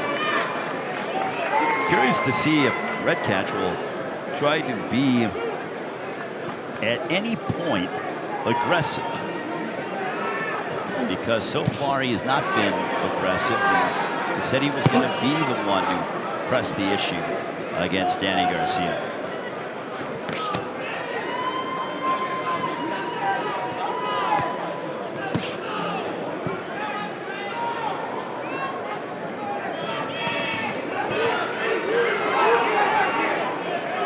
Redkach, good head movement. I'll give him that. His defense has certainly gotten better since working with Jack Mosley, the father of Sugar Shane Mosley, former world champion.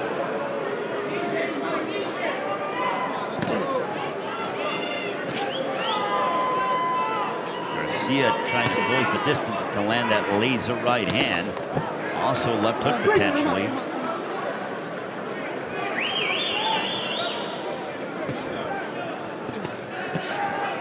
There's a right to the body by Garcia.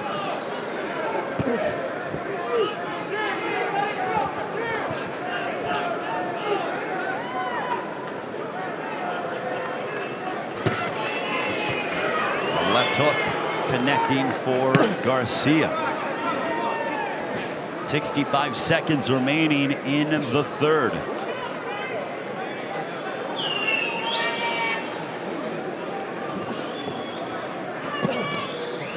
There's a right hand smacking the head of Redkach.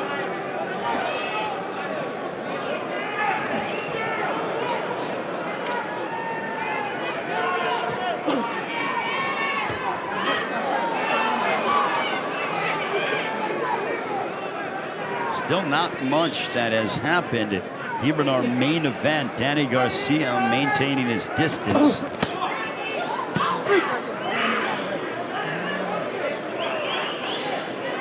As we near the conclusion of the third round, Danny Garcia aiming for his opening.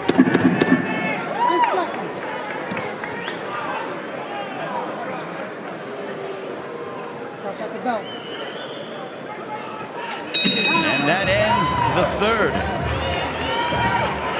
Ivan Redkach goes back to the corner. Sit down. Body shots are good. He's pulling this. Yeah. He's pulling his bag down when you go to the body. There's a big right hand for Garcia.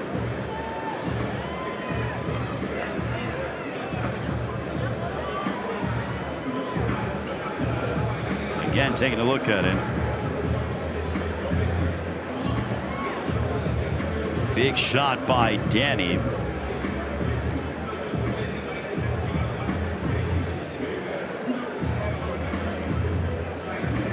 lot of straight right hands. Damn, you know what's up. When you turn right, when you turn southpaw a little bit, when you do that naturally, liver shot. Don't forget liver. Okay?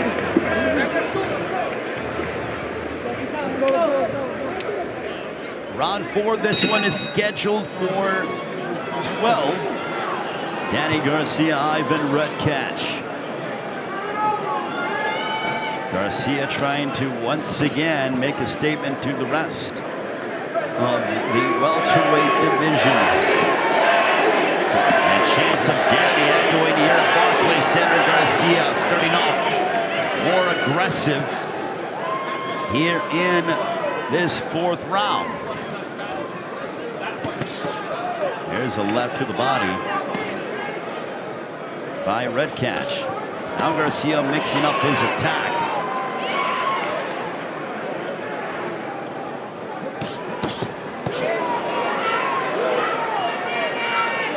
Right to the body by Garcia.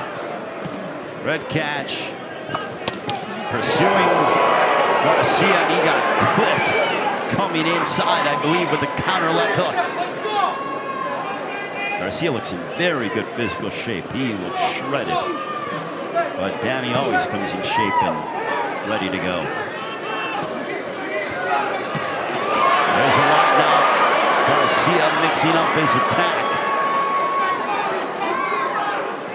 Redkach very awkward and unorthodox with his herky-jerky style.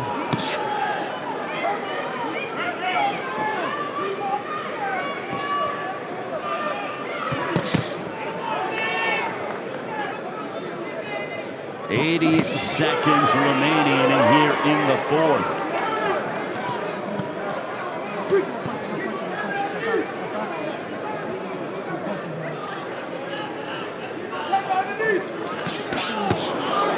There's a right hook that connected by Garcia. We're at a minute to go in the 4th. Benji Estevez watching the action. Big right hand backing up Redkach by Garcia. Garcia went to the body. Redkach observing some body shots.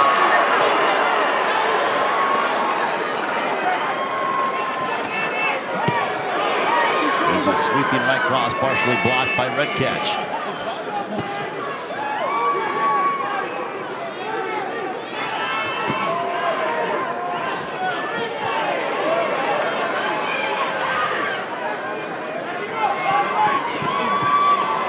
If Garcia decides to really let his hands go, one would wonder how Redkach would be able to deal with the combination punching from Ivan. You know, how Redkach would respond from the combination punching. Garcia's still waiting because once he connects, it could be a lights out, but Redkach still in the fight.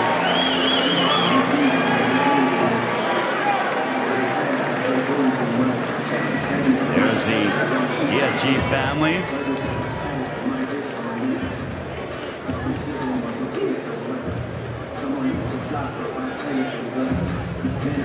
And taking a look, 5 fighter sons with trainer fathers. Take a look at that group. See Danny Garcia, the Guerreros, the Haneys, the Porters, the Russells, Teofimo Lopez, the Inoue, just to name a few. The Figueroas as well.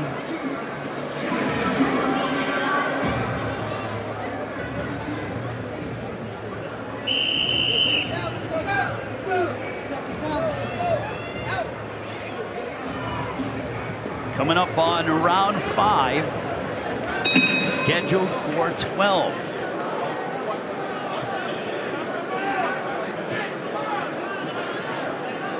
Ivan Redkach hasn't done anything significant here in this fight, but again, it's probably just the mindset. You know what, let me get into these later rounds and maybe I can start to turn things around in my favor. Redkach steps in with a right hook.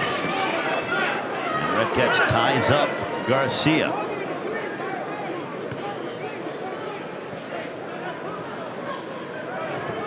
And if you're Danny Garcia, trains with his father, Angel Garcia, they are two peas in a pod, as they like to say. Angel's so proud of his son. I've been to their gym several times in Philadelphia. I can tell you when Danny had his homecoming fight against Samuel Vargas back some years ago that it was a big moment for them and fighting in Philadelphia, but Barclays Center has been Danny's home. He's made plenty of history here. And he's trying to do more of the same tonight against Ivan Redkach and send the fans home happy with a decisive victory.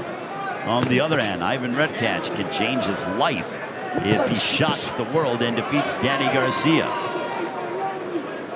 We're coming up on the halfway point of the 5th round. Shots to the body by Garcia.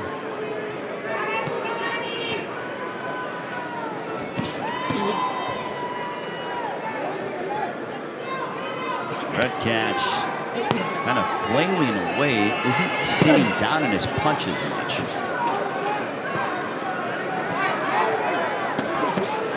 Good left hook. Curious to see if Danny will try to put together combinations here. Remember when Danny Garcia fought Paulie Malignaggi here back in August of 2015. An impressive performance that evening. There's a right by Garcia on the top of that of Redkach. It's going to the body. There's a straight left into Garcia. Takes it well. Garcia looking to open up.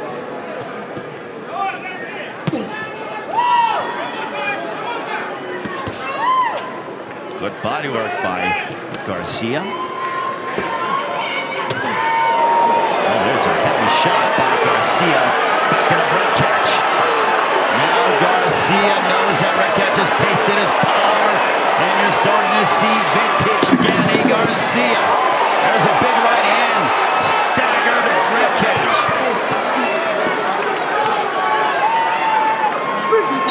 That's the end of the round.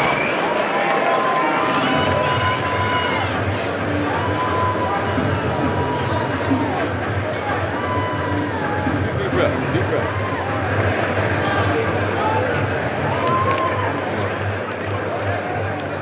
Listen. Keep my eyes. When he throws a punch, you got to count it, okay? When he misses, you count it. With your left hand or a right hook.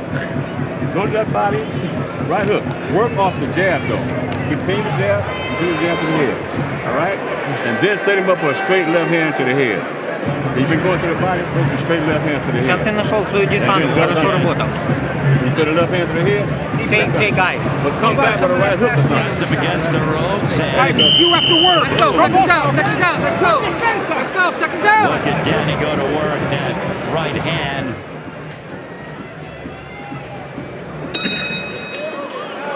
As we are into the 6th round. This one is scheduled for 12. Ray Forrest ringside here. Happy New Year, everybody. Great to be with all of you. Here at Barclays Center, Danny Garcia, the former 2-division world champion, taking on Ivan Redkach.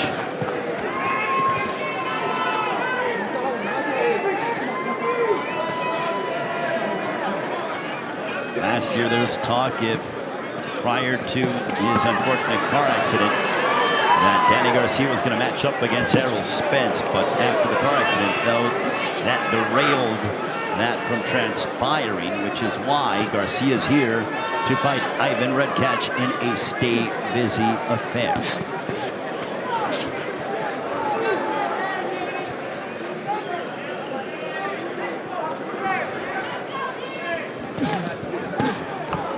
There's a right to the body by Danny Garcia.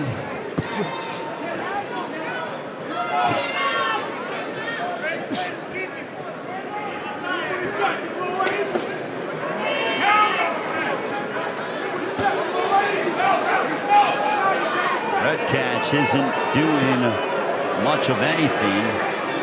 And if you're Redkach, you don't want to wake up tomorrow morning saying, I let a golden opportunity slip past me. There's a right hand, back it up. Redkach Danny pounding away on the body.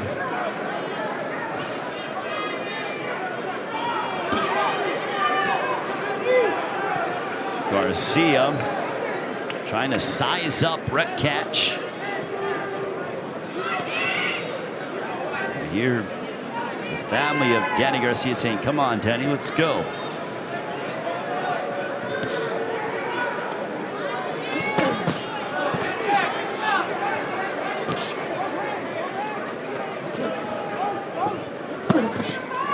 There's a right hand by Garcia that connected on Redkach.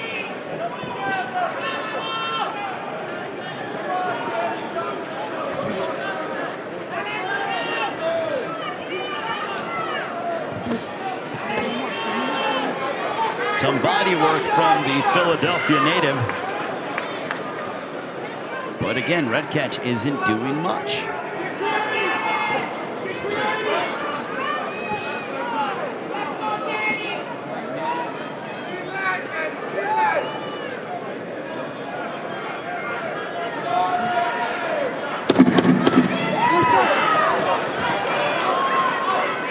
Final moments of the 6th round between Danny Garcia and Ivan Redkach. That ends the round. We're halfway home. Former 2-division world champion Danny Swift Garcia makes his long-anticipated return to the ring. Danny Garcia! Moving up to conquer a 3rd weight division. But the merciless Jose Benavidez Jr. hopes to pull off a career-defining win. It's a 154-pound Brooklyn brawl. Danny Garcia versus Jose Benavidez Jr. Live from Barclays Center, Brooklyn on Showtime.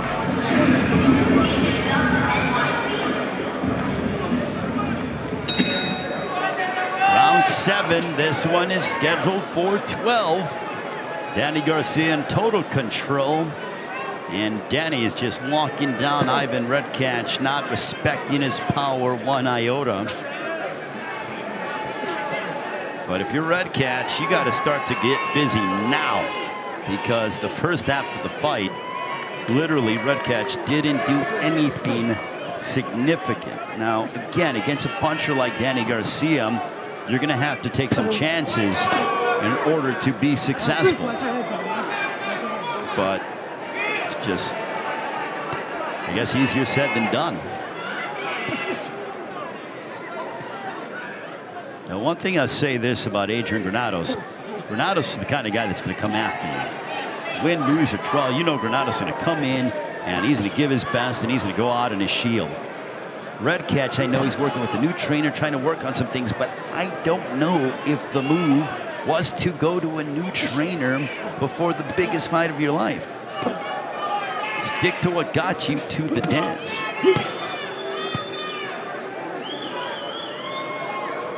I overheard the corner of Ivan Redkach that go, he's blocking punches, but he isn't throwing anything or answering back. So we are literally right next to the red corner, which is why I was able to hear some of that internal conversation going on. Danny Garcia is getting some work here tonight, though. If he had any signs of ring rust, then that is likely dissipated.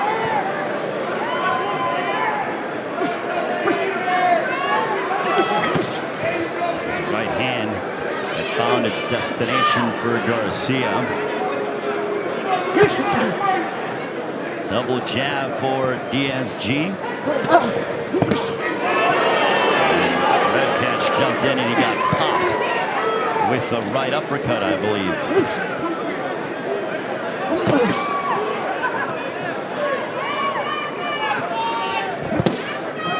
There's a right by Garcia.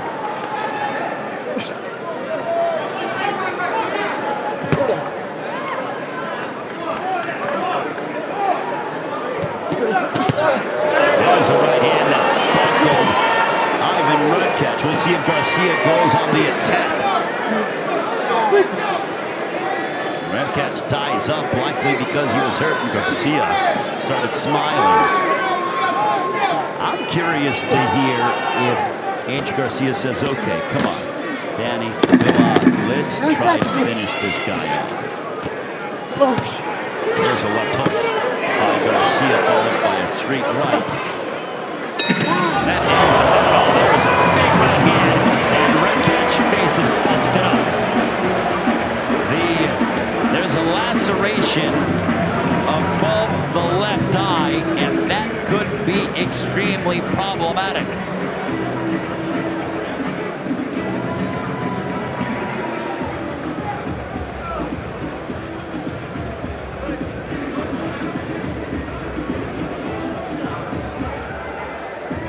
That's all right, you got it.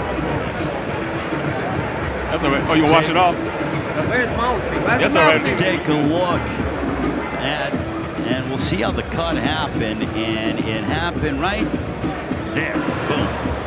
A sharp, short shot, accurate, buckled Redkach. And later on in the round, Danny Garcia went back to work, snapping the head back and started opening up, and Redkach walking gingerly to his corner. Round 8 scheduled for 12, and I already can tell right now by the mindset of Danny Garcia, he is getting active. The fans are behind him, and I think he is going to say, okay, enough of this toying around with Ivan Redkach. Let me try to finish him off. Now, on the contrary, if Garcia goes and tries to really finish him off, but gets caught in the process, then who really looks worse for wear? But Garcia is such a world-class fighter and has been elite for, I would even say, close to a decade. And he's still so young. That's what's crazy about Danny Garcia. Left hook to the body by DSG. And the right hand. Well, Redkach is starting to fade a little bit. You can see that his hands are coming down a little bit more. He sort of whisked away and tried to brush some of the blood from his left eye. But Garcia's in seek and destroy mode. Look at Garcia if he opens up.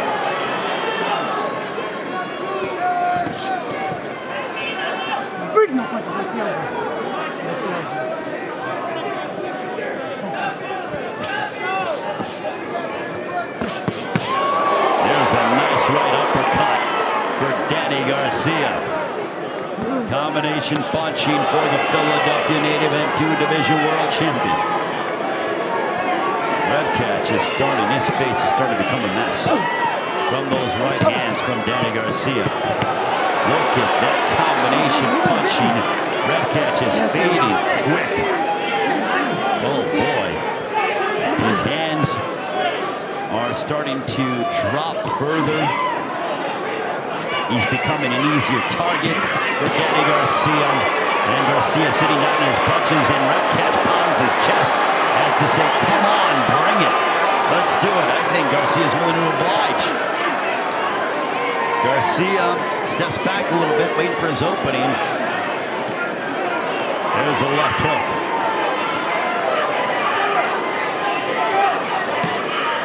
There's a right hand, backed up Redkach. Redkach, very nice guy, family man, very nice guy, but he's fighting Danny Garcia, who is one of the best at 47. A straight left partially blocked up by Garcia.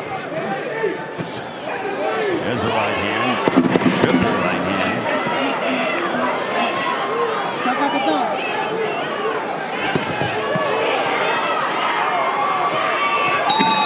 That ends the round. More of the Danny Garcia show.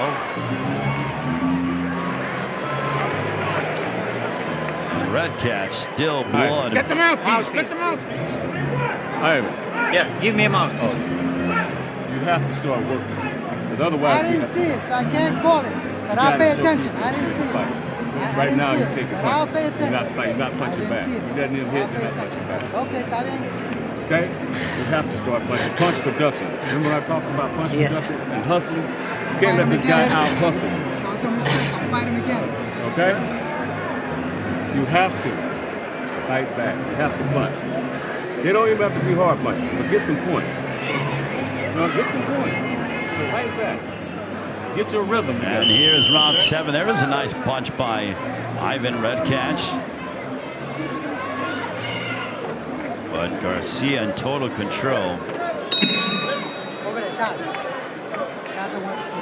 The doctor wants to take a look at Ivan Redkach. And they clear him right away. He's okay. They totally cleared him.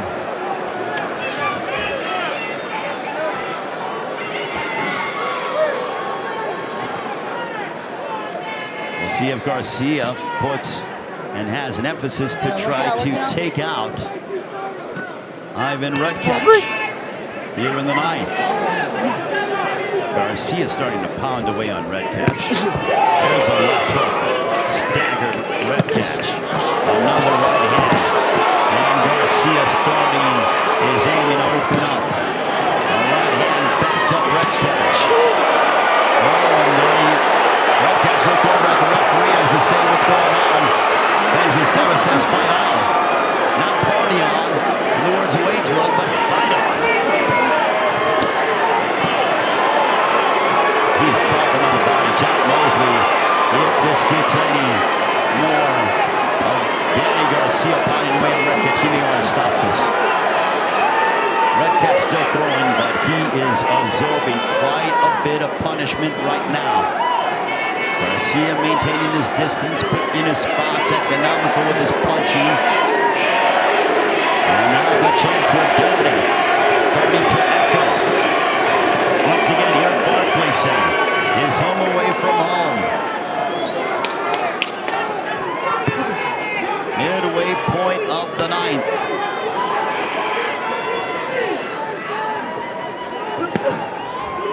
There's a straight left by Redkach.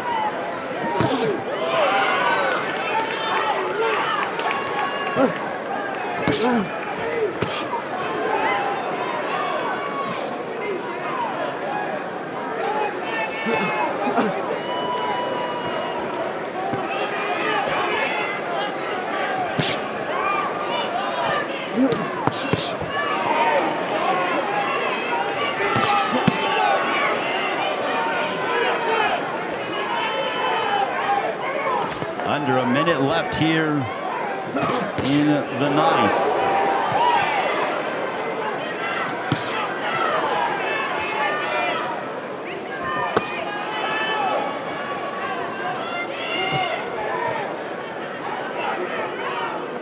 .30 seconds left here in the 9th. Danny Garcia toying and pounding away on Redkach whenever he deems necessary. A right hand backing up Redkach. It's damage. Aesthetically over. What a big laser right hand from Garcia. 10 seconds. We are nearing the conclusion of the 9th round as Danny Garcia is clobbering Ivan Redkach, and I'm sure they're going to have a talk in between rounds here. You got a second. Take a deep breath. And round 8. Take a look at it. Benji Estevez. It was like I think was he biting him on the neck? Did that really happen?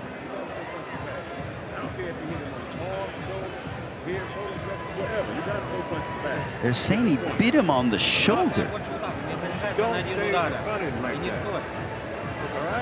Well, I've seen some bizarre things in boxing, but that is clearly. Let's go, seconds out, seconds out. Let's go, seconds out. Things that I have witnessed, if that was the case. Coming up on round 10, this one is scheduled for 12. There's a straight left for Redkach to start off the 10th.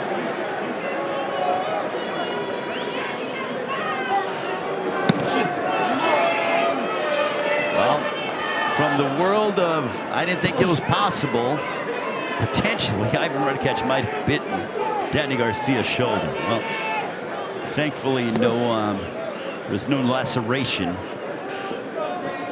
And they do have mouthpieces in, so awfully difficult to do that. But what I do know is Danny Garcia is in total control of this main event here at Barclays Center. Curious to see, assuming the cards are where they're supposed to be, who Danny will match up against next.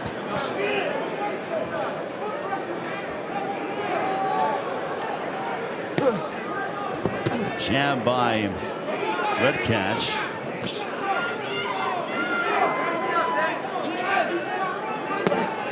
Redkach trying to jab his way in.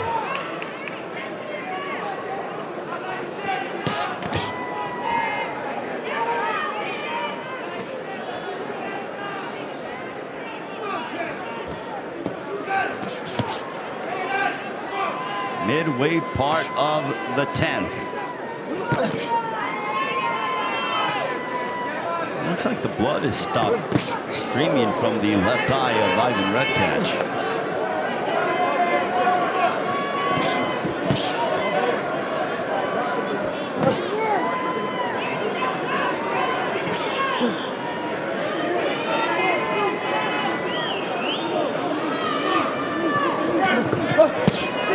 There's a sweeping right cross. Under a minute left here in the 10th. Break no punch. Ivan Redkach busted up, but still coming forward, still throwing some punches.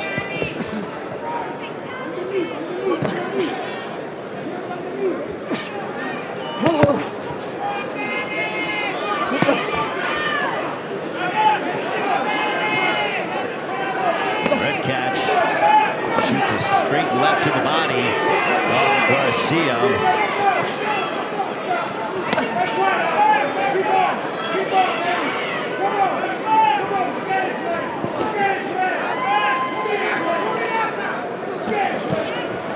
There's a right hand that backed up and smacked the top of the skull of Redkach.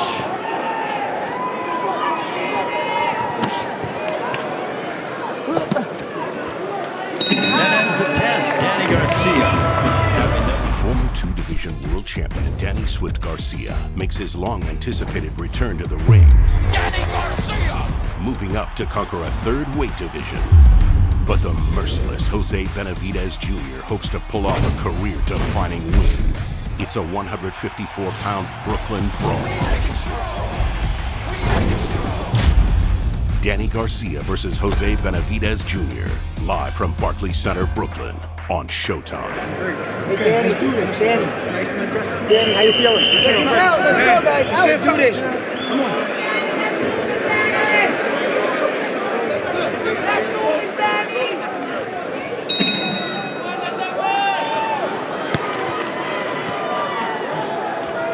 Round 11, this one is scheduled for 12.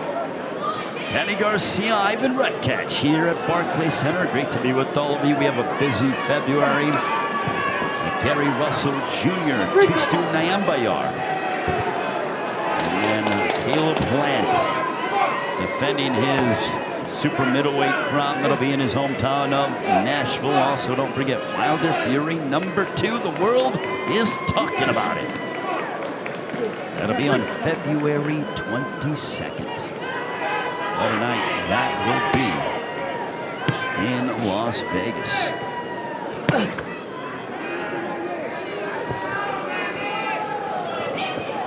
Round 11 scheduled for 12. Here, Danny Garcia.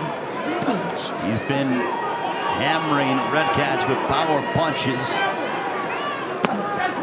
But Redkach has stood up to much of the damage. I mean, the theme here tonight has been workman-like decisions for what we've seen in our bouts tonight. Stephen Fulton dealt with some adversity against Arnold Haggai. Jared Hurd went ahead and defeated Francisco Santana. And Danny Garcia is hammering away upon Ivan Redkach whenever he sees fit.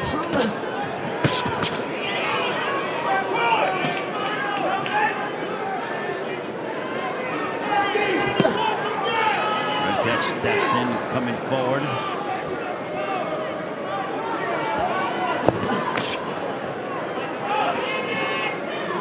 Under a minute left here in the 11th.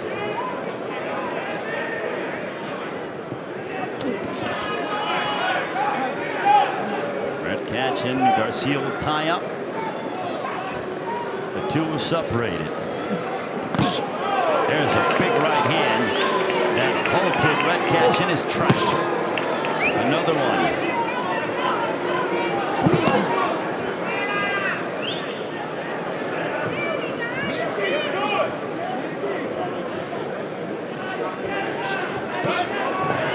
Garcia trying to step up the intensity a little bit. Garcia's not been in any danger whatsoever. 10 seconds, stop at the bell. Controlling Redkach whenever he wanted.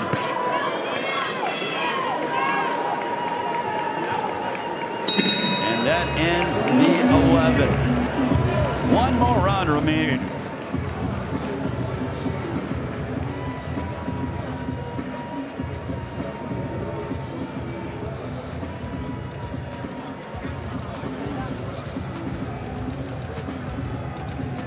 And here are some counters from Danny Garcia. Look at Garcia just pound away. Last round, good luck. And again, taking a look at it. Last round, good luck, guys. You talked about that in the gym. Well, I don't think you should stop with that. I want straight right hand. I want you to beat him the fuck up, but you let him in the fucking fight. Okay? You giving up these rounds, believe it or not. All right? I need you to go in there and beat him the fuck up. Let's go. Check us out. Get that stool. Let's go. Check us out. Check us out. Let's go. So, as we go and take a look at, for Danny Garcia, as they both exchange pleasantries. You know, if Garcia is unable to put away Ivan Redkach, I don't think that's necessarily a knock on him. But does it do him any favors? Probably not. Still, though, Danny Garcia is one of the world's best.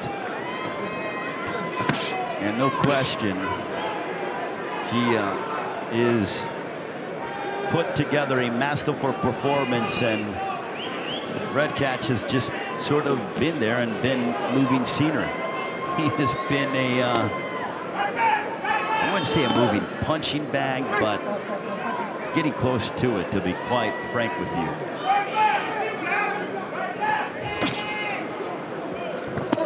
There's a straight left to the body by Redkach.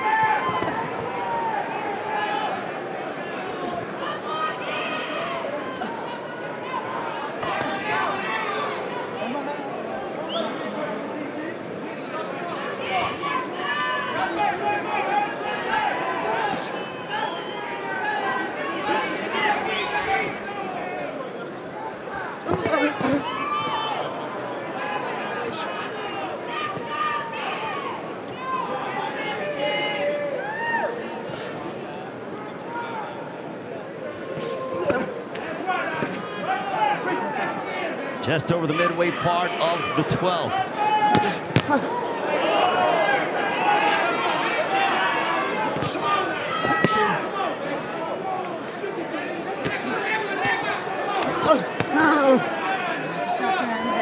Danny Garcia has been controlling this fight from start to finish. It's a way for him to get back in the ring after he wiped out Adrian Granados. And very interested to see what is next for Danny Garcia. That's for Ivan Redkach. Possibly stay at 47. Maybe drop to 40. Again, because I think that 40 is his best weight. But Danny Garcia went up, put together a clinic. And it has been all DSG here tonight before a terrific crowd here at Barclays Center.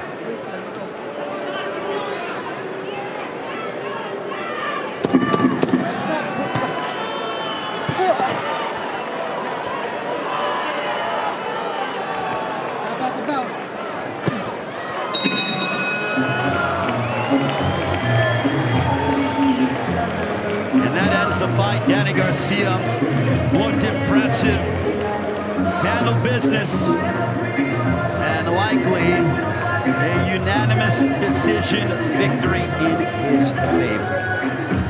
So the business has been had, and Danny coasted to a victory.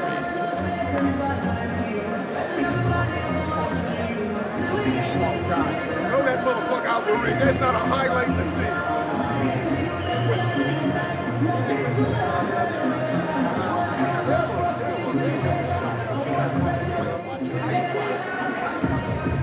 There's Danny Garcia. No. You wouldn't even mention it.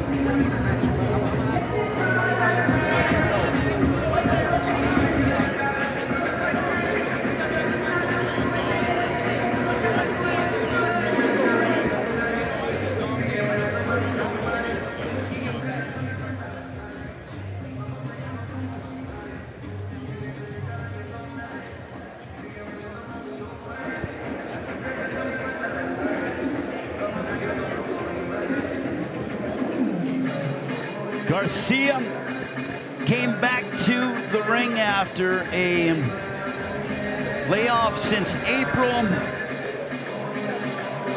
Won every round, should be 120 to 108 across the board. And we will see what happens.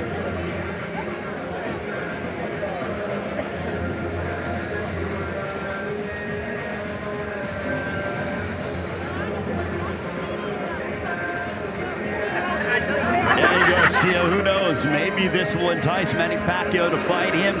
Potentially Errol Spence.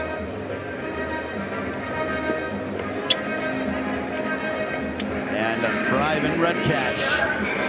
You were in the ring with Danny Garcia for 12 rounds, and likely, I believe Jimmy Lennon Jr. has the decision. And let's draw it to a close.